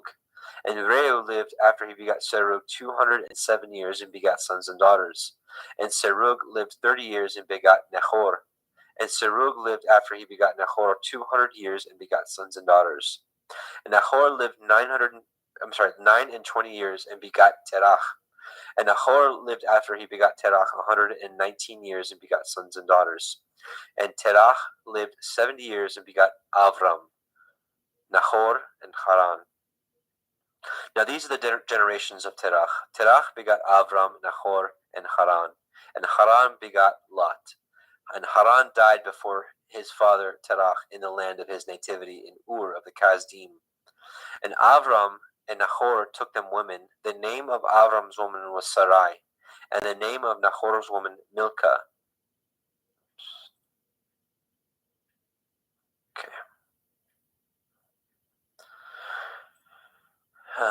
Okay, sorry. And the name of Nahor's woman Milcah, the daughter of Haran, the father of Milcah, and the father of Yechan. But Sarai was barren; she had no child. And Terach took Avram's son, and Lot, the son of Haran, his son's son, and Sarai, his daughter-in-law, his son Avram's woman, and they went forth with them from Ur of the Kasdim to go into the land of Canaan, and they came unto Haran and dwelt there. And the days of Terach were 205 years, and Terach died in Haran.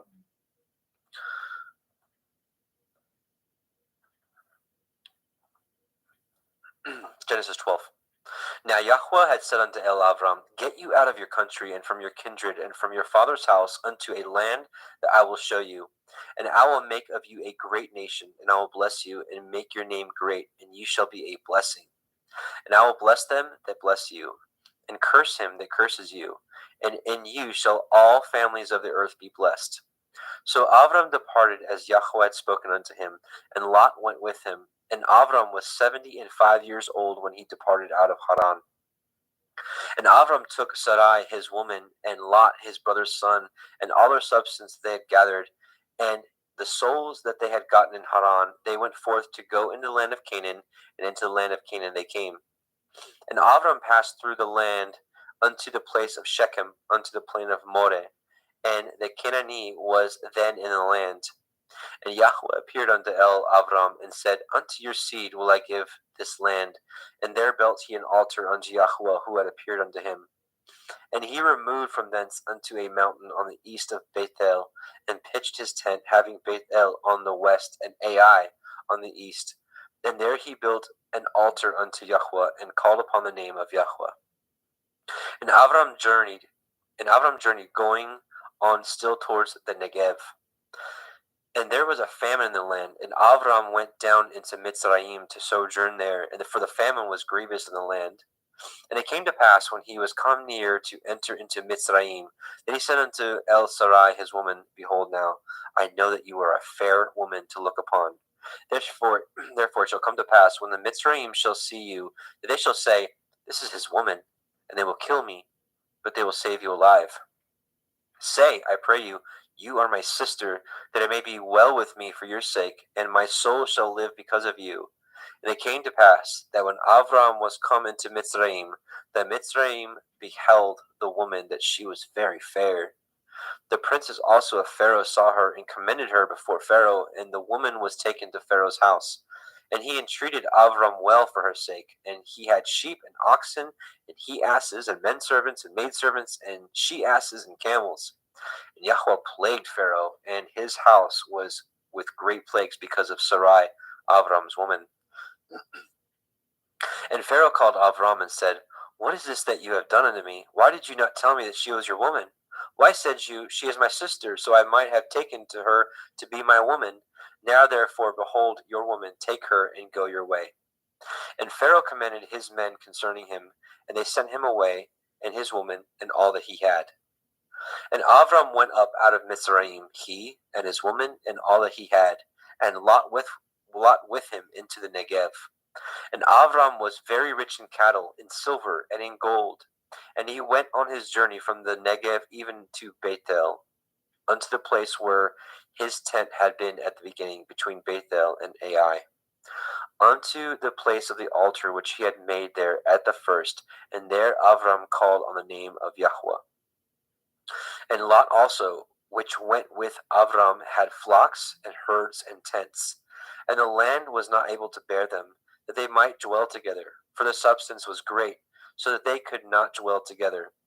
And there was a strife between the herdsmen of Avram's cattle and the herdsmen of Lot's cattle. And the Canaanite and the Perizzite dwelled then in the land. And Avram said unto Lot, Let there be no strife, I pray you, between me and you, and between my herdsmen and your herdsmen, for we be brethren. Is not the whole land before you? Separate yourself, I pray you, from me. And if you will take the left hand, then I will go to the right. Or if you depart to the right hand, then I will go to the left. And Lot lifted up his eyes and beheld all the circle of the Yarden, that it was well watered everywhere, before Yahweh destroyed Sodom and Gomorrah, even as the garden of Yahweh, like the land of Mitzrayim, as ye come unto Zoar. Then Lot chose him all the circle of the Yarden, and Lot journeyed east, and they separated themselves the one from the other. Avram dwelt in the land of Canaan, and Lot dwelt in the cities of the circle of the Yarden, and pitched his tent towards Sodom. But the men of Sodom were wicked and sinners before Yahweh exceedingly. Yahweh said unto Avram, after that Lot was separated from him, Lift up your eyes now, and look from the place where you are northward, and southward, and eastward, and westward. For all the land which you see, to you will I give it, and to your seed forever. And I will make your seed as the dust of the earth, so that if a man can number the dust of the earth, then shall your seed also be numbered. Arise, walk through the land in the length of it, and in the breadth of it, for I will give it unto you. Then Avram removed his tent, and came and dwelt in the plain of Mamre, which is in Hebron, and built there an altar unto Yahweh. Genesis 14. And it came to pass in the days of Amraphel, king of Shinar, Arioch, king of Elakar, and Chedorlaomer, king of Elam, and Tidal, king of nations, that these made war with Bera, king of Sodom, and with Birsha, king of Gomorrah, Shinav, king of Admah, and Shem-Eber, king of Tsevaim, and the king of Bela, which is Soar. All these were joined together in the valley of Siddim, which is the Salt Sea. 12 years they served Chedorlaomer. In the 13th year they rebelled. And in the 14th year came Chedorlaomer and the kings that were with him, and smote the Rephaim in Ashtaroth, Karnaim, and the Zuzim in Ham, and the Emim in Shave Kirathim, and the Horim in Mount Seir unto El Paran, which is by the wilderness. And they returned and came to Ain Mishpat, which is Kadesh, and smote all the country of Amalekim, and also the Amorim that dwelt in Chatzon Tamar. And there went out the king of Sodom, and the king of Gomorrah, and the king of Admah, and the king of Tsevim, and the king of Bela, the same as Zoar, and they joined battle with them in the valley of Siddim, with Chedorlaomer, the king of Elam, and with Tidal, king of nations, and Amraphel, king of Shinar, and Arioch, king of Elakar, 4 kings with 5. And the valley of Siddim was full of slime pits, and the kings of Sodom and Gomorrah fled and fell there, and they that remained fled to the mountains.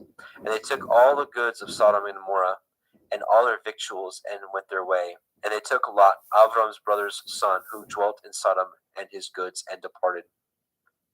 And there came one that had escaped and told Avram the Ivri, for he dwelt in the plain of Mamre the Emori, brother of Eshcol and brother of Aner, and these were confederate with Avram.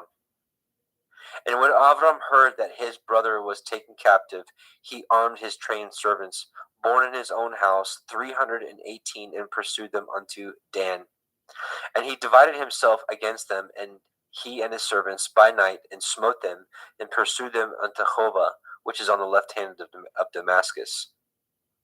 And he brought back all the goods, and also brought again his brother Lot and his goods, and the women also, and the people. And the king of Sodom went out to meet him after his return from the slaughter of Kedorlaomer, and of the kings that were with him at the valley of Shaveh, which is the king's valley. And Melchizedek, king of Shalem, brought forth bread and wine, and he was the priest of El Elyon. And he blessed him and said, Blessed be Avram of El Elyon, possessor of heaven and earth, and blessed be El Elyon, which has delivered your enemies into your hand. And he gave him tithes of all. And the king of Sodom said unto El Avram, Give me the persons, and take the goods to yourselves. And Avram said to the king of Sodom, I have lifted up my hand unto El Yahweh, El Elyon, the possessor of heaven and earth, that I will not take from a thread even to a shoe latchet, and that I will not take anything that is yours, lest you should say, I have made Avram rich, save only that which the young men have eaten, and the portion of the men which went with me, Aner, Eshcol, and Mamre, let them take their portion. Genesis 15. After these things, the word of Yahweh came unto El Avram in a vision, saying, Fear not, Avram, I am your shield and your exceeding great reward. And Avram said, Adonai Yahweh, what will you give me, seeing I go childless? And the steward of my house is this Eliezer of Damascus. And Avram said, Behold, to me you have given no seed, and lo, one born in my house is my heir. And behold, the word of Yahweh came unto him, saying, This shall not be your heir, but he that shall come forth out of your own generation shall be your heir. And he brought him forth abroad, and said, Look now toward the heavens, and count the stars, if you be able to number them. And he said unto him, So shall your seed be. And he believed in Yahweh, and he counted it to him for righteousness. And he said unto him, I am Yahweh, that brought you out of Ur of the Kasdim, to give you this land to inherit it. And he said, Adonai Yahweh, whereby shall I know that I shall inherit it? And he said unto him, Take me a heifer of 3 years old, and a she-goat of 3 years old, and a ram of 3 years old, and a turtle dove, and a young pigeon. And he took unto him all these, and divided them in the midst, and laid each piece one against the other, but the birds he divided not. And when the fowls came down upon the carcasses, Avram drove them away. And when the sun was going down, a deep sleep fell upon Avram, and lo, a horror of great darkness fell upon him. And he said unto Avram, Know of a surety that your seed shall be a stranger in a land that is not theirs, and shall serve them, and they shall afflict them 400 years. And also that nation whom they shall serve will I judge, and afterward they shall come out with great substance. And ye shall go to your fathers in peace. Ye shall be buried in a good old age. But in the 4th generation they shall come hither again, for the iniquity of the Amorim is not yet full. And it came to pass that when the sun went down, and it was dark, behold, a smoking furnace, and a burning lamp that passed between those pieces. In the same day Yahweh cut a covenant with Avram, saying, Unto your seed have I given this land, from the river of Mitzrayim unto the great river, the river Perath. The Kenanim, and the Kenizim, and the Kadmonim, and the Chittim, and the Perizim, and the Rephaim, and the Amorim, and the Kenanim, and the Girgashim, and the Yebusim. And here we will stop and change over. I see Justin Best is with us. So Justin McRoberts, Justin is going to take the next portion because he's got a limited time. Welcome, brother Justin. Muted, I think, maybe. I can't hear you. I'm sorry about that, Sean. There you are. Welcome, brother. Thank you. So we just left off at the end of 15. So do you want to pick it up? You can have a screen share and pick it up at 16. Yep, absolutely. Genesis chapter 16, Sarai and Hagar. Now Sarai, Abram's woman, bore him no children, and she had a handmaid, a Mitzri, whose name was Hagar. And Sarai said unto Abram, Behold now, Yahweh has restrained me from bearing. I pray you, go in unto my maid, that it may be that I obtain children by her. And Abram hearkened to the voice of Sarai.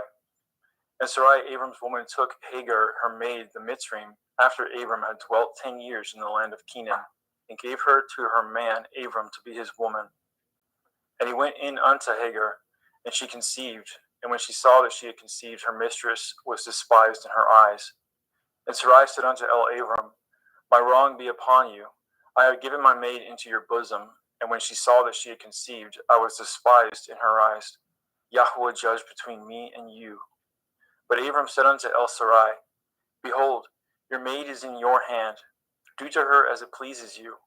And when Sarai dealt hardly with her, she fled from her face. And the angel of Yahweh found her by a fountain of water in the wilderness, by a fountain in the way of Shur. And he said, Hagar, Sarai's maid, whence came you, and whither will you go? And she said, I flee from the face of my mistress Sarai. And the angel of Yahweh said unto her, Return to your mistress, and submit yourself under her hands. And the angel of Yahweh said unto her, I will multiply your seed exceedingly, that it shall not be numbered for multitude. And the angel of Yahweh said unto her, Behold, you are with child, and shall bear a son, and shall call his name Yishmael, because Yahweh has heard your affliction. And he will be a wild man. His hand will be against every man, and every man's hand against him, and he shall dwell in the presence of all his brethren. And she called the name of Yahweh that spoke unto her, You see me. For she said, Have I also here looked after him that sees me? Wherefore the well was called Ber Lachoroi. Behold, it is between Kadesh and Bered. And Hagar bore Abram a son, and Abram called his son's name, which Hagar bore, Yishmael. And Abram was 86 years old when Hagar bore Yishmael to Abram. Genesis 17.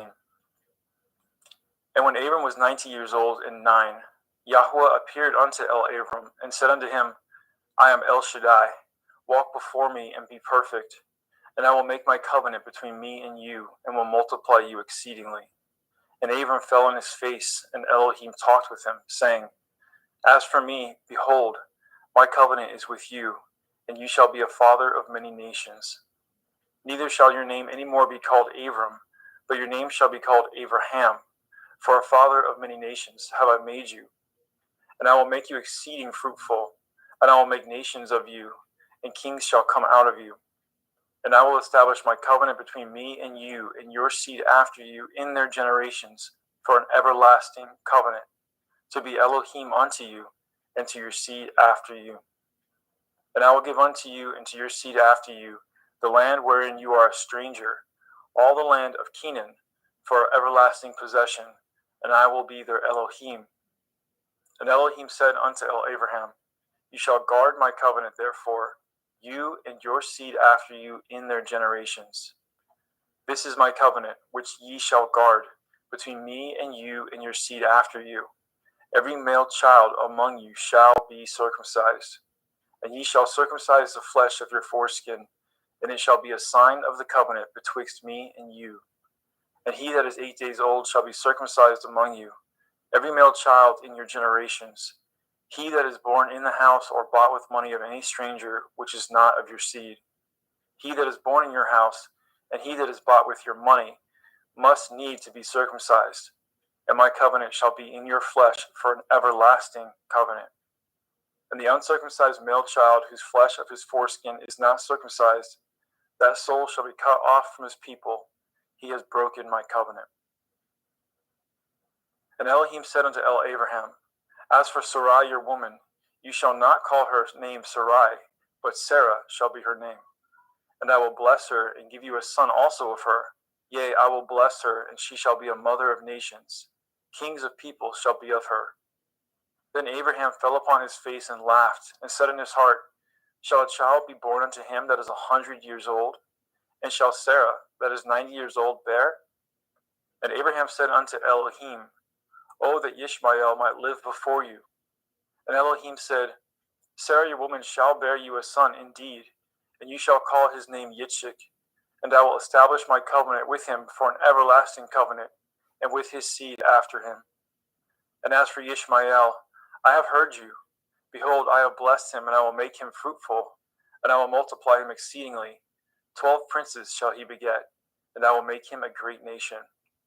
But my covenant will I establish with Yitzchak, which Sarah shall bear unto you at the set time in the next year. And he left off talking with him, and Elohim went up from Abraham. And Abraham took Ishmael his son, and all that were born in his house, and all that were bought with his money, every male among the men of Abraham's house, and circumcised the flesh of their foreskin in the selfsame day, as Elohim had said unto him. And Abraham was 90 years old and 9 when he was circumcised in the flesh of his foreskin. And Ishmael his son was 13 years old when he was circumcised in the flesh of his foreskin. And the selfsame day was Abraham circumcised, and Ishmael his son. And all the men of his house, born in the house and bought with money of the stranger, were circumcised with him. And Yahweh appeared unto him in the plains of Mamre, and he sat at the tent door in the heat of the day. And he lifted up his eyes and looked, and lo, 3 men stood by him. And when he saw them, he ran to meet them from the tent door, and bowed himself toward the ground, and said, My Adonai, if now I have found favor in your sight, pass not away, I pray you, from your servant. Let a little water, I pray you, be fetched, and wash your feet, and rest yourselves under the tree. And I will fetch a morsel of bread, and comfort ye in your hearts. After that ye shall pass on, for therefore are you come to your servant. And he said, So do as you have said. And Abraham hastened it to the tent of El-Sarah, and said, Make ready quickly 3 measures of fine meal, knead it, and make cakes upon the hearth. And Abraham ran to the herd, and fetched a calf tender and good, and gave it unto a young man, and he hastened to dress it. And he took butter and milk, and the calf which he had dressed, and set it before them.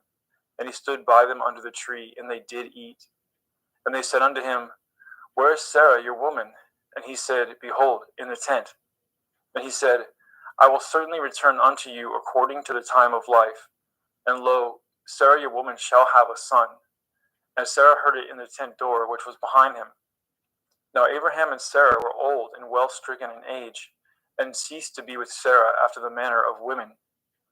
Therefore Sarah laughed within herself, saying, After I am waxed old, shall I have pleasure, my Lord being old also? And Yahweh said unto Abraham, Wherefore did Sarah laugh, saying, Shall I of a surety bear a child, which am old? Is anything too hard for Yahweh? At the time appointed I will return unto you, according to the time of life, and Sarah shall have a son. Then Sarah denied, saying, I laughed not, for she was afraid. And he said, Nay, but you did laugh. And the men rose up from thence, and looked towards Sedom, and Abraham went with them to bring them on the way. And Yahweh said, Shall I hide from Abraham that thing which I do? Seeing that Abraham shall surely become a great and mighty nation, and all the nations of the earth shall be blessed in him. For I know him, that he will command his children, his household after him, and they shall guard the way of Yahuwah, to do justice and judgment, that Yahweh may bring upon Abraham that which he has spoken of him. And Yahuwah said, Because the cry of Sodom and Amorah is great, and because their sin is very grievous, I will go down now, and see whether they have done altogether according to the cry of it, which is come unto me, and if not, I will know. And the men turned their faces from thence, and went towards Sodom. But Abraham stood yet before Yahuwah. And Abraham drew near, and said, Will you also destroy the righteous with the wicked? Perchance there be 50 righteous within the city. Will you also destroy and not spare the place for the 50 righteous that are therein? That be far from you to do after this manner, to slay the righteous with the wicked, and that the righteous should be as the wicked. That be far from you. Shall not judge of all the earth do right? And Yahuwah said, If I find in Sodom 50 righteous within the city, then I will spare all the place for their sakes.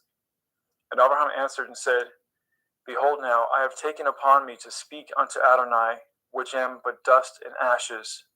Perchance there shall lack 5 of the 50 righteous. Will you destroy all the city for a lack of 5? And he said, If I find there 40 and 5, I will not destroy it. And he spoke unto him yet again, and said, Perchance there shall be 40 found there. And he said, I will not do it for 40's sake.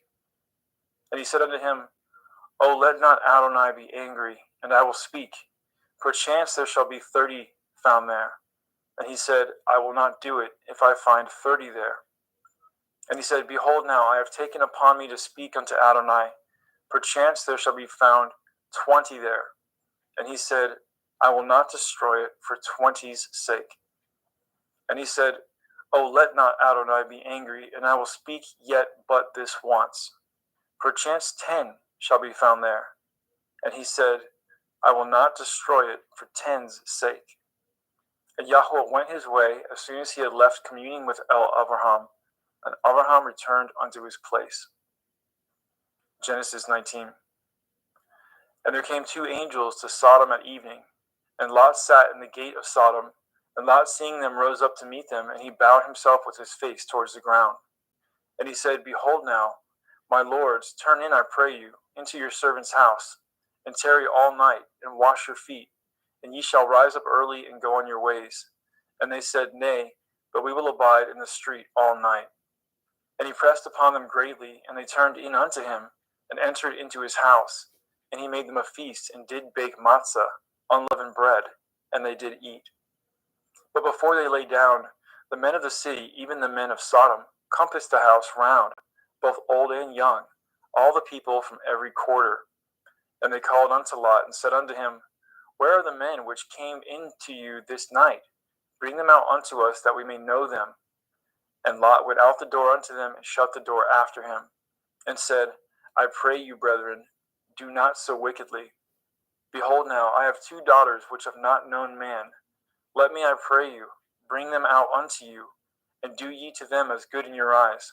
Only unto these men do nothing, for therefore came they under the shadow of my roof. And they said, Stand back. And they said again, This one fellow came in to sojourn, and he will need to be a judge. Now will we deal worse with you than with them. And they pressed sore upon the man, even Lot, and came near to break the door. But the men put forth their hand, and pulled Lot into the house to them, and shut the door. And they smote the men that were at the door of the house with blindness, both small and great, so that they wearied themselves to find the door. And the men said unto Lot, Have you here any besides? Son-in-law, and your sons, and your daughters, and whatsoever you have in the city, bring them out of this place. For we will destroy this place, because the cry of them is waxing great before the face of Yahweh, and Yahweh has sent us to destroy it. And Lot went out and spoke unto his sons-in-law, which married his daughters, and said, Up, get you out of this place, for Yahweh will destroy this city. But he seemed as one that mocked unto his sons-in-law. And when the morning arose, then the angels hastened Lot, saying, Arise, take your woman and your 2 daughters, which are here, lest you be consumed in the iniquity of the city. And while he lingered, the men laid hold upon his hand, and upon the hand of his woman, and upon the hand of his 2 daughters, Yahweh being merciful unto him. And they brought him forth, and set him without the city. And it came to pass, when they had brought them forth abroad, that he said, Escape for your life, look not behind you, neither stay in all the circle of the Yarden. Escape to the mountain, lest you be consumed. And Lot said unto them, Oh, not so, my Adonai. Behold now, your servant has found grace in your sight, and you have magnified your mercy, which you have showed unto me in saving my life. And I cannot escape to the mountain, lest some evil take me, and I die. Behold now, this city is near to flee unto, and it is a little one. Oh, let me escape thither. Is it not a little one? And my soul shall live. And he said unto him, See, I have accepted you concerning this thing also, that I will not overthrow this city for which you have spoken. Make haste, escape thither, for I cannot do anything until you are come thither. Therefore the name of the city was called Soar. The sun was risen upon the earth when Lot entered into Soar. Then Yahweh rained upon Sodom and upon Amorah brimstone and fire from Yahweh out of the heavens. And he overthrew those cities, and all the circle of the Yarden, and all the inhabitants of the cities, and that which grew upon the ground. But his woman looked back from behind him, and she became a pillar of salt. And Abraham got up early in the morning to the place where he stood before Yahweh. And he looked toward Sodom and Gomorrah, and toward all the land of the circle of the Yarden. And behold, and lo, the smoke of the country went up as the smoke of a furnace. And it came to pass, when Elohim destroyed the cities of the circle of the Yarden, that Elohim remembered Abraham, and sent Lot out of the midst of the overthrow, when he overthrew the cities in which Lot dwelt. And Lot went up out of Zoar, and dwelt in the mountain, and his 2 daughters with him. For he feared to dwell in Zoar, and he dwelt in a cave, he and his 2 daughters. And the firstborn said unto the younger, Our father is old, and there is not a man in the earth to come in unto us after the manner of all the earth. Come, let us make our father drink wine, and we will lie with him, that we may preserve seed of our father. And they made their father drink wine that night, and the firstborn went in, and lay with her father, and he perceived not when she lay down, nor when she arose. And it came to pass on the morrow that the firstborn said unto the younger, Behold, I lay yesternight with my father. Let us make him drink wine this night also, and go in, and lie with him, that we may preserve seed for our father. And they made their father drink wine that night also, and the younger arose, and lay with him, and he perceived not when she lay down, nor when she arose. Thus were both the daughters of Lot with child by their father. And the firstborn bore a son, and called his name Moab. The same is the father of Moabim unto this day. And the younger, she also bore a son, and called his name Ben-Ami. The same is the father of the children of Ammon unto this day. Genesis 20. Let's get a sip of water.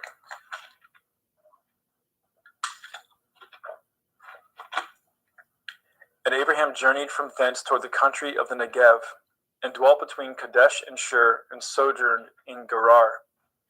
And Abraham said of El-Sarah, his woman, She is my sister. And Avimelech, king of Gerar, sent and took Sarah. But Elohim came to Avimelech in a dream by night, and said to him, Behold, you are but a dead man, for the woman which you have taken, for she is a man's woman. But Avimelech had not come near her, and he said, Adonai, will you slay also a righteous nation? Said he not unto me, She is my sister? And she, even she herself, said, He is my brother. In the integrity of my heart and innocence of my hands have I done this. And Elohim said unto him in a dream, Yea, I know that you did this in the integrity of your heart, for I also withheld you from sinning against me. Therefore suffered I you not to touch her. Now therefore restore the man his woman, for he is a prophet, and he shall pray for you, and you shall live. And if you restore her not, know that you shall surely die, you and all that are yours. Therefore Avimelech rose early in the morning, and called all his servants, and told all things in their ears, and the men were sore afraid. Then Avimelech called Abraham, and said unto him, What have you done unto us?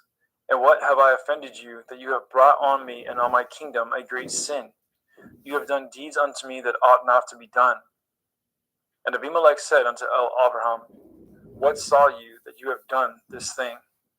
And Abraham said, Because I thought, surely the fear of Elohim is not in this place, and they will slay me for my woman's sake. And yet indeed she is my sister.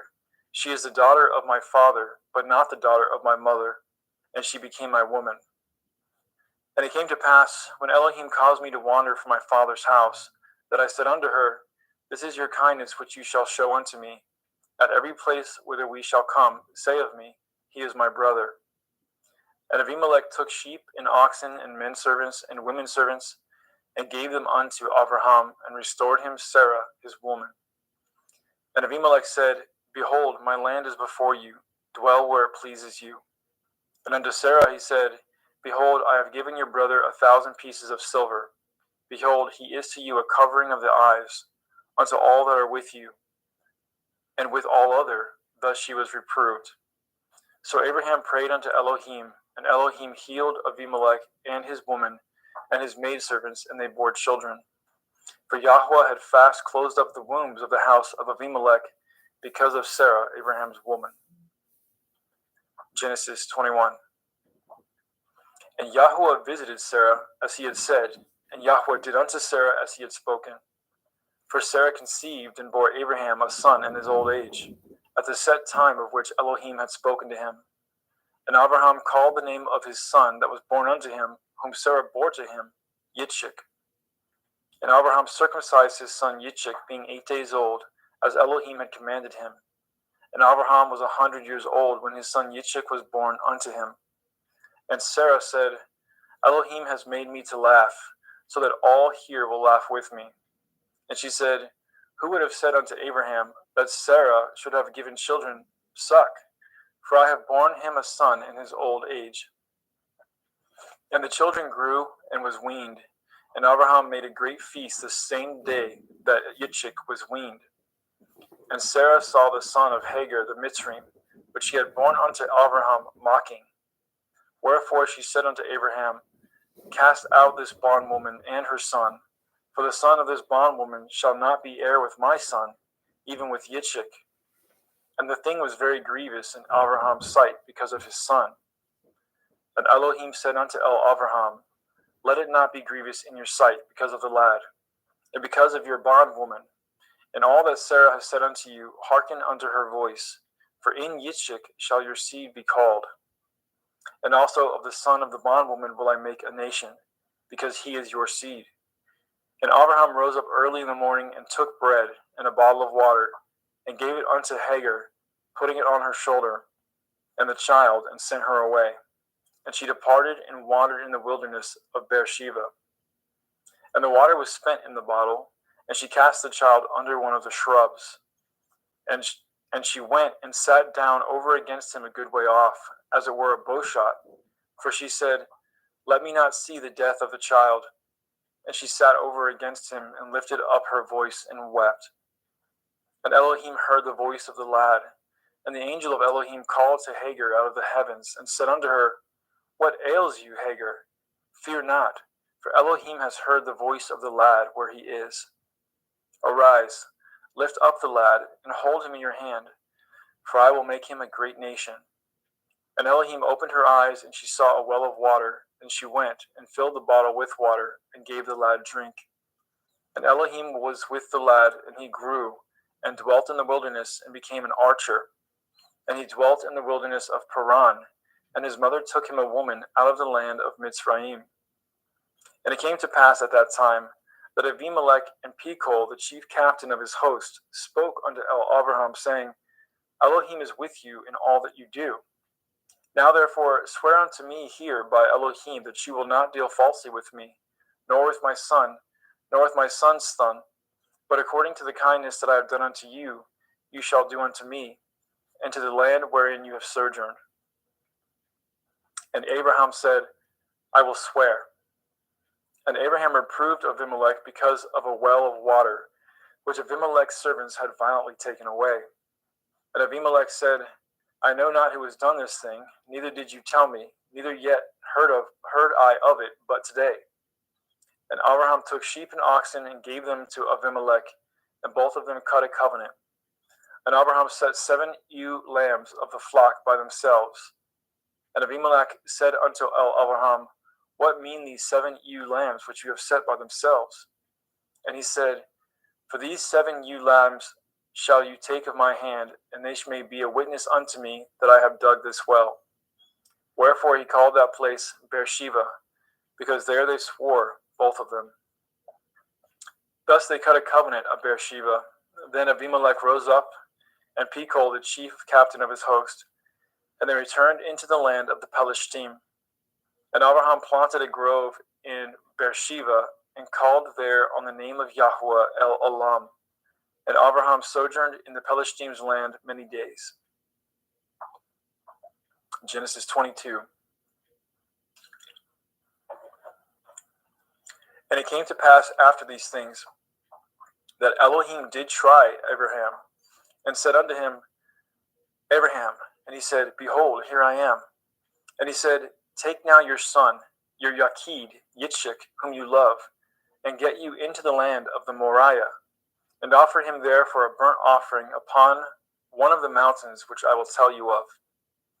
And Abraham rose up early in the morning and saddled his ass, and took 2 of his young men with him, and Yitzchak his son, and clave wood for the burnt offering, and rose up and went unto the place which Elohim has told him. Then on the 3rd day, Abraham lifted up his eyes and saw the place afar off. And Abraham said unto his young men, Abide ye here with the ass, and I and the lad will go yonder and worship, and come again to you. And Abraham took the wood of the burnt offering, and laid it upon Yitzchak his son. And he took the wood fire in his hand, and a knife, and they went both of them together. And Yitzchak spoke unto Abraham his father, and said, My father. And he said, Here I am, my son. And he said, Behold the fire and the wood, but where is the lamb for a burnt offering? And Abraham said, My son, Elohim will provide himself a lamb for a burnt offering. So they went both of them together. And they came to the place which Elohim had told him of. And Abraham built an altar there, and laid the wood in order, and bound Yitzchak his son, and laid him on the altar upon the wood. And Abraham stretched forth his hand, and took the knife to slay his son. And the angel of Yahweh called unto him out of the heavens, and said, Abraham, Abraham. And he said, Here I am. And he said, Lay not your hand upon the lad, neither do you anything unto him. For now I know that you fear Elohim, seeing you have not withheld your son, your Yakid, from me. And Abraham lifted up his eyes and looked, and behold, behind him a ram caught in a thicket by the thorns, by his horns. And Abraham went and took the ram, and offered him up for a burnt offering in the stead of his son. And Abraham called the name of that place Yahweh Yireh, as it is said to this day, In the mount of Yahweh it shall be seen. And the angel of Yahweh called unto Abraham out of the heavens the 2nd time, and said, By myself have I sworn, says Yahweh, for because you have done this thing, and have not withheld your son, your Yakid, that in blessing I will bless you, and in multiplying I will multiply your seed as the stars of the heavens, and as the sand which is upon the seashore, and your seed shall possess the gate of his enemies. And in your seed shall all the nations of the earth be blessed, because you have obeyed my voice. So Abraham returned unto his young men, and they rose up and went together to Beersheba, and Abraham dwelt at Beersheba. And it came to pass after these things, that it was told Abraham, saying, Behold, Milcah, she has also borne children unto your brother Nachor, Huz his firstborn, and Buz his brother, and Kemuel the father of Aram, and Kesed, and Chazo, and Pildash, and Yidlaph, and Bethuel. And Bethuel begat Rivkah. These 8 Milcah did bear to Nachor, Abraham's brother. And his concubine, whose name was Reumah, she bore also Teva, and Gama, and Thahash, and Ma'akah. Genesis chapter 23. And Sarah was 107 and 20 years old. These were the years of the life of Sarah. And Sarah died in Kiryat Arba. The name is Hebron, in the land of Canaan. And Abraham came to mourn for Sarah, and to weep for her. And Abraham stood up from before his dead, and spoke unto the sons of Heth, saying, I am a stranger and a sojourner with you. Give me possession of a burying place with you, that I may bury my dead out of my sight. And the children of Heth answered Abraham, saying unto him, Hear us, my lord. You are a mighty prince among us. In the choice of our sepulchres bury your dead. None of us shall withhold from you his sepulchre, but that you may bury your dead. And Abraham stood up and bowed himself to the people of the land, even to the children of Heth. And he communed with them, saying, If it be your mind that I should bury my dead out of my sight, hear me, and entreat for me to Ephron the son of Sochar, that he may give me the cave of Machpelah, which he has, which is in the end of this field. For as much money as it is worth, he shall give it me for a possession of a burying place among you.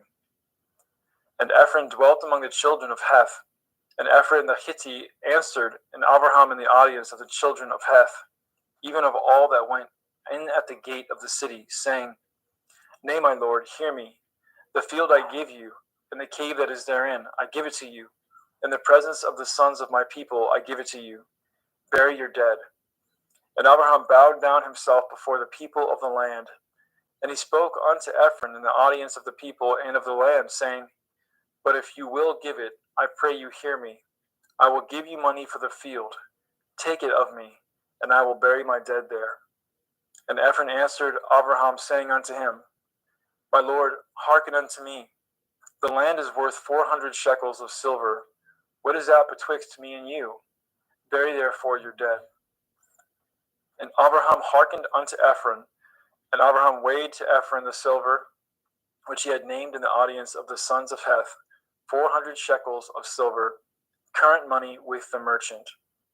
And the field of Ephron, which was in Machpelah, which was before Mamre, the field, and the cave which was therein, and all the trees that were in the field, that were in the borders round about, were made sure unto Abraham for a possession in the presence of the children of Heth, before all that went in at the gate of the city. And after this, Abraham buried Sarah his woman in the cave of the field of Machpelah before Mamre. The same is Hebron in the land of Canaan.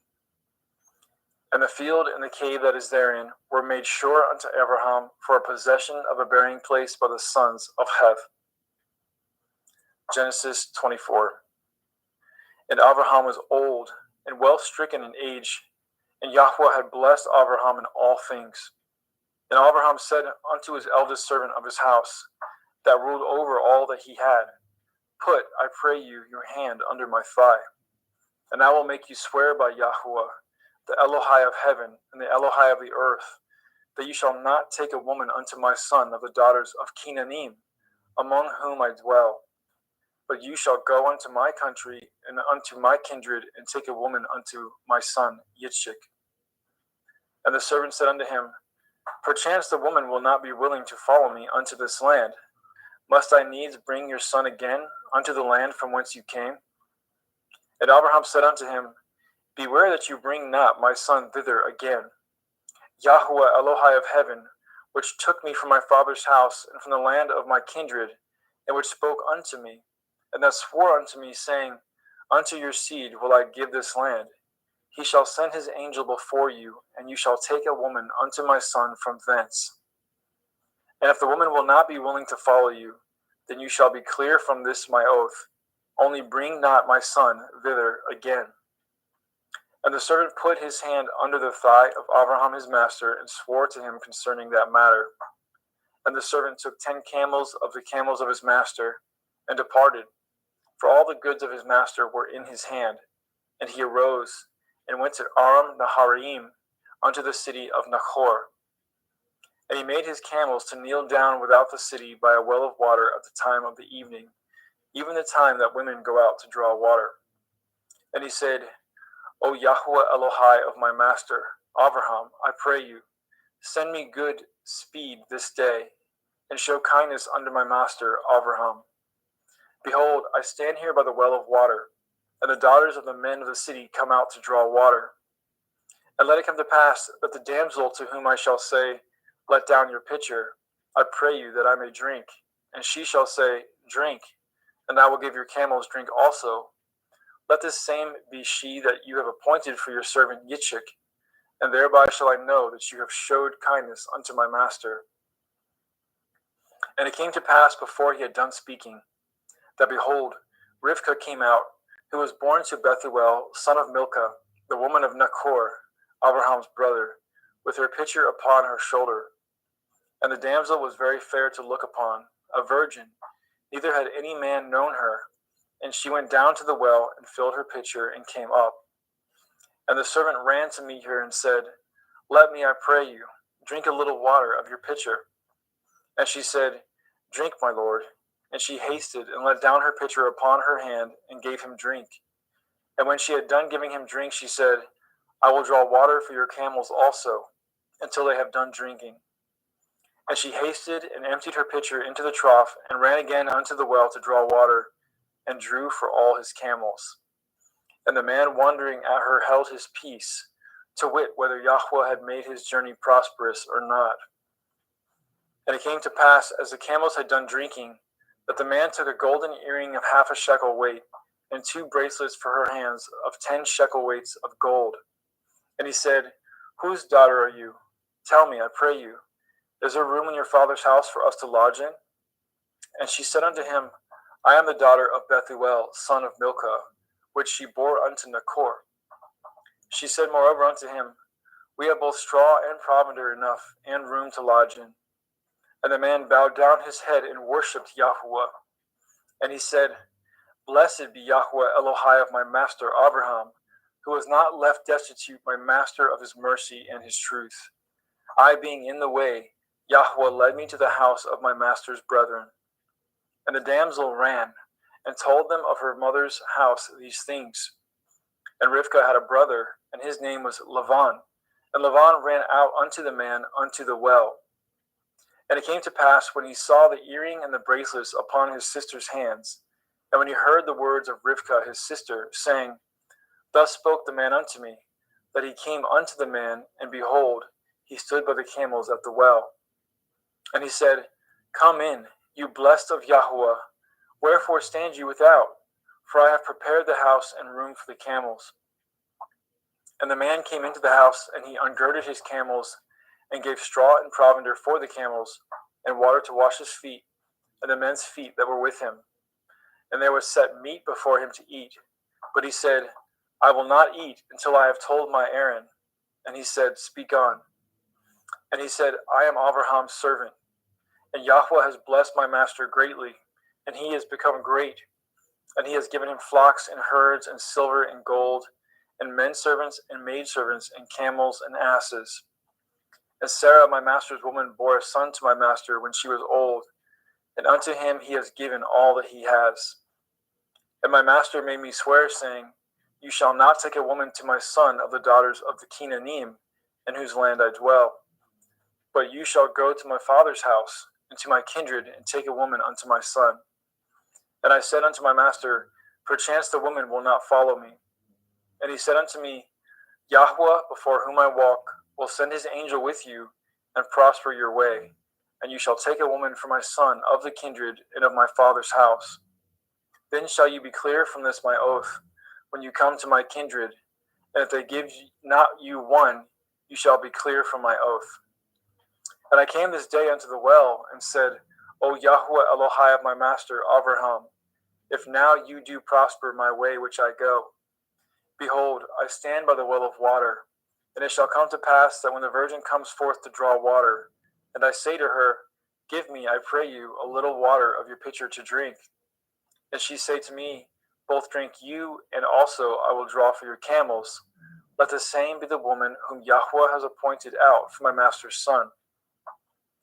And before I had done speaking in my heart, behold, Rivkah came forth with her pitcher on her shoulder, and she went down unto the well and drew water.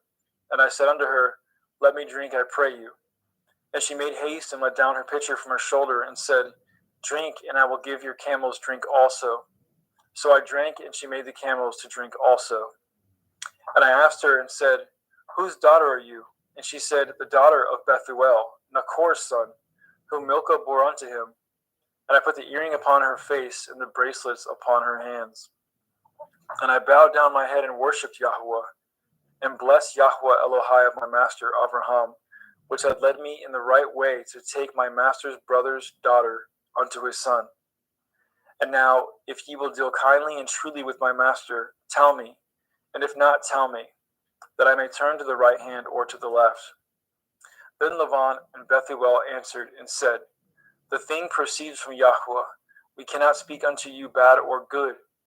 Behold, Rivkah is before you. Take her and go, and let her be your master's son's woman, as Yahweh has spoken.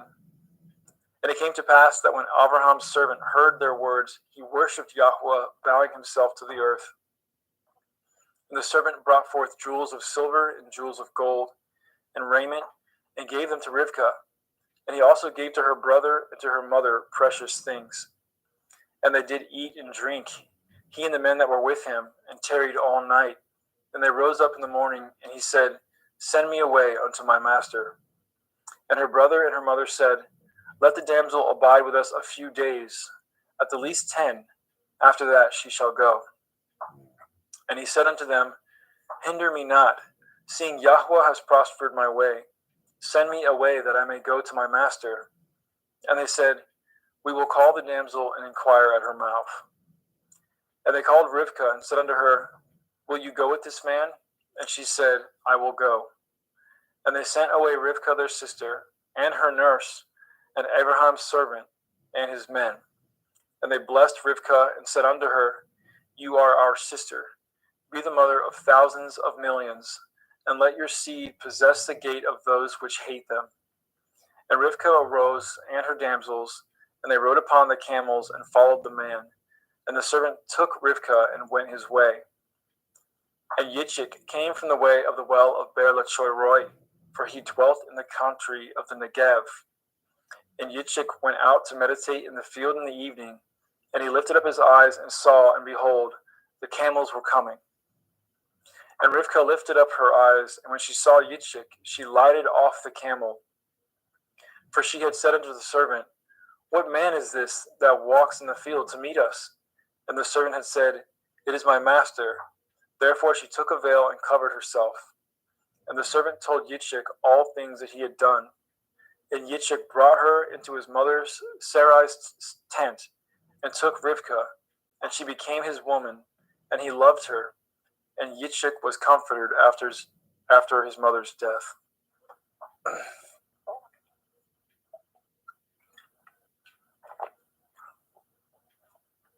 In Genesis chapter 25.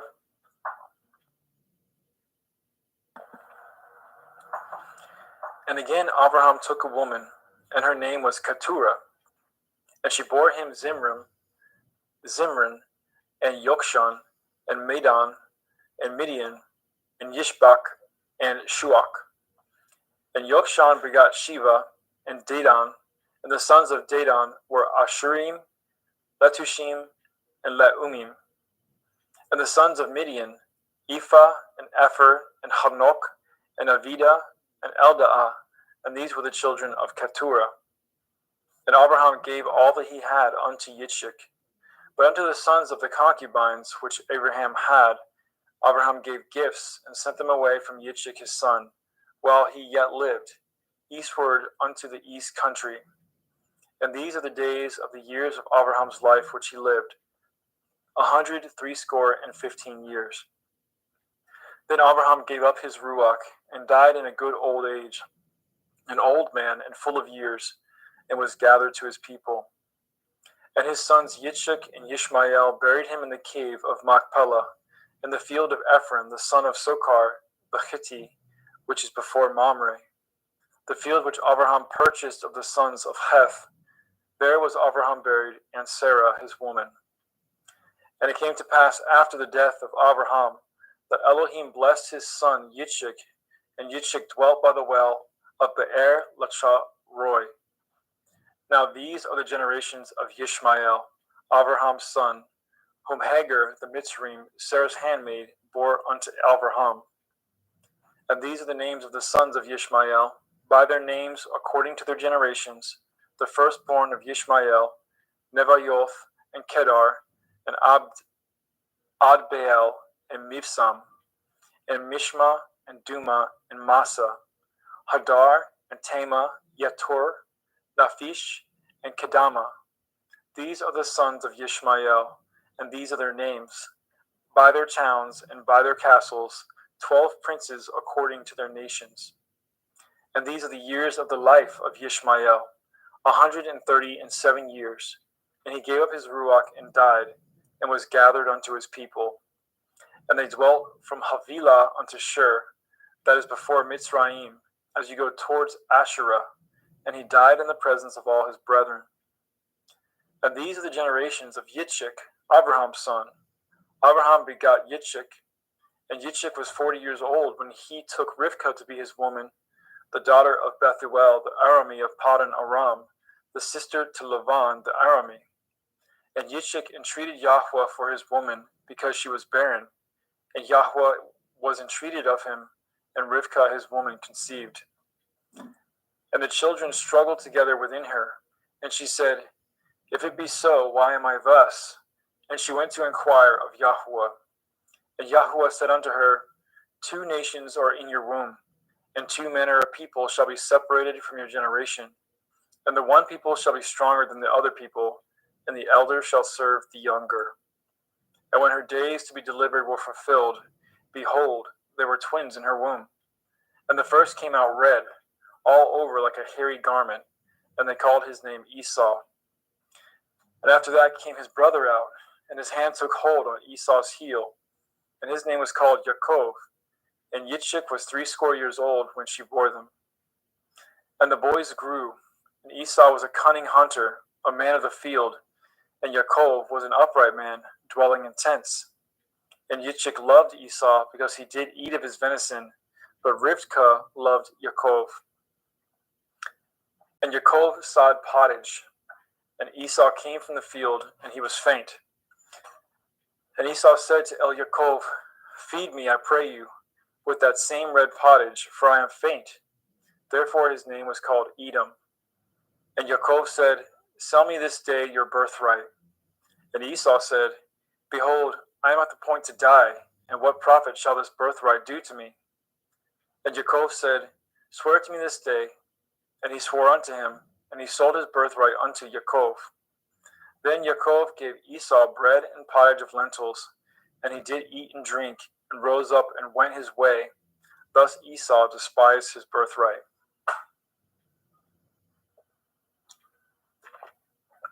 Genesis chapter 26. And there was a famine in the land beside the first famine that was in the days of Abraham. And Yitzchak went unto Abimelech, king of the Pelishtim, unto Gerar. And Yahweh appeared unto him and said, Go not down into Mitzrayim. Dwell in the land which I shall tell you of. Sojourn in this land, and I will be with you, and I will bless you. For unto you and unto your seed I will give all these countries, and I will perform the oath which I swore unto Abraham your father. And I will make your seed to multiply as the stars of heaven, and I will give unto your seed all these countries, and in your seed shall all the nations of the earth be blessed. Because that Abraham obeyed my voice and did guard my watch, my commandments, my statutes, and my Torah. And Yitzchak dwelt in Gerar. And the men of the place asked him of his woman, and he said, She is my sister. For he feared to say, She is my woman, lest, said he, the men of the place should kill me for Rivkah, because she was fair to look upon. And it came to pass, when he had been there a long time, that Abimelech, king of the Pelishtim, looked out a window and saw, and behold, Yitzchak was sporting with Rivkah his woman. And Abimelech called Yitzchak and said, Behold, of a surety she is your woman, and how said you, She is my sister? And Yitzchak said unto him, Because I said, Lest I die for her. And Abimelech said, What is this you have done unto us? One of the people might lightly have lain with your woman, and you should have brought guiltiness upon us. And Abimelech charged all his people, saying, He that touches this man or his woman shall surely be put to death. Then Yitzchak sowed in that land, and received in the same year 100-fold, and Yahweh blessed him. And the man waxed great, and went forward, and grew until he became very great. For he had possession of flocks, and possession of herds, and great store of servants, and the Pelishtim envied him. For all the wells which his father's servants had dug in the days of Abraham his father, the Pelishtim had stopped them, and filled them with earth. And Abimelech said unto Yitzchak, Go from us, for you are much mightier than we. And Yitzchak departed thence, and pitched his tent in the valley of Gerar, and dwelt there. And Yitzchak dug the wells of water, which they had dug in the days of Abraham his father, for the Pelishtim had stopped them after the death of Abraham, and he called their names after the names by which his father had called them. And Yitzchak's servants dug in the valley, and found there a well of springing water. And the herdsmen of Gerar did strive with Yitzchak's herdsmen, saying, The water is ours. And he called the name of the well Esek, because they strove with him. And they dug another well and strove for that also, and he called the name of it Sitnah. And he removed from thence and dug another well, for that they strove not, and he called the name of it Rechoboth. And he said, For now Yahuwah has made room for us, and we shall be fruitful in the land. And he went up from thence to Beersheba, and Yahuwah appeared unto him the same night, and said, I am Elohai of Abraham your father. Fear not, for I am with you, and I will bless you, and multiply your seed for my servant Abraham's sake. And he built an altar there, and called upon the name of Yahuwah, and pitched his tent there, and there Yitzchak's servants dug a well. Then Abimelech went to him from Gerar, and Akuzath, one of his friends, and Pekol, the chief captain of his army. And Yitzchak said unto them, Wherefore come ye to me, seeing you hate me, and have sent me away from you? And they said, We saw certainly that Yahuwah was with you. And we said, Let there be now an oath betwixt us, even betwixt us and you, and let us cut a covenant with you, that you will do us no hurt, as we have not touched you, and as we have done unto you nothing but good, and have sent you away in peace. You are now the blessed of Yahuwah. And he made them a feast, and they did eat and drink. And they rose up early in the morning, and swore to one another, and Yitzchak sent them away, and they departed from him in peace. And it came to pass the same day that Yitzchak's servants came, and told him concerning the well which they had dug, and said unto him, We have found water. And he called it Shavah. Therefore the name of the city is Beer Shavah unto this day. And Esau was 40 years old when he took to be his woman Yehudith, the daughter of Beri the Hittite, and Basmath, the daughter of Elon the Hittite, which were a grief of mind unto Yitzchak and to Rivkah.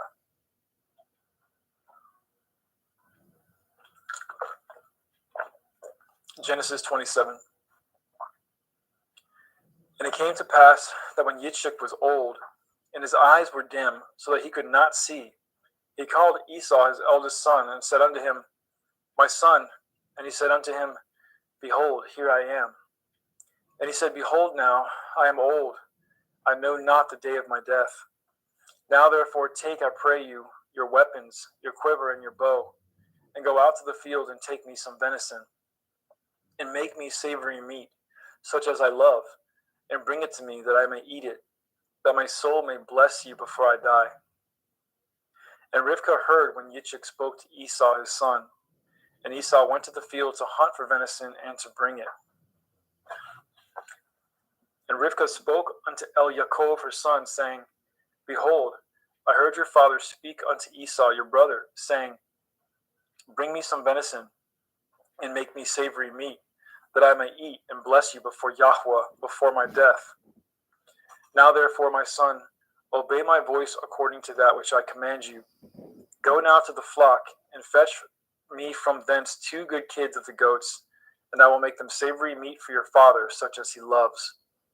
And you shall bring it to your father, that he may eat, and that he may bless you before his death. And Yaakov said to Rivkah his mother, Behold, Esau my brother is a hairy man, and I am a smooth man. My father perchance will feel me, and I shall seem to him as a deceiver, and I shall bring a curse upon me, and not a blessing. And his mother said unto him, Upon me be your curse, my son. Only obey my voice, and go fetch me them. And he went, and he fetched, and brought them to his mother. And his mother made savory meat, such as his father loved. And Rivkah took goodly raiment from her eldest son Esau, which were with her in the house, and put them upon Yaakov her younger son. And she put the skins of the kids of the goats upon his hands, and upon the smooth of his neck. And she gave the savory meat, the bread, which she had prepared, into the hand of her son Yaakov. And he came unto his father, and said, My father. And he said, Here I am. Who are you, my son? And Yaakov said unto his father, I am Esau, your firstborn. I have done according as you bade me. Arise, I pray you. Sit and eat of my venison, that your soul may bless me. And Yitzchak said unto his son, How is it that you have found it so quickly, my son? And he said, because Yahweh Elohika brought it to me. And Yitzchak said unto El Yaakov, Come near, I pray you, that I may feel you, my son, whether you be my very son Esau or not. And Yaakov went near unto El Yitzchak his father, and he felt him, and said, The voice is Yaakov's voice, but the hands are the hands of Esau. And he discerned him not, because his hands were hairy, as his brother Esau's hands. So he blessed him. And he said, Are you my very son Esau? And he said, I am. And he said, Bring it near to me, and I will eat of my son's venison, that my soul may bless you. And he brought it near to him, and he did eat. And he brought him wine, and he drank. And his father Yitzchak said unto him, Come near now, and kiss me, my son. And he came near and kissed him. And he smelled the smell of his raiment, and he blessed him, and said, See, the smell of my son is as the smell of a field which Yahweh has blessed. Therefore Elohim give you the dew of heaven, and the fatness of the earth, and plenty of grain and wine. Let people serve you, and nations bow down to you. Be Lord over your brethren, and let your mother's sons bow down to you. Cursed be everyone that curses you, and blessed be he that blesses you. And it came to pass, as soon as Yitzchak had made an end of blessing Yaakov, and Yaakov was yet scarce gone out from the presence of Yitzchak his father, that Esau his brother came in from his hunting. And he also made a savory meat, and brought it unto his father, and said unto his father, Let my father arise, and eat of his son's venison, that your soul may bless me. And Yitzchak his father said unto him, Who are you? And he said, I am your son, your firstborn Esau. And Yitzchak trembled very exceedingly, and said, Who? Where is he that has taken venison and brought it to me? And I have eaten of all before you came, and have blessed him. Yea, and he shall be blessed. And when Esau heard the words of his father, he cried with a great and exceeding bitter cry, and said unto his father, Bless me, even me also, O my father. And he said, Your brother came with subtlety, and has taken away your blessing.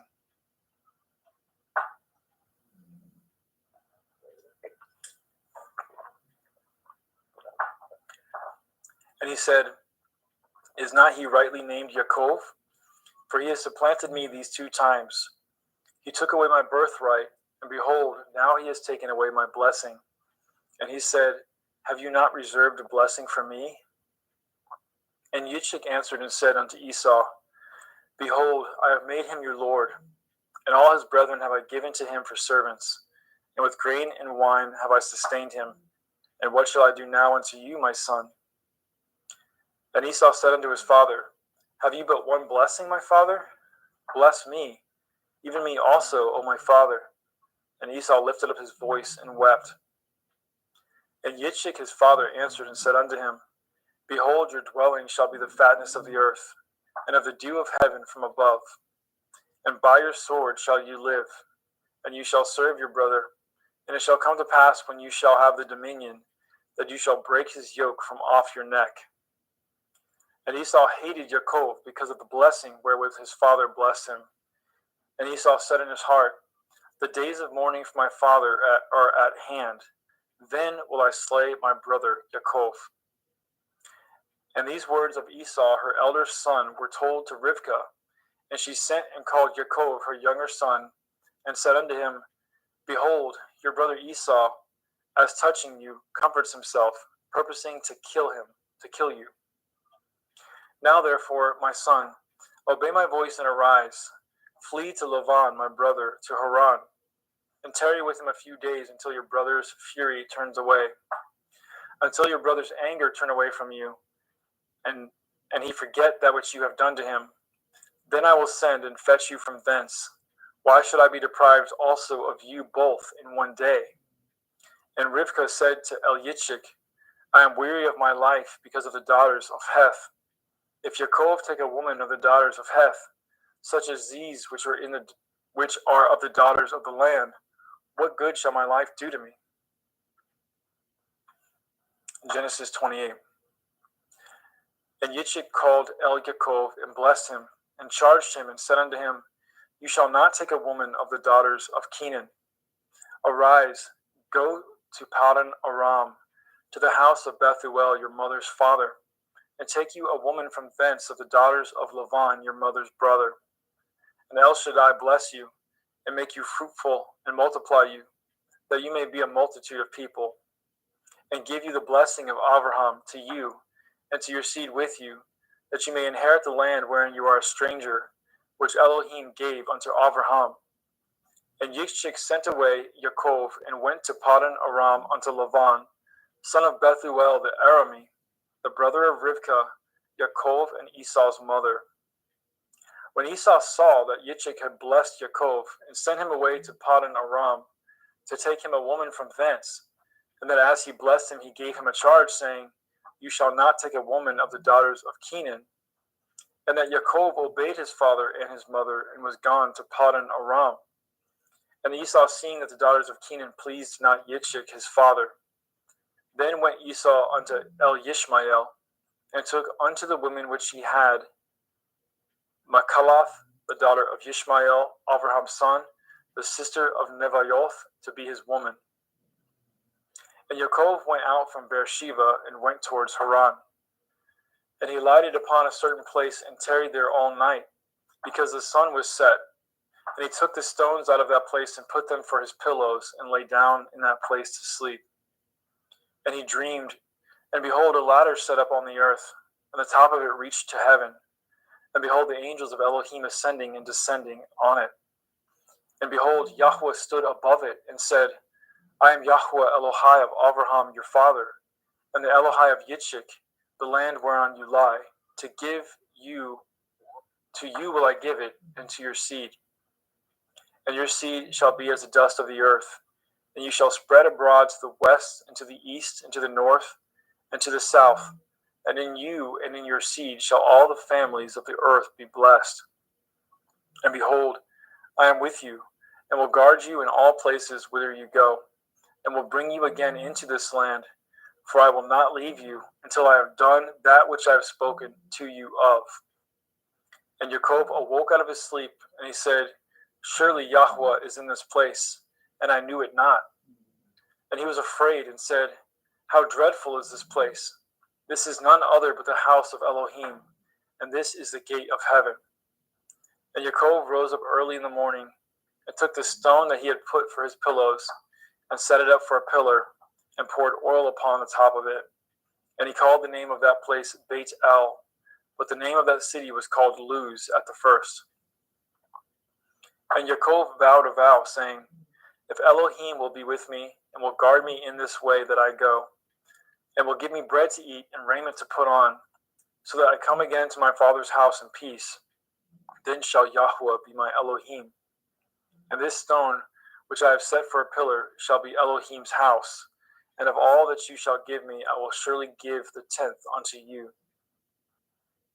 Genesis 29.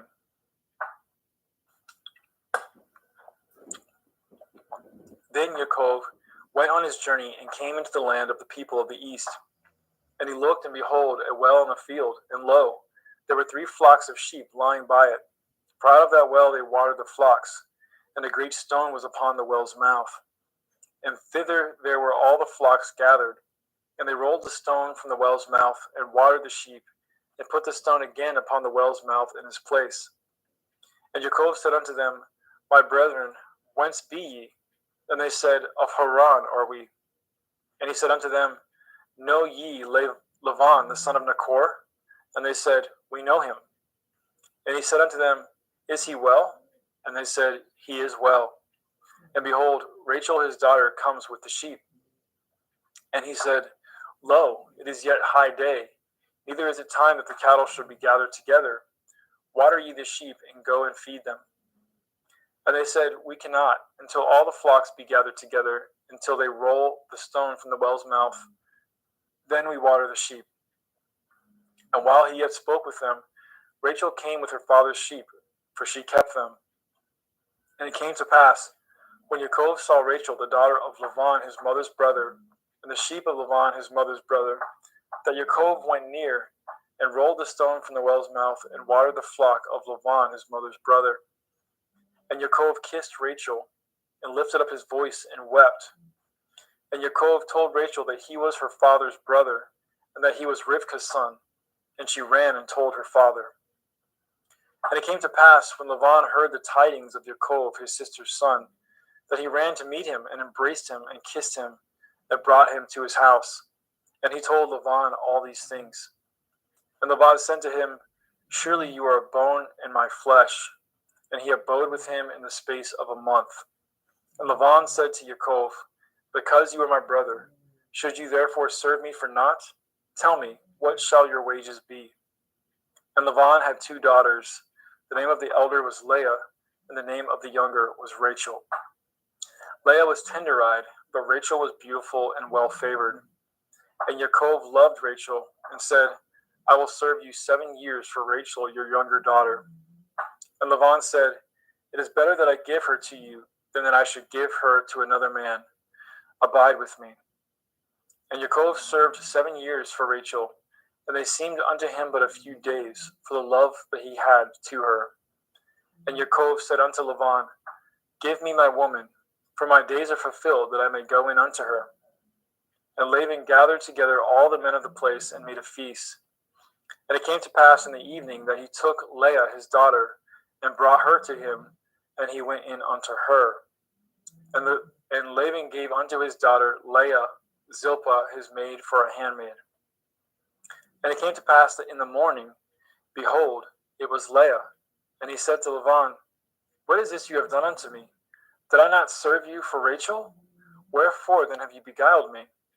And Laban said, It must not be so done in our country, to give the younger before the firstborn.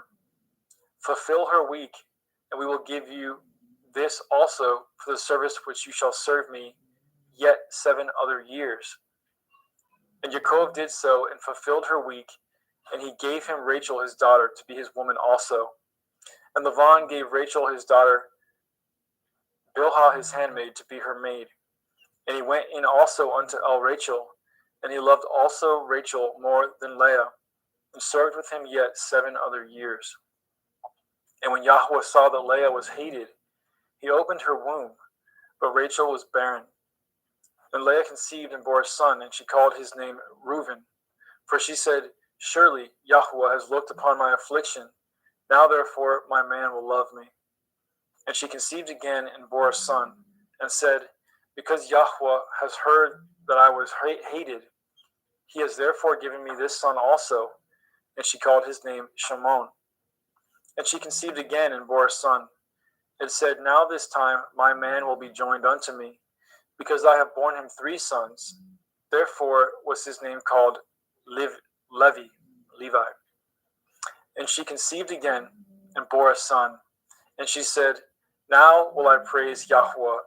Therefore she called his name Yehudah, and left bearing. Genesis chapter 30.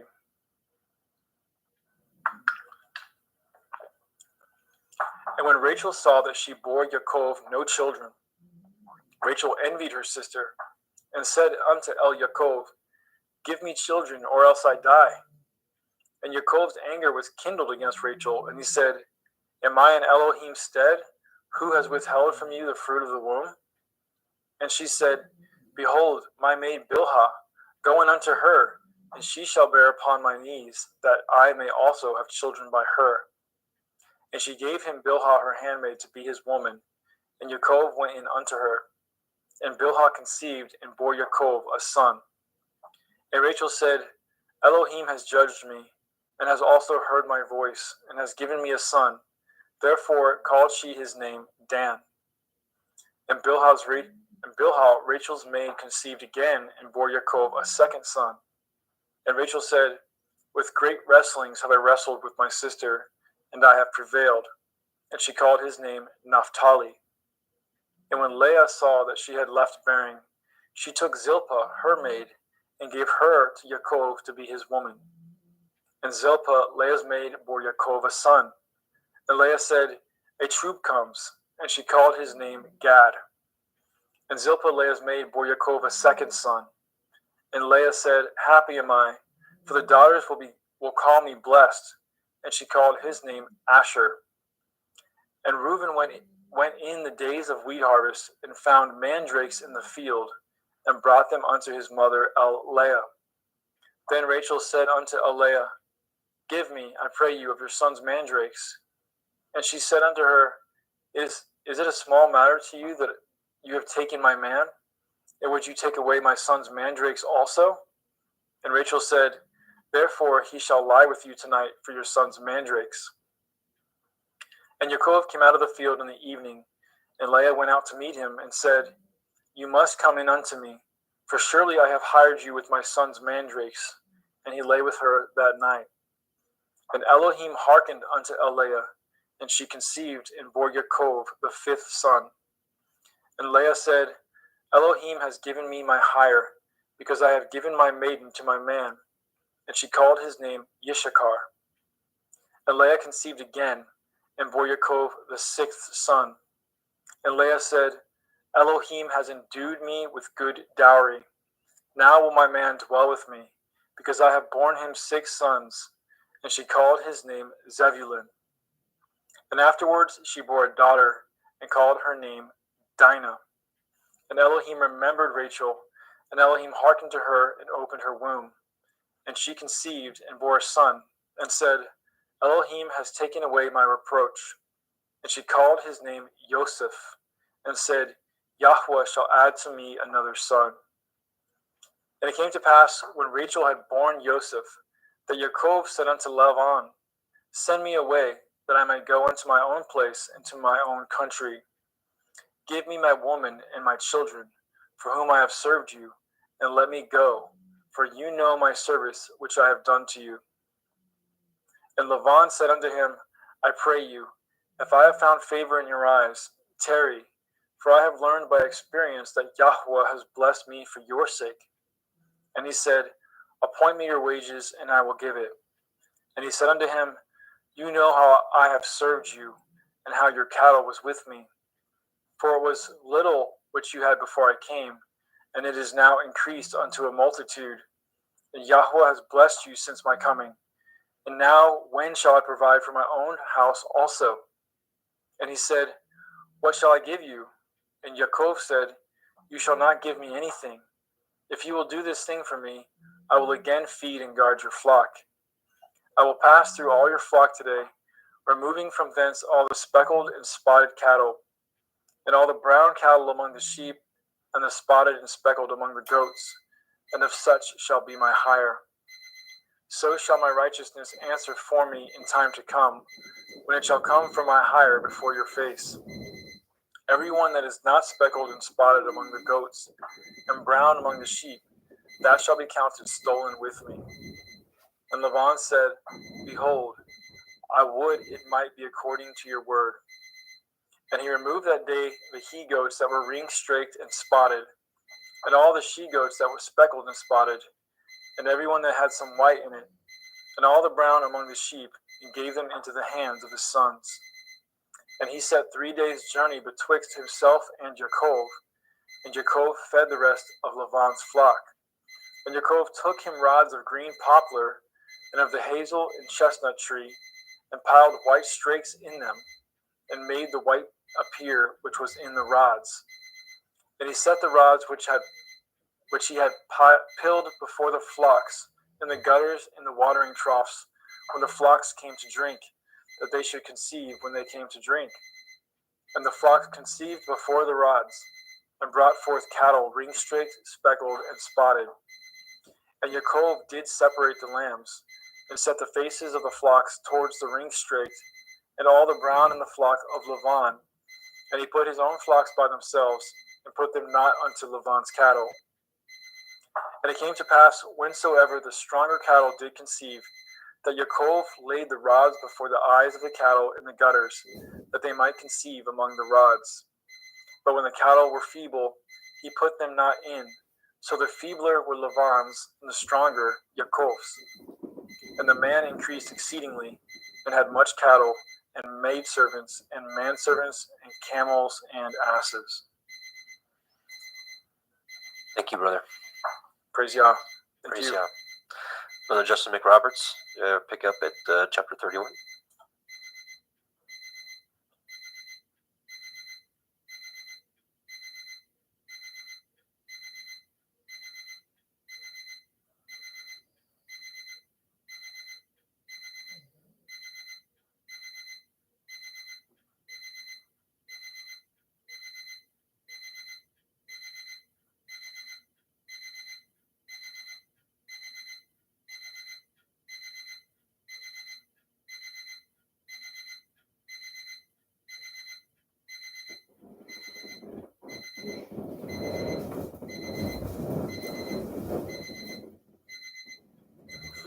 I apologize for that. Genesis 31. And he heard the words of Laban's son, saying, Jacob has taken away all was our father's, and of that which was our father's has he gotten, and of all his glory. And Jacob beheld the countenance of Laban, and behold, it was not toward him as before. And Yahweh said unto Jacob, return unto the land of your fathers, and to your kindred, and will be with you. And Jacob sent and called Rachel and Leah to the field unto his flock, and said unto them, I seeth your father's countenance, that it is not toward me as before, but the Elohim of my father has been with me. And you know that with all my power I have served your father, and your father has deceived me, and changeth my wages 10 times, but Elohim suffered him not to hurt me. And if he said thus, the speckle shall be your wages, and all the cattle bore speckle. And if he said thus, the ring straight shall be your hire, then bore all the cattle ring straight. Thus Elohim has taken away the cattle of your father and given them to me. And it came to pass at the time that the cattle conceived, that I lifted up my eyes, and I saw in a dream. And behold, the rams which leaped upon the cattle were ring straight, speckled, and grizzled. And the angel of Elohim spoke unto me in a dream, saying, Jacob. And I said, Here am I. And he said, Lift up now your eyes, and see, all the rams which leap upon the cattle are ring straight, speckled, and grizzled. For I have seen it all that Laban does unto you. And he said, And I am the Elohim of Bedel, which you anointed the pillar, and were vow unto me. Now arise, get you out from this land, and return unto the land of your kindred. And Rachel and Leah answered and said unto him, Is there yet any portion or inheritance for us in your father's house? Are we not counted of them strangers? For he has told us, and has quite devoured us also our money. For all the riches which Elohim has taken from our father, that is ours, and our children's. Now then, whatsoever Elohim has said unto you, do. Then Jacob rose up and said of his sons, of his women upon camels, and he carried away all his cattle and all his goods which he had gotten, the cattle of his getting, which he had gotten in Paddan Aram, for to go to Yitzhak his father in the land of Canaan.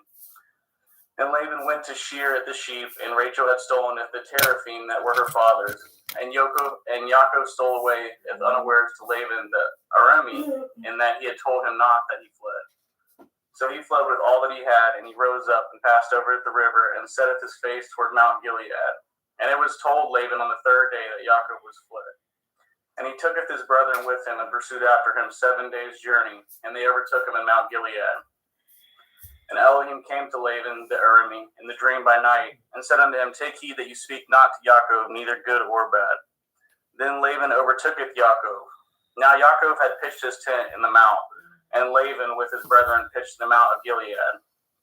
And Laban said to Jacob, What have you done that you have stolen away as unawares to me, and carried away my daughters and captives, taken with the sword? Wherefore did you flee away secretly and steal away from me, and did not tell me, that I might have sent you away with mirth and with songs, with tabret and harp, and have not suffered me to kiss my sons and my daughters? You have now done foolishly in so doing. Is it in the power of my hand to do you hurt? But the Elohim of your father spoke unto me yesternight, saying, Take heed that you speak not to Jacob, either good or bad. And now, though you would needs be gone, because you sore longed after your father's house, yet wherefore have you stolen my Elohim? And Jacob answered and said to Laban, Because I was afraid, for I said, Perchance you would take by force your daughters from me. With whomsoever you findeth your Elohim, let him not live. Before our brethren discern what is yours with me, and take it to you. For Jacob knew not that Rachel had stolen them. And Laban went into Jacob's tent, and into Leah's tent, and into the 2 maiden servants' tents, but he found them not. Then went he out of Laban's tent, and entered into Rachel's tent. Now Rachel had taken at the teraphim, and put them in the camel's furniture, and sat upon them. And Laban searched all the tent, but he found them not. And she said to her father, Let it not displease my lord, that I cannot rise up before you, for the custom of women is upon me. And he searched, but found not the teraphim. And Jacob was wroth, and showed with Laban. And Jacob answered and said to Laban, What is my transgression? What is my sin, that you have hotly pursued after me? Whereas you have searched all my stuff, what have you found of all your household stuff? Set it here before my brethren and your brethren, that they may be judged betwixt us both. This 20 years have I been with you. Your ewes and your she-goats have not cast their young, and the rams of your flock have I not eaten. That which was torn of beasts I brought not unto you. I bore the loss of it, of my hand did you require it, whether stolen by day or stolen by night? And thus I was in the day that the drought consumed me, and the frost by night, and my sleep departed from my eyes. Thus have I been 20 years in your house. I served you 14 years for your 2 daughters, and 6 years for your cattle, and you have changed my wages 10 times. Except the Elohai of my father, the Elohai of Abraham, and the fear of Yitzhak had been with me, surely you had sent me away now empty. Elohim has seen of my affliction, at the labor of my hands, and rebuked you yesternight. And Laban answered and said unto Yaakov, these daughters are my daughters, and these children are my children, and these cattle are my cattle, and all that you see is mine. And what can I do this day unto these my daughters, or unto these children which they have borne? Now therefore, let us cut a covenant, I and you, and let it be for a witness between me and you. And Yaakov took a stone and set it up for a pillar, and Yaakov set it unto his brethren, Gasher stones, and they took stones and made a heap, and they did eat there upon the heap. And Laban called it Yegar Sahudutha, but Yaakov called it Gal-Aid. And Laban said, this heap is a witness between me and you this day. Therefore was the name of it called Galeed. And Mitzpah, for he said, Yahweh watch between me and you when we are absent one from another. If you shall afflicteth my daughters, or if you shall take other women besides my daughters, no man is with us. See Elohim as witness betwixt me and you. And Laban said to Yaakov, behold this heap, and behold this pillar which I have cast betwixt me and you. This heap be witness, and this pillar be witness, that I will not pass over at this heap to you, and ye shall not pass over at this heap and at this pillar unto me for harm. The Elohai of Abraham, the Elohai of Abraham and the Elohai of Nachor and the Elohai of their father judged betwixt us. And Yaakov swore by the fear of his father Yitzhak. Then Yaakov offered sacrifice upon the mount and called his brethren to eat bread, and they did eat bread and tarried all night in the mount. And early in the morning Laban rose up and kissed his sons and his daughters and blessed them, and Laban departed and returned unto his place. Genesis chapter 32. And Yaakov went on his way, and the angels of Elohim met him. And when Yaakov saw them, he said, this is Elohim's host. And he called the name of that place Machanaim. And Yaakov sent messengers before him to Esau his brother unto the land of Seir in the country of Edom. And he commanded them, saying, thus shall you speak unto my lord Esau, your servant Yaakov, says thus, I have sojourned with Laban and stayed there until now. And I have oxen and asses, flocks and men servants and women servants. And I have sent to tell my Lord that I may find grace in your sight. And the messengers returned to Yaakov, saying, we came to your brother Esau, and also he comes to you, and 400 men with him. Then Yaakov was greatly afraid and distressed, and he divided his people that was with him, and his flocks, and his herds, and his camels in 2 bands, and said, if Esau come to the one company and smite it, then the other company which is left shall escape. And Yaakov said, O Elohai of my father Abraham, and Elohai of my father Yitzhak, Yahweh, which said unto me, return unto your country and to your kindred, and I will deal with you.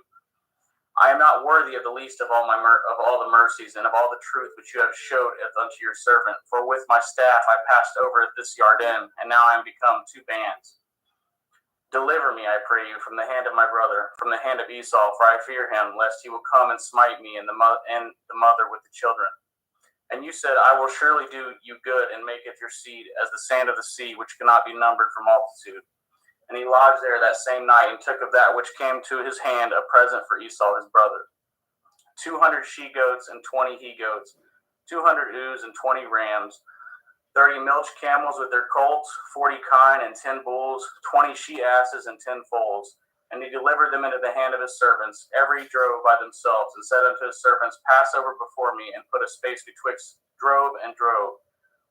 And he commanded it the foremost, saying, when Esau my brother meets you and asks you, saying, whose are you, and where go you, and whose are these before you? Then you shall say, they be your servant Yaakov's. It is a present sent unto my lord Esau, and behold, also he is behind us. And so command he at the second and the third, and of all that follow the drove, saying, on this manner shall you speak unto Esau when you find him. And say ye moreover, behold, your servant Yaakov is behind us. For he said, I will appease him with the present that goes before me, and afterward I will see his face. Perchance he will accept of me. So went the present over before him, and himself lodged that night in the company. And he rose up that night, and tooketh his 2 women, and his 2 women servants, and his 11 sons, and passed over the ford Yabbok. And he took them and sent them over at the brook, and sent over as he had, and Yaakov was left alone. And there wrestled a man with him until the breaking of day. And when he had saw that he prevailed not against him, he touched the hollow of his thigh, and the hollow of Yaakov's thigh was out of joint as he wrestled with him. And he said, Let me go, for the day breaks. And he said, I will not let you go, except you bless me. And he said unto him, What is your name? And he said, Yaakov. And he said, Your name shall be called no more Yaakov, but Yashrael. For as a prince have you power with Elohim and with men, and have prevailed. And Yaakov asked him and said, Tell me, I pray you, your name. And he said, Wherefore is it that you do ask after my name? And he blessed him there. And Yaakov called the name of that place Penuel, for I have seen Elohim face to face, and my life is preserved. As he passed over Penuel, the sun rose upon him, and he halted upon his thigh. Therefore the children of Yashrael eat not of the sinew which shrank, which is upon the hollow of the thigh unto this day, but because he touched the hollow of Yaakov's thigh and the sinew that shrank. Genesis 33. And Yaakov lifted up his eyes and looked, and behold, Esau came, and with him 400 men. And he divided the children unto Leah, and unto Rachel, and unto the two handmaids. And he putteth the handmaids and if their children foremost, and if Leah and her children after, and if Rachel, and if Joseph hindermost. And he passed over before them, and bowed himself to the ground 7 times, until he came near to his brother. And Esau ran to meet him, and embraced him, and fell on his neck, and kissed him, and they wept. And he lifted up his eyes, and saw at the woman and at the children, and said, Who are those with you? And he said, The children which Elohim has graciously given to your servant. Then the handmaidens came near, they and their children, and they bowed themselves. And Leah also with her children came near, and bowed themselves. After came Joseph near, and Rachel, and they bowed themselves. And he said, What do you mean by all this drove which I met? And he said, These are to find grace in the sight of my Lord. And Esau said, I have enough, my brother. Keep that you have unto yourself. And Yaakov said, Nay, I pray you, if now I have found grace in your sight, then receive my present at my hand, for therefore I have seen your face, as though I had seen the face of Elohim, and you are pleased with me.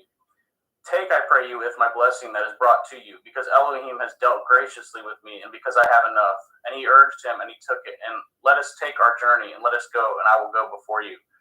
And he said, Let us take our journey, and let us go, and I will go before you. And he said unto him, My Lord knows that the children are tender, and the flocks and herds with you young are with me, and if men should overdrive them one day, all the flock will die. Let my Lord, I pray you, pass over before his servant, and I will lead on softly, according as the cattle that goes before me, and the children be able to endure, until I come unto my Lord, unto Seir. And Esau said, Let me now leave with you some of the folk that are with me. And he said, What need it? Let me find grace in the sight of my Lord. So Esau returned that day on his way into Seir, and Yaakov journeyed to Succoth, and he built him a house, and made Succoth for his cattle. Therefore the name of that place is called Succoth. And Yaakov came to Shalem, a city of Shechem, which is in the land of Canaan, when he came from Paddan Aram, and pitched his tent before the city. And he brought at the parcel of the field which he had spread his tent, and at the hand of the children of Shemor, Shechem's father, 100 pieces of money. And he erected there an altar, and called it El Elohai Yashrael. And Dinah, the daughter of Leah, which she bore unto Yaakov, went out to see the daughters of the land. And when Shechem, the son of Shemor, the Shivi, prince of the country, saw her, he took her and lay with her and defiled her. And his soul clave unto Dinah, the daughter of Yaakov, and he loved at the damsel, and spoke kindly unto the damsel. And Shechem spoke unto his father Hamor, saying, Get me at this damsel to be my woman. And Yaakov heard that he had defiled Dinah, his daughter. Now his sons were with his cattle in the field, and Yaakov held his peace until they were come. And Hamor, the father of Shechem, went out unto Yaakov to commune with him. And the sons of Yaakov came out of the field when they had heard it, and the men were grieved, and they were very wroth, because they had wrought folly in Yashrael, and lying with Yaakov's daughter, which thing ought not to be done. And Hamor communed with them, saying, The soul of my son Shechem longs for your daughter. I pray you give him to be his woman. And make ye marriages with us, and giveth your daughters unto us, and take our daughters unto you. And ye shall dwell with us, and the land shall be before you. Dwell and trade ye therein, and get your possessions therein. And Shechem said unto her father and unto her brethren, Let me find grace in your eyes, and what shall ye say unto me, I will give. Ask me never so much dowry and gift, and I will give according as ye shall say unto me, but give me at the damsel to be my woman. And the sons of Yaakov answered as Shechem and as Hamor his father deceitfully, and said, because he has defiled Dinah their sister. And they said unto them, We cannot do this thing, to giveth our sister to one that is uncircumcised, for that were reproach unto us. But in this will we consent unto you, if you will be as we be, that every male of you be circumcised, then will we give our daughter unto you, and we will take your daughter to us, and we will dwell with you, and we will become one people. But if you will not hearken unto us to be circumcised, then will we taketh our daughter, and we will be gone. And the words pleased Hamor and Shechem, Hamor's son. And the young man deferred not to do this thing, because he had delight in Jacob's daughter, and he was more honorable than all the house of his father. And Hamor and Shechem his son came into the gate of their city, and communed with the men of their city, saying, These men are peaceable with us, therefore let them dwell in the land and trade therein, for the land, behold, it is large enough for them. Let us take it their daughters to us for women, and let us give them our daughters. Only herein will the men consent unto us for to dwell with us, to be one people. If every male among us be circumcised as they are circumcised. Shall not their cattle and their substance and every beast of theirs be ours? Only let us consent unto them, and they will dwell with us. And unto Hamor and unto Shechem his son hearkened all that went out of the gate of his city, and every male was circumcised, all that went out of the gate of his city. And it came to pass on the third day, when they were sore, that two of the sons of Jacob, Shimon and Levi, Dinah's brethren, took each man his sword, and came upon the city boldly, and slew all the males. And they slew Hamor and Shechem his son with the edge of the sword, and took Dinah out of Shechem's house, and went out. The sons of Jacob came upon the slain, and spoiled the city, because they had defiled their sister. They took at their sheep, and at their oxen, and at their asses, and at that which was in the city, at that which was in the field, and at all their wealth, and at all their little ones, and all their women took they captive, and spoiled at even all that was in the house. And Jacob said to Shimon and Levi, Yet have troubled me to make to stink among the inhabitants of the land, among the Canaanim and the Perizim, and I being few in number, they shall gather themselves together against me and slay me, and I shall be destroyed, I and my house. And they said, Should he deal with our sister as with a harlot? Genesis 35. And Elohim said unto Jacob, Arise, and go up to Bethel, and dwell there, and make there an altar unto Elohim that appeared unto you when you fled from the face of Esau your brother. Then Jacob said unto his household and to all that were with him, Put away the strange Elohai there among you, and be clean, and change your garments. And let us arise, and go up to Bethel, and will make there an altar unto Elohim, who answered me in the day of my distress, and was with me in the way which I went. And they gave unto Jacob all the strange Elohai which were in their hand, and all their earrings which were in their ears, and Jacob hid them under the oak which was by Shechem. And they journeyed, and the terror of Elohim was upon the cities which were round about them, and they did not pursue after the sons of Jacob. So Jacob came to Luz, which is in the land of Canaan, that is Bethel, and all the people that were with him. And he built there an altar, and called the place El Bethel, because there Elohim appeared unto him when he had fled from the face of his brother. But Deborah, Rivkah's nurse, died, and she was buried beneath Bethel under an oak, and the name of it was called Alon Bakuth. And Elohim appeared unto Jacob again when he came out of Paddan Aram, and blessed him. And Elohim said unto him, Your name is Jacob. Your name shall not be called any more Jacob, but Yashrael shall be your name. And he calleth his name Yashrael. And Elohim said unto him, I am El Shaddai. Be fruitful and multiply. A nation and a company of nations shall be of you, and kings shall come out of your loins.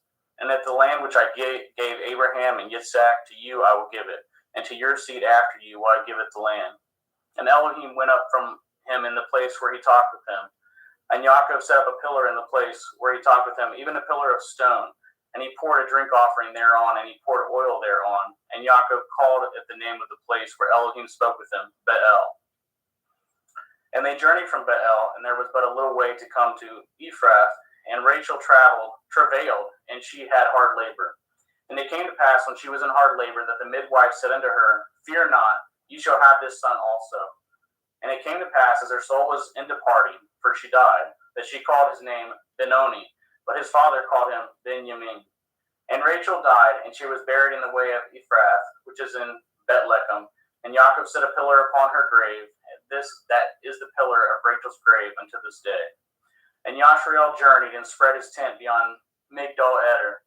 And it came to pass, when Yashrael dwelt in that land, that Reuben went and lay with Bilhah, his father's concubine, and Yashrael heard it. Now the sons of Jacob were 12. The sons of Leah, Reuben, Yaakov's firstborn, and Shimon, and Levi, and Yehuda, and Issachar, and Zebulun. The sons of Rachel, Joseph, and Benjamin. And the sons of Bilhah, and Rachel's handmaid, Dan and Naphtali. And the sons of Zilpah, Leah's handmaid, Gad and Asher. These are the sons of Yaakov, which were born to him in Paddan Aram. And Yaakov came unto Yitzhak his father, unto Mamre, unto Kiart Arba, which is Chevron, where Abraham and Yitzhak sojourned. And the days of Yitzhak were 180 years. And Yitzhak gave up his ruach and died, and was gathered unto his people, being old and full of days. And his sons Esau and Yaakov buried him. Genesis 36. Now these are the generations of Esau, who is Edom. Esau tooketh his woman of the daughters of Canaan, Eth Adah, the daughter of Elon the Hittite, and Eth Oholibamah, the daughter of Anah, the daughter of Tiz on the Hivi, and Eth Bethmoth, Ishmael's daughter, sister of Naboth. And Adah bore to Esau Eth Eliphaz, and Basmath bore Eth Reuel, and Oholibamah bore Eth Yeish, and Eth Ya'alam, and Eth Korach. These are the sons of Esau, which were born unto him in the land of Canaan. And Esau tooketh his woman, and his sons, and his daughters, and all the persons of his house, and his cattle, and all his beasts, and all his substance which he had got in the land of Canaan, and went into the country from the face of his brothers Yaakov. For the riches were more than that they might dwell together, and the land wherein they were strangers could not bear them both because of their cattle. Thus dwelt Esau in Mount Seir, and Esau is Edom. And these are the generations of Esau, the father of the Edom, in Mount Seir. These are the names of Esau's sons: Eliphaz, the son of Adah, the woman of Esau; Reuel, the son of Basmath, the woman of Esau. And the sons of Eliphaz were Taman, Omar, Sapho, and Gatam, and Kenaz. And Timnah was concubine to Eliphaz, Esau's son, and she bore to Eliphaz Amalek. And these were the sons of Adah, Esau's woman. And these are the sons of Reuel, Nakath, and Zerach, Shema, and Mizah. These were the sons of Basmath, Esau's woman. And these were the sons of Oholibamah, the daughter of Anah, the daughter of Tizivon, Esau's woman. And she bore to Esau Eth Yeish, and Eth Ya'alam, and Eth Korach. And these were dukes of the sons of Esau, the sons of Eliphaz, the firstborn son of Esau: Duke Taman, Duke Omar, Duke Sapho, Duke Kenaz, Duke Korach, Duke Gatam, and Duke Amalek. These are the dukes that come of Eliphaz in the land of Edom. These were the sons of Adah. And these are the sons of Reuel, Esau's son: Duke Nakath, Duke Zerach, Duke Shema, Duke Mizah. These are the dukes that came of Reuel in the land of Edom. These are the sons of Basmath, Esau's woman. And these are the sons of Oholibamah, Esau's woman: Duke Yeish, Duke Ya'alam, Duke Korach. These were the dukes that came of Oholibamah, daughter of Anah, Esau's woman. These are the sons of Esau, who is Edom, and these are their dukes. These are the sons of Seir, the Hori, who inhabit the land: Lotan, and Shoval, and Tizivon, and Anah, and Dishon, and Etzer, and Dishon. These are the dukes of Horium, and the children of Seir in the land of Edom. And the children of Lotan were Harai and Haman, and Lotan's sister was Timnah. And the children of Shoval were these: Elion, Menakath, and Ebal, Shephi, and Onam. And these are the children of Tevion, both Ayah and Anah. And this was Anah that founded the mules in the wilderness, and he fed the asses of Tiziv on his father. And the children of Anah were these: Dishon and Oholibamah, the daughter of Anah. And these are the children of Dishon: Himdan, and Eshban, and Yithran, and Haran. The children of Etzer are these: Bilhan, and Zabon, and Akon. The children of Dishon are these: Uts and Aran. These are the dukes that came of the Chorim: Duke Lotan, Duke Shoval, Duke Sivon, Duke Anah, Duke Dishon, Duke Etzer, Duke Dishon. These are the dukes that came of Hori among their dukes in the land of Seir. And these are the kings that reigned in the land of Edom, before they reigned any king over the children of Yashrael. And Bela, the son of Beor, reigned in Edom, and the name of his city was Dinhabah. And Bela died, and Jovab, the son of Zerach of Botzrah, reigned in his stead. And Jovab died, and Shusham of the land of Taimani reigned in his stead. And Husham died, and Hadad son of Bedad, who smoteth Midian in the field of Moab, reigned in his stead, and the name of his city was Aviath. And Hadad died, and Samlah of Masrekah reigned in his stead. And Samlah died, and Shaul of Rechoboth by the river reigned in his stead. And Shaul died, and Baal-Shannon, the son of Achbor, reigned in his stead. And Baal-Hanan, the son of Achbor, died, and Hadar reigned in his stead, and the name of his city was